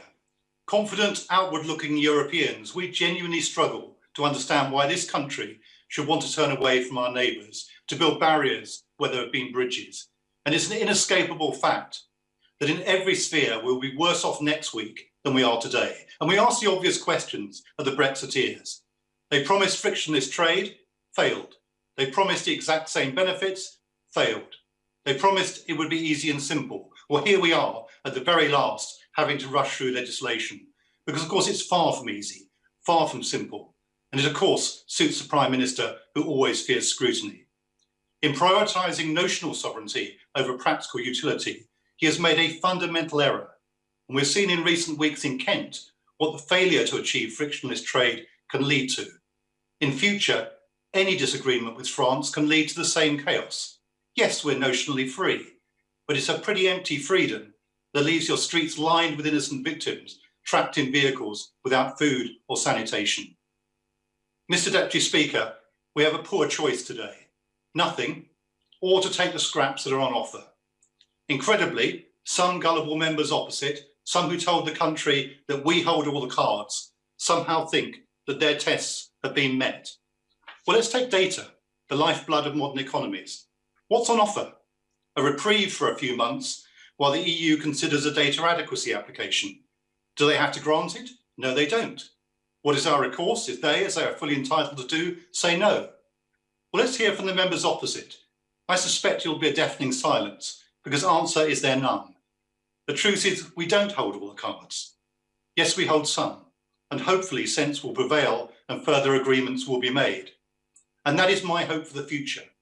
That bit by bit, sector by sector, we will rebuild that relationship that has been so damaged. And at this time, we'll do it by explaining carefully and by convincing the British people that sharing and cooperating with our neighbours is not surrendering something, but gaining so much more, that the noble vision of a continent united in peace and prosperity is worth striving for. And in no area is that more true than in science, research and innovation.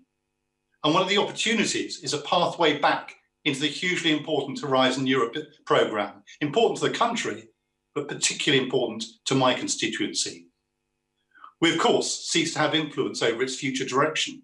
We have no seat at the table, no vote, and the payment mechanisms may well lead to perverse outcomes. That's the cost the Conservatives have inflicted on us. But we can participate, and that's worth having. And it's for that reason that I willingly vote for this thin agreement today, only because it's better than nothing.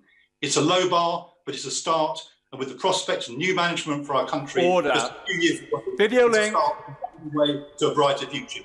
Video link. Good to see you. Owen Patterson. Mr. Deputy Speaker, thank you very much indeed for calling me to speak in this. Can I give my particular thanks to the technical staff who just reconnected me, having lost the connection. Mr. Deputy Speaker, this is the first time that I've spoken on any subject in the House of Commons since my wife's suicide at the end of June. And I would like to thank you, and particularly Mr. Speaker, and so many other colleagues who sent extremely kind messages of support. And I would like to assure everybody listening that I will work really hard through the next few years to make sure that I can try to stop just one family going through the anguish that mine is currently suffering. But it's a great honour to be called in this incredibly important debate. As you know, I've been involved in over the years for a long time, and this is a great day. We have established sovereignty, as my honourable friend, the member for Stone, has confirmed, and one should pay a tribute to him for the extraordinary manner in which he has fought this battle over the years. His indefatigable and concentration and legal knowledge has been phenomenal. And it's great to have sovereignty, and it's great to have zero tariffs and zero quotas, which is very good for my constituency and very good for the economy of GB. And I would like to order just a word of caution. I'm very pleased with this deal for GB, but I'm concerned that we have partnership councils, specialised committees, trade specialised committees, working groups. We're going to need a really determined government to make sure that we use that sovereignty properly and we really exploit it. Nowhere more than the issue of fish, where I went around the North Atlantic in 2004, 2005 and wrote a paper on how we should run a sane fisheries policy. And it will take real political determination to get fish back in 5.5 years' time, when you think that, for instance, in the Channel, we're only going down on cod from 90.75 from 91. And we should be getting, they should be on 25%, but that's according to zonal attachment. So we'll need real determination. And then another area which does concern me, I'm chairman of the think tank, the Centre for Brexit Policy, see the registered members' interests, and we put out a scorecard. And GB, according to the legal gurus led by the member for Stone, GB comes it well. The worry for me, as someone who's shadow secretary in Northern Ireland for 3 years, the real secretary for 2 years, is that Northern Ireland fails. And we should remember the words of the noble Lord Trimble, who I spoke to a couple of days ago. He reminds us that Clause 1, Para 3 of the Belfast Agreement says it would be wrong to make any change in the status of Northern Ireland, save with the consent of a majority of its people. And I will find it very hard. I'd love to vote for this today, but I really can't vote for a measure which actually divides the United Kingdom, has a different regime on tax, as part of the customs union, they'll be under the ECJ, single market, etc. So tonight, I'm very torn. I wish this well. I hope we can go to mutual enforcement, which is Lord Trimble's recommendation, and I will be abstaining. Thank you, Owen, and love to you and your family from all your friends here at Westminster. Video link. David Jones. Mr. Deputy Speaker, the bill that the House is considering this afternoon is crucial to the future of the United Kingdom and its relations with the European Union. It marks the end of a process that commenced just over 5 years ago when the EU Referendum Act was passed. 5 years ago, this country was firmly embedded in the European Union, and it was there that our future seemed to lie. But now, with the conclusion of the Trade and Cooperation Agreement on Christmas Eve, we see a new future for our country. As an independent nation, in control of our own laws, our own borders, and our own destiny. This bill will put that agreement into our domestic law, and it brings to an end one of the most politically turbulent periods in our recent history. The agreement is, by any standards, a remarkable achievement and is a tribute to the clarity of purpose, political skill, and tenacity of the Prime Minister, Lord Frost, and the rest of the UK negotiating team. They have secured an expansive, zero-tariff, zero-quota deal unprecedented in the history of the European Union, a deal that respects the sovereignty of the United Kingdom, that has no role for the European Court of Justice, and which the United Kingdom can unilaterally terminate should it wish to do so. And Mr. Deputy Speaker, the economic benefits of this deal are huge. For example, as a consequence of the agreement, sheep farmers in my North Wales constituency will continue to export their premium product tariff-free to the European markets that they have supplied for the last half century. But they can also look to developing new markets around the globe, unconstrained by Brussels, and most importantly, they will do so as citizens of a free and independent country. And across our nation, in these dying days of 2020, millions of our fellow citizens will be looking forward to the new future that begins on the stroke of 11 o'clock tomorrow night. A future in which our democracy reasserts itself through this ancient and honourable Parliament. A future in which our commercial undertakings can explore new global opportunities to increase prosperity for our people, and a future of hope for our young generation as citizens of a great and outward-looking country that has had the confidence to stand once again on its own 2 feet. Mr. Deputy Speaker, this bill is the catalyst for that future. It's the final step in that long, tortuous 5-year process we have all lived through. And it marks the start of the new independence that the people of this country so clearly voted for in 2016. As such, it is a bill that keeps faith with the people. And as such also, it is a bill that does honour to this House. Video link. Mike Hill. Thank you, Mr. Deputy Speaker. This deal is not perfect, and I'm voting for it out of duty to fulfil the promise made by myself to my constituents in 2 elections, and that is that I would do everything possible to facilitate a Brexit with a deal. This deal is by no means good for Britain's future and seems to encompass the worst elements of leaving the EU and the worst elements of membership of the EU. It is, however, better than the alternative on the table in this House today, which of course is to leave without a deal. Promises were made to various industries and communities across the UK, promises which have not been kept, a pattern this government follows with persistent familiarity. Brexit means many things to many people, but some clear promises from the Leave campaign to their supporters have now been proven to be worthless promises. The Prime Minister's brinkmanship has now left businesses with less than a week, with 2 bank holidays to prepare for the new relationship with the EU. It's simply not fair to those businesses and simply is not an adequate amount of time for many smaller businesses to prepare on top of COVID regulations. As far as fishing is concerned, the biggest sector sold out by this deal. The government promised UK fishermen a better deal than the one they got, and it's clear they've not delivered on that. And as the chair of the APPG on coastal communities, I have to say and emphasise that coastal communities are the poorest relations of our island nation, whether based around fishing, industrial regions or hospitality and leisure. Hartlepool, of course, is part of the Tees Valley and therefore central to the so-called green industrial revolution. And so on energy, I do welcome the commitment to Horizon 2020 and the scientific research funding. But the deal also adversely affects our important chemical industry. Barely mentioned in the deal, that industry itself is set to owe billions of pounds in terms of scientific research if we don't get our connections with the EU correct on their REACH programme. Mr. Deputy Speaker, there are many more things I would like to say about this deal and the grim prospects it brings for workers in particular. But as I say, a deal is better than no deal, and I will leave it at that. Thank you.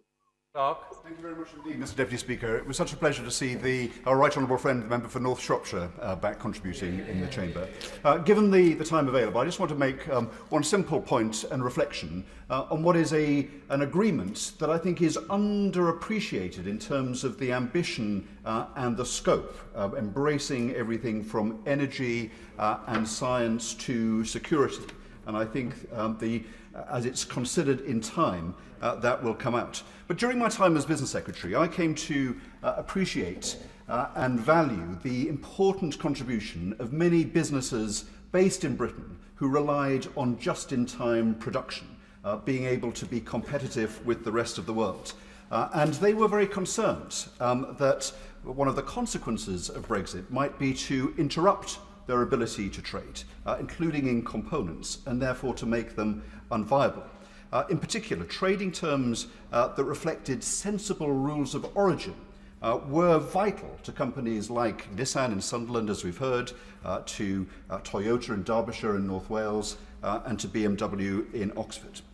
So I was very pleased when I spoke to the chief executive of Toyota in Europe on Christmas Eve, who called to say that the terms of the deal, when it came to rules of origin, met the requirements that company had for their location in the UK. They have a good and prosperous future in Derbyshire and North Wales and in all of the supply chain that employs many thousands of people across this country. But in response to some comments that the Honourable Lady for Washington said, it is now important that we seize on the opportunity that we have as this country emerges from COVID, having proved ourselves to be a place of agility and ingenuity when it comes to the pace of new discoveries. We must now apply that across all of the industries that we have in this country. And I hope that my right honourable friend, when he responds, will be able to recommit to a reinvigorated industrial strategy that will position Britain with all of the strengths that we have in science and technology, and with the advantages that come from putting this Brexit debate behind us that's dominated the last few years. I won't give away, I want to conclude. And to capitalise on the strengths that as we come into 2021, with COVID behind us, with this agreement under our belts, that we can take a position leading the world on some of the technologies that will contribute to growth all around the world. Video link. Kirsty Blackman.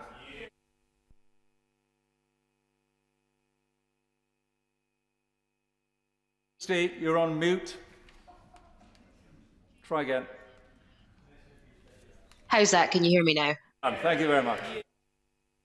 I want to take this opportunity, Mr. Deputy Speaker, to thank the Prime Minister. In recent years, he has done more for the cause of Scottish independence than any other unionist politician. Support for independence has been increasing. 17 polls in a row have shown majority support for independence. Today's debate, today's propositions present a stark choice to the people of Scotland. The Prime Minister is offering this treaty and this Brexit. From the UK side, this treaty was negotiated on the basis of priorities decided by the Tories. At the beginning of this debacle, the UK government had the opportunity to decide what their priorities would be. They chose sovereignty, and they chose to interpret sovereignty as isolation. It suits this elitist Tory government to cement a future that keeps apart the haves and the have-nots. It suits this xenophobic Tory government to cement a future that removes freedom of movement. It suits this well-off Tory government to steal opportunities from young people whose parents are not rich. Fishing has been done to death in this debate, but the reality is that the Tory government did as they have ever done. They prioritised the needs and desires of those fishing in the English Channel over the needs and desires of those in Scottish waters. They promised a sea of opportunity and yet are delivering a cut in access. They promised a reduction in unelected bureaucrats making decisions, but this deal creates a new joint partnership council made up of unelected UK and EU officials, formed of over 30 sub-councils, each focusing on one specific area of the agreement. In fact, this bill will be going across to the House of Lords this afternoon, where 850 unelected peers will have more say than the Scottish, Welsh or Northern Irish parliaments. The SNP will always do what we have been elected to do. We will always put the people of Scotland first. The alternative we are offering is an independent Scotland in Europe, access to a market 10 times the size of the UK, the opportunity for young people to travel, to live and work throughout Europe, and for our European friends to be able to come to Scotland. We want to reduce inequality, putting well-being at the heart of our decision-making, putting dignity and respect at the heart of social security.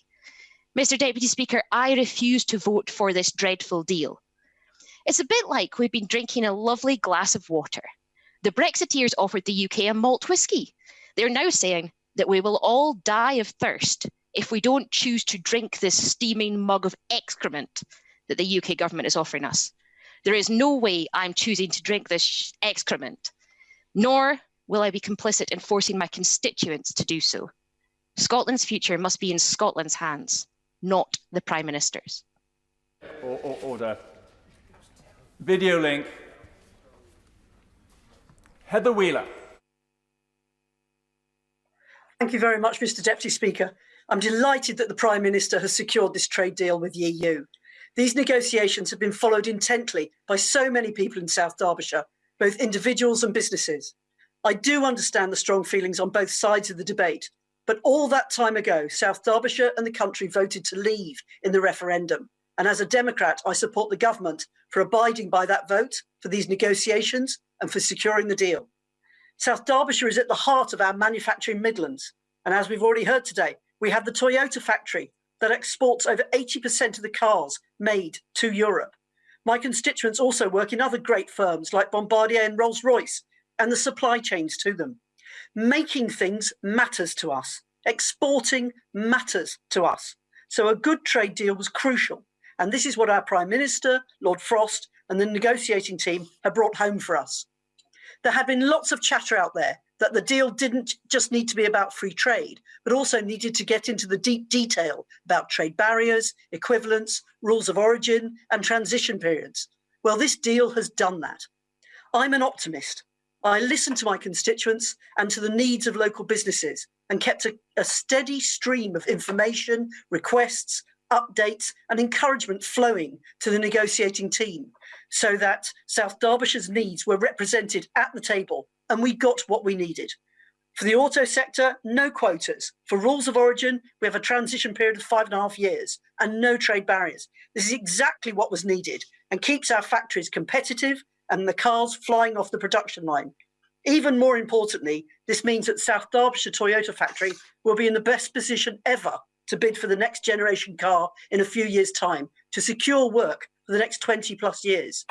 I'm hugely grateful for the phone calls and messages from Number 10 and the negotiating team for their assurances on these issues as the process was taking place and on its conclusion. So, Mr. Deputy Speaker, this deal is a good deal. It enables manufactured goods from South Derbyshire to be exported tariff-free, trade barrier-free. It allows our farmers to export. It allows managers of businesses to move freely around their European-based companies. It means we can drive in the EU without having to have an additional special driving licence. For UK passport holders already living in the EU, it allows for residency to continue. For holidaymakers, it allows for visa-free travel. In the more niche area of exporting, such as organic farming, it allows for equivalence and continued unfettered exports. Thank you to the Prime Minister, my friends at Number 10, Bays, DEFRA, and the Treasury, who have all helped, who have listened to my views and the views of those of South Derbyshire businesses and residents. And to finish, Mr. Deputy Speaker, for my constituents who have had so many concerns, this deal's put it to bed. I say rejoice, Mr. Deputy Speaker.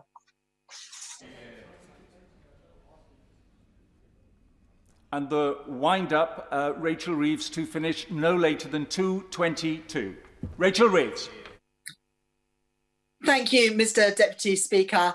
While I am pleased to be able to close this debate today, I'm sad not to be in the chamber of the House of Commons. But like so many, someone in my family has COVID, and so we are having to self-isolate. Compared to many, I know that I am lucky. After the year that we have had, a deal of any form provides a degree of stability, which is what businesses crave. It's what our whole country craves. So despite the limitations of this deal, for all the things that Labour would have done differently, for all the things that Labour will do differently in the future, we will vote to implement this treaty today. Because the alternative, the chaos of no deal, is not something that any responsible government could facilitate, and neither could a responsible government in waiting.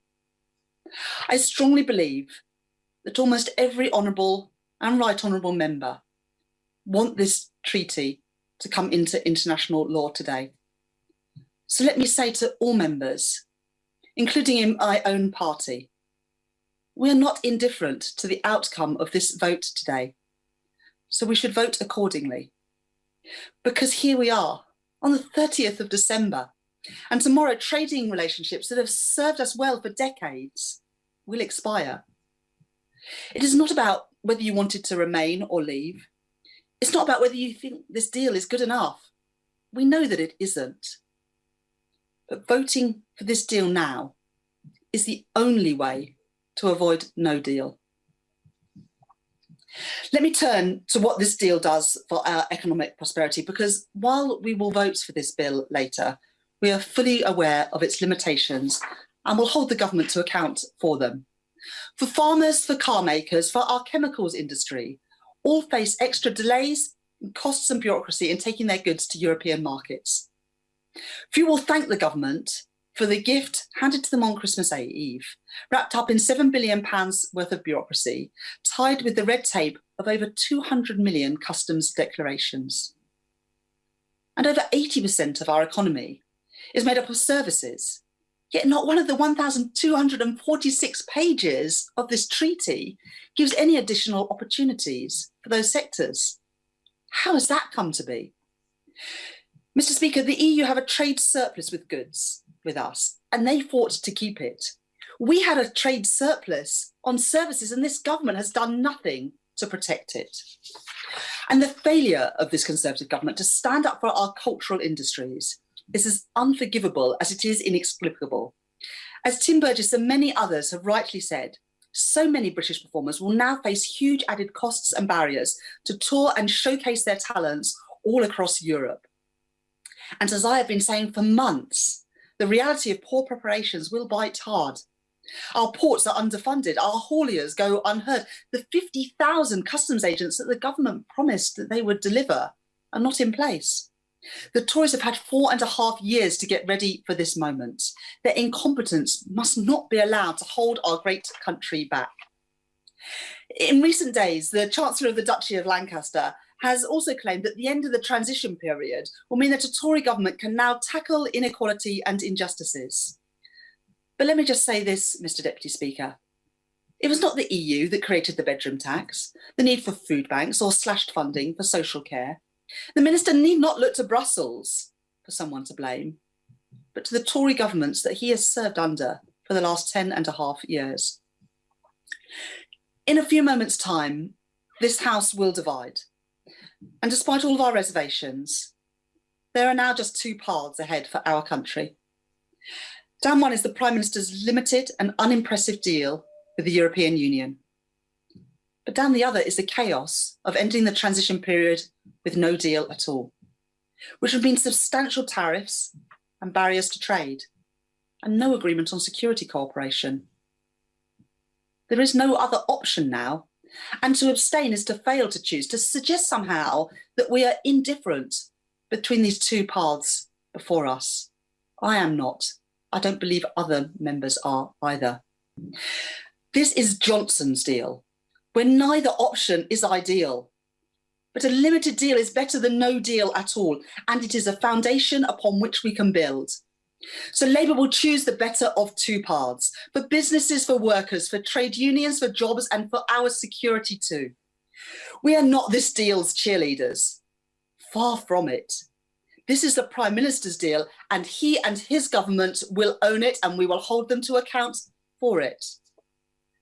And that's why my right honourable friend, the member for Holborn and St Pancras, and myself have tabled 7 amendments today to show how Labour would do this differently and build on the deal. These cover the economic impact of the agreement, our lack of access to the Schengen information system, on protecting worker and environmental standards, on the Erasmus programme, and on performers and artists' permits, on the duty of the Trade and Cooperation Agreement Partnership Council to report to Parliament, and crucially, on support and information for businesses. Mr. Speaker, this is an important day, but Labour is thinking about tomorrow. We are firmly focused on making this the best country for all of our citizens.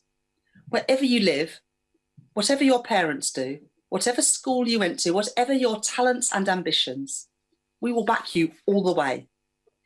This must be the country where you can look forward to starting your career, developing your skills, creating and growing your businesses, locating your jobs in our towns and cities, and trading around the world. That is our ambition for the talent of Britain, and we want to share it with the world. Throughout these negotiations and preparations, the Tories have brought chaos where the country craves stability. They sought to break the law Labour will uphold it. They seek to break alliances where we will forge them. That's the way to project our values and stand up for the UK's national interest. Ursula von der Leyen found solace in the words of T.S. Eliot last week. As we look to bring our country together, to write a new chapter in our story, I turn to the words of Franco-Polish scientist Marie Curie. She said, "Nothing in life is to be feared. It is only to be understood. Now is the time to understand more, so that we may fear less." Mr. Speaker, it is important that this bill passes today, as limited as it is, because no deal is no solution for our country. We vote on the foundations of a deal that Labour will build on. Though we have left the EU, we remain a European nation with a shared geography, history, values, and interests. The job of securing our economy, protecting our National Health Service, tackling climate breakdown, and rebuilding our country has only just begun. We now come to Minister Gove. Thank you very much, Mr. Speaker. It's a real pleasure to follow the Honourable Lady, and while we do disagree on much, she gave a characteristically thoughtful and punchy speech, and she's a great credit to her party, and I wish her and her family well as they wrestle with COVID. Can I also thank you, Mr. Speaker, the staff of the House of Commons, and everyone who's allowed us to come back for this debate today. Can I also thank the negotiators on both sides who concluded this historic agreement, Lord Frost and his team, Michel Barnier and his. And can I also thank the thousands of civil servants who've been working for years now in order to bring us to this moment. I also want to thank everyone who spoke in this debate, 59 members. I want in particular to pay tribute to those who've been arguing for our sovereign future outside the European Union for many years now. The members for Stone, Chingford and Woodford Green and North Shropshire in particular. And again, our heart goes out to Owen and to his family.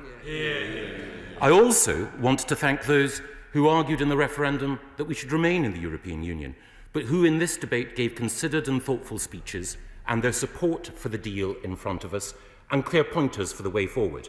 The members for Winchester and Huddersfield, Tunbridge Wells and Worley, Leeds Central and Tonbridge and Malling all made impressive speeches recognising the importance of democracy. And democracy is why we are here. More people in the 2016 referendum voted to leave the European Union than have ever voted for any proposition in our history. And now, 4.5 years later, we can say that we have kept faith with the people. This deal takes back control of our laws, our borders and our waters. And it also guarantees tariff-free and quota-free access to the European market, as well as ensuring our security. And it's a good deal for aviation, for haulage, for data, for legal services and financial services. And it leaves us as sovereign equals. No, sovereign equals with the EU.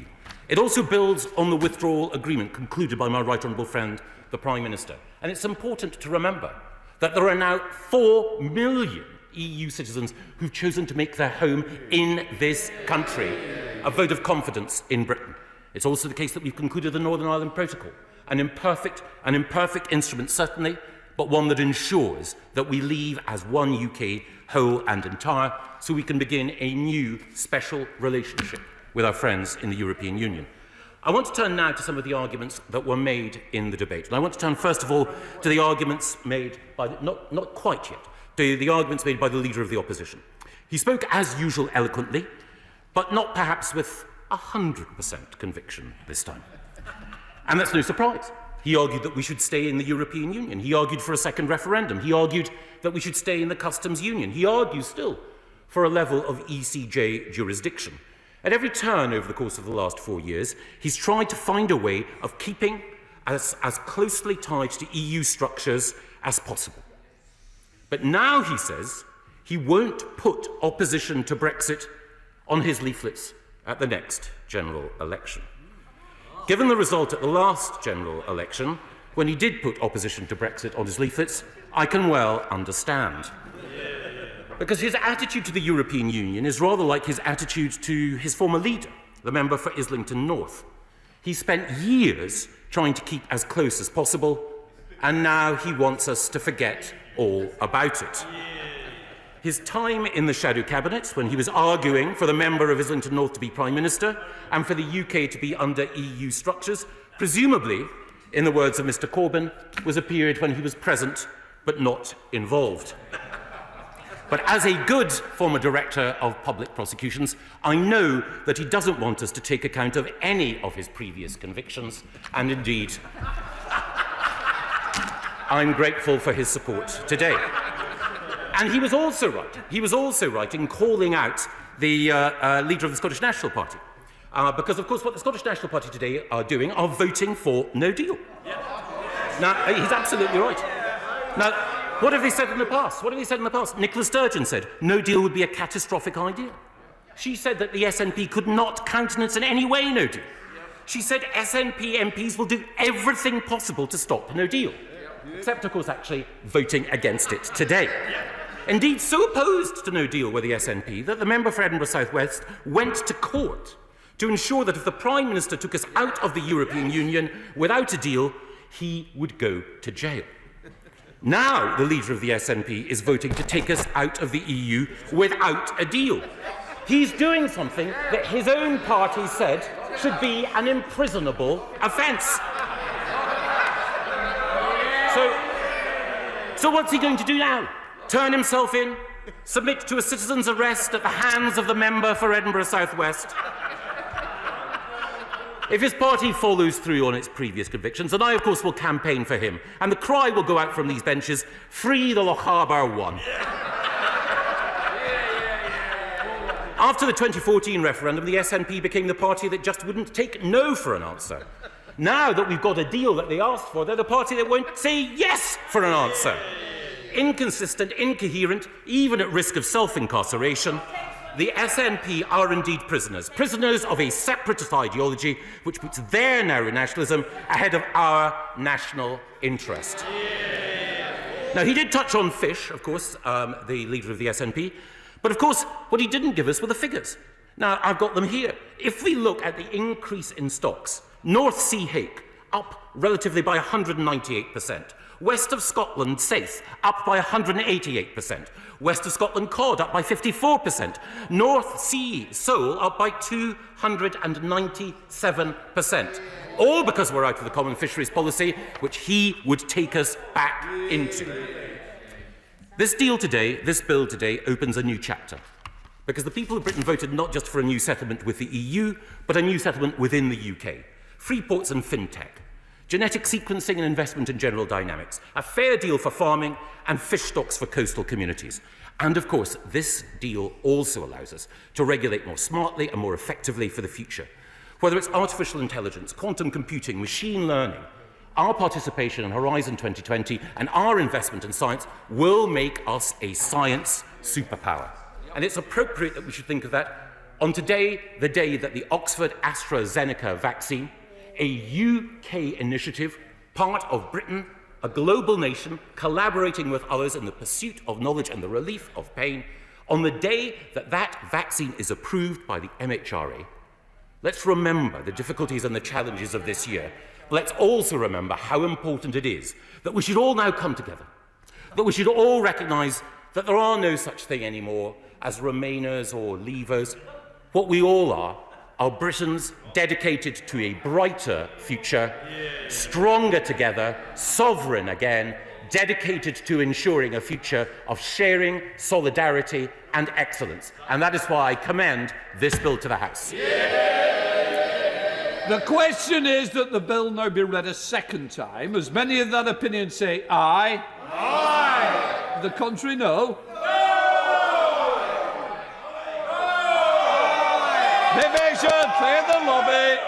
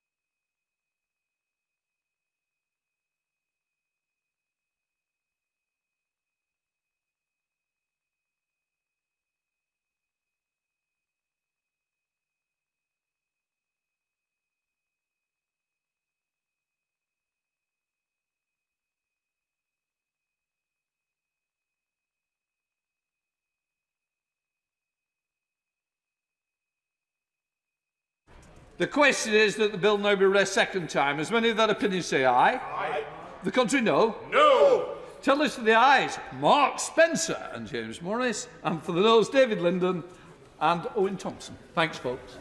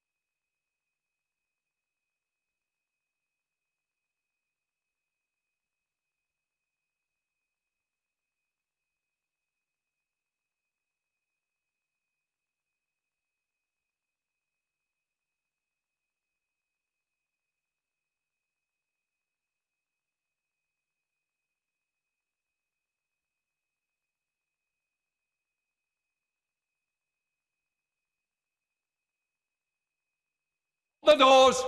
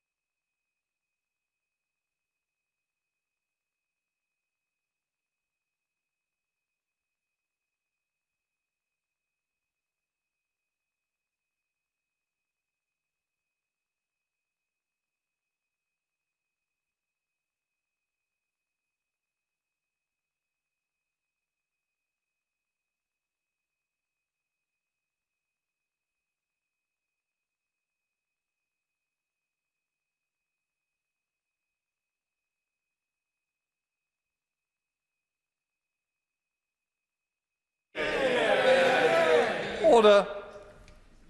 The ayes to the right, 521. The noes to the left, 73. The ayes to the right, 521. The noes to the left, 73. The ayes have it, the ayes have it. Unlock. Thank you, Liam. We now come to the money resolution to move formally. I beg to move. The question is, as on the order paper, as many of that opinion say aye. Aye. The contrary, no. I think the ayes have it, the ayes have it. We now have the Ways and Means motion to be moved formally. I beg to move. The question is, as on the order paper, as many of that opinion say aye. Aye. The contrary, no. I think the ayes have it, the ayes have it. Under order of the House today, we now move to the Committee of the Whole House. Okay, thanks. Thanks, folks.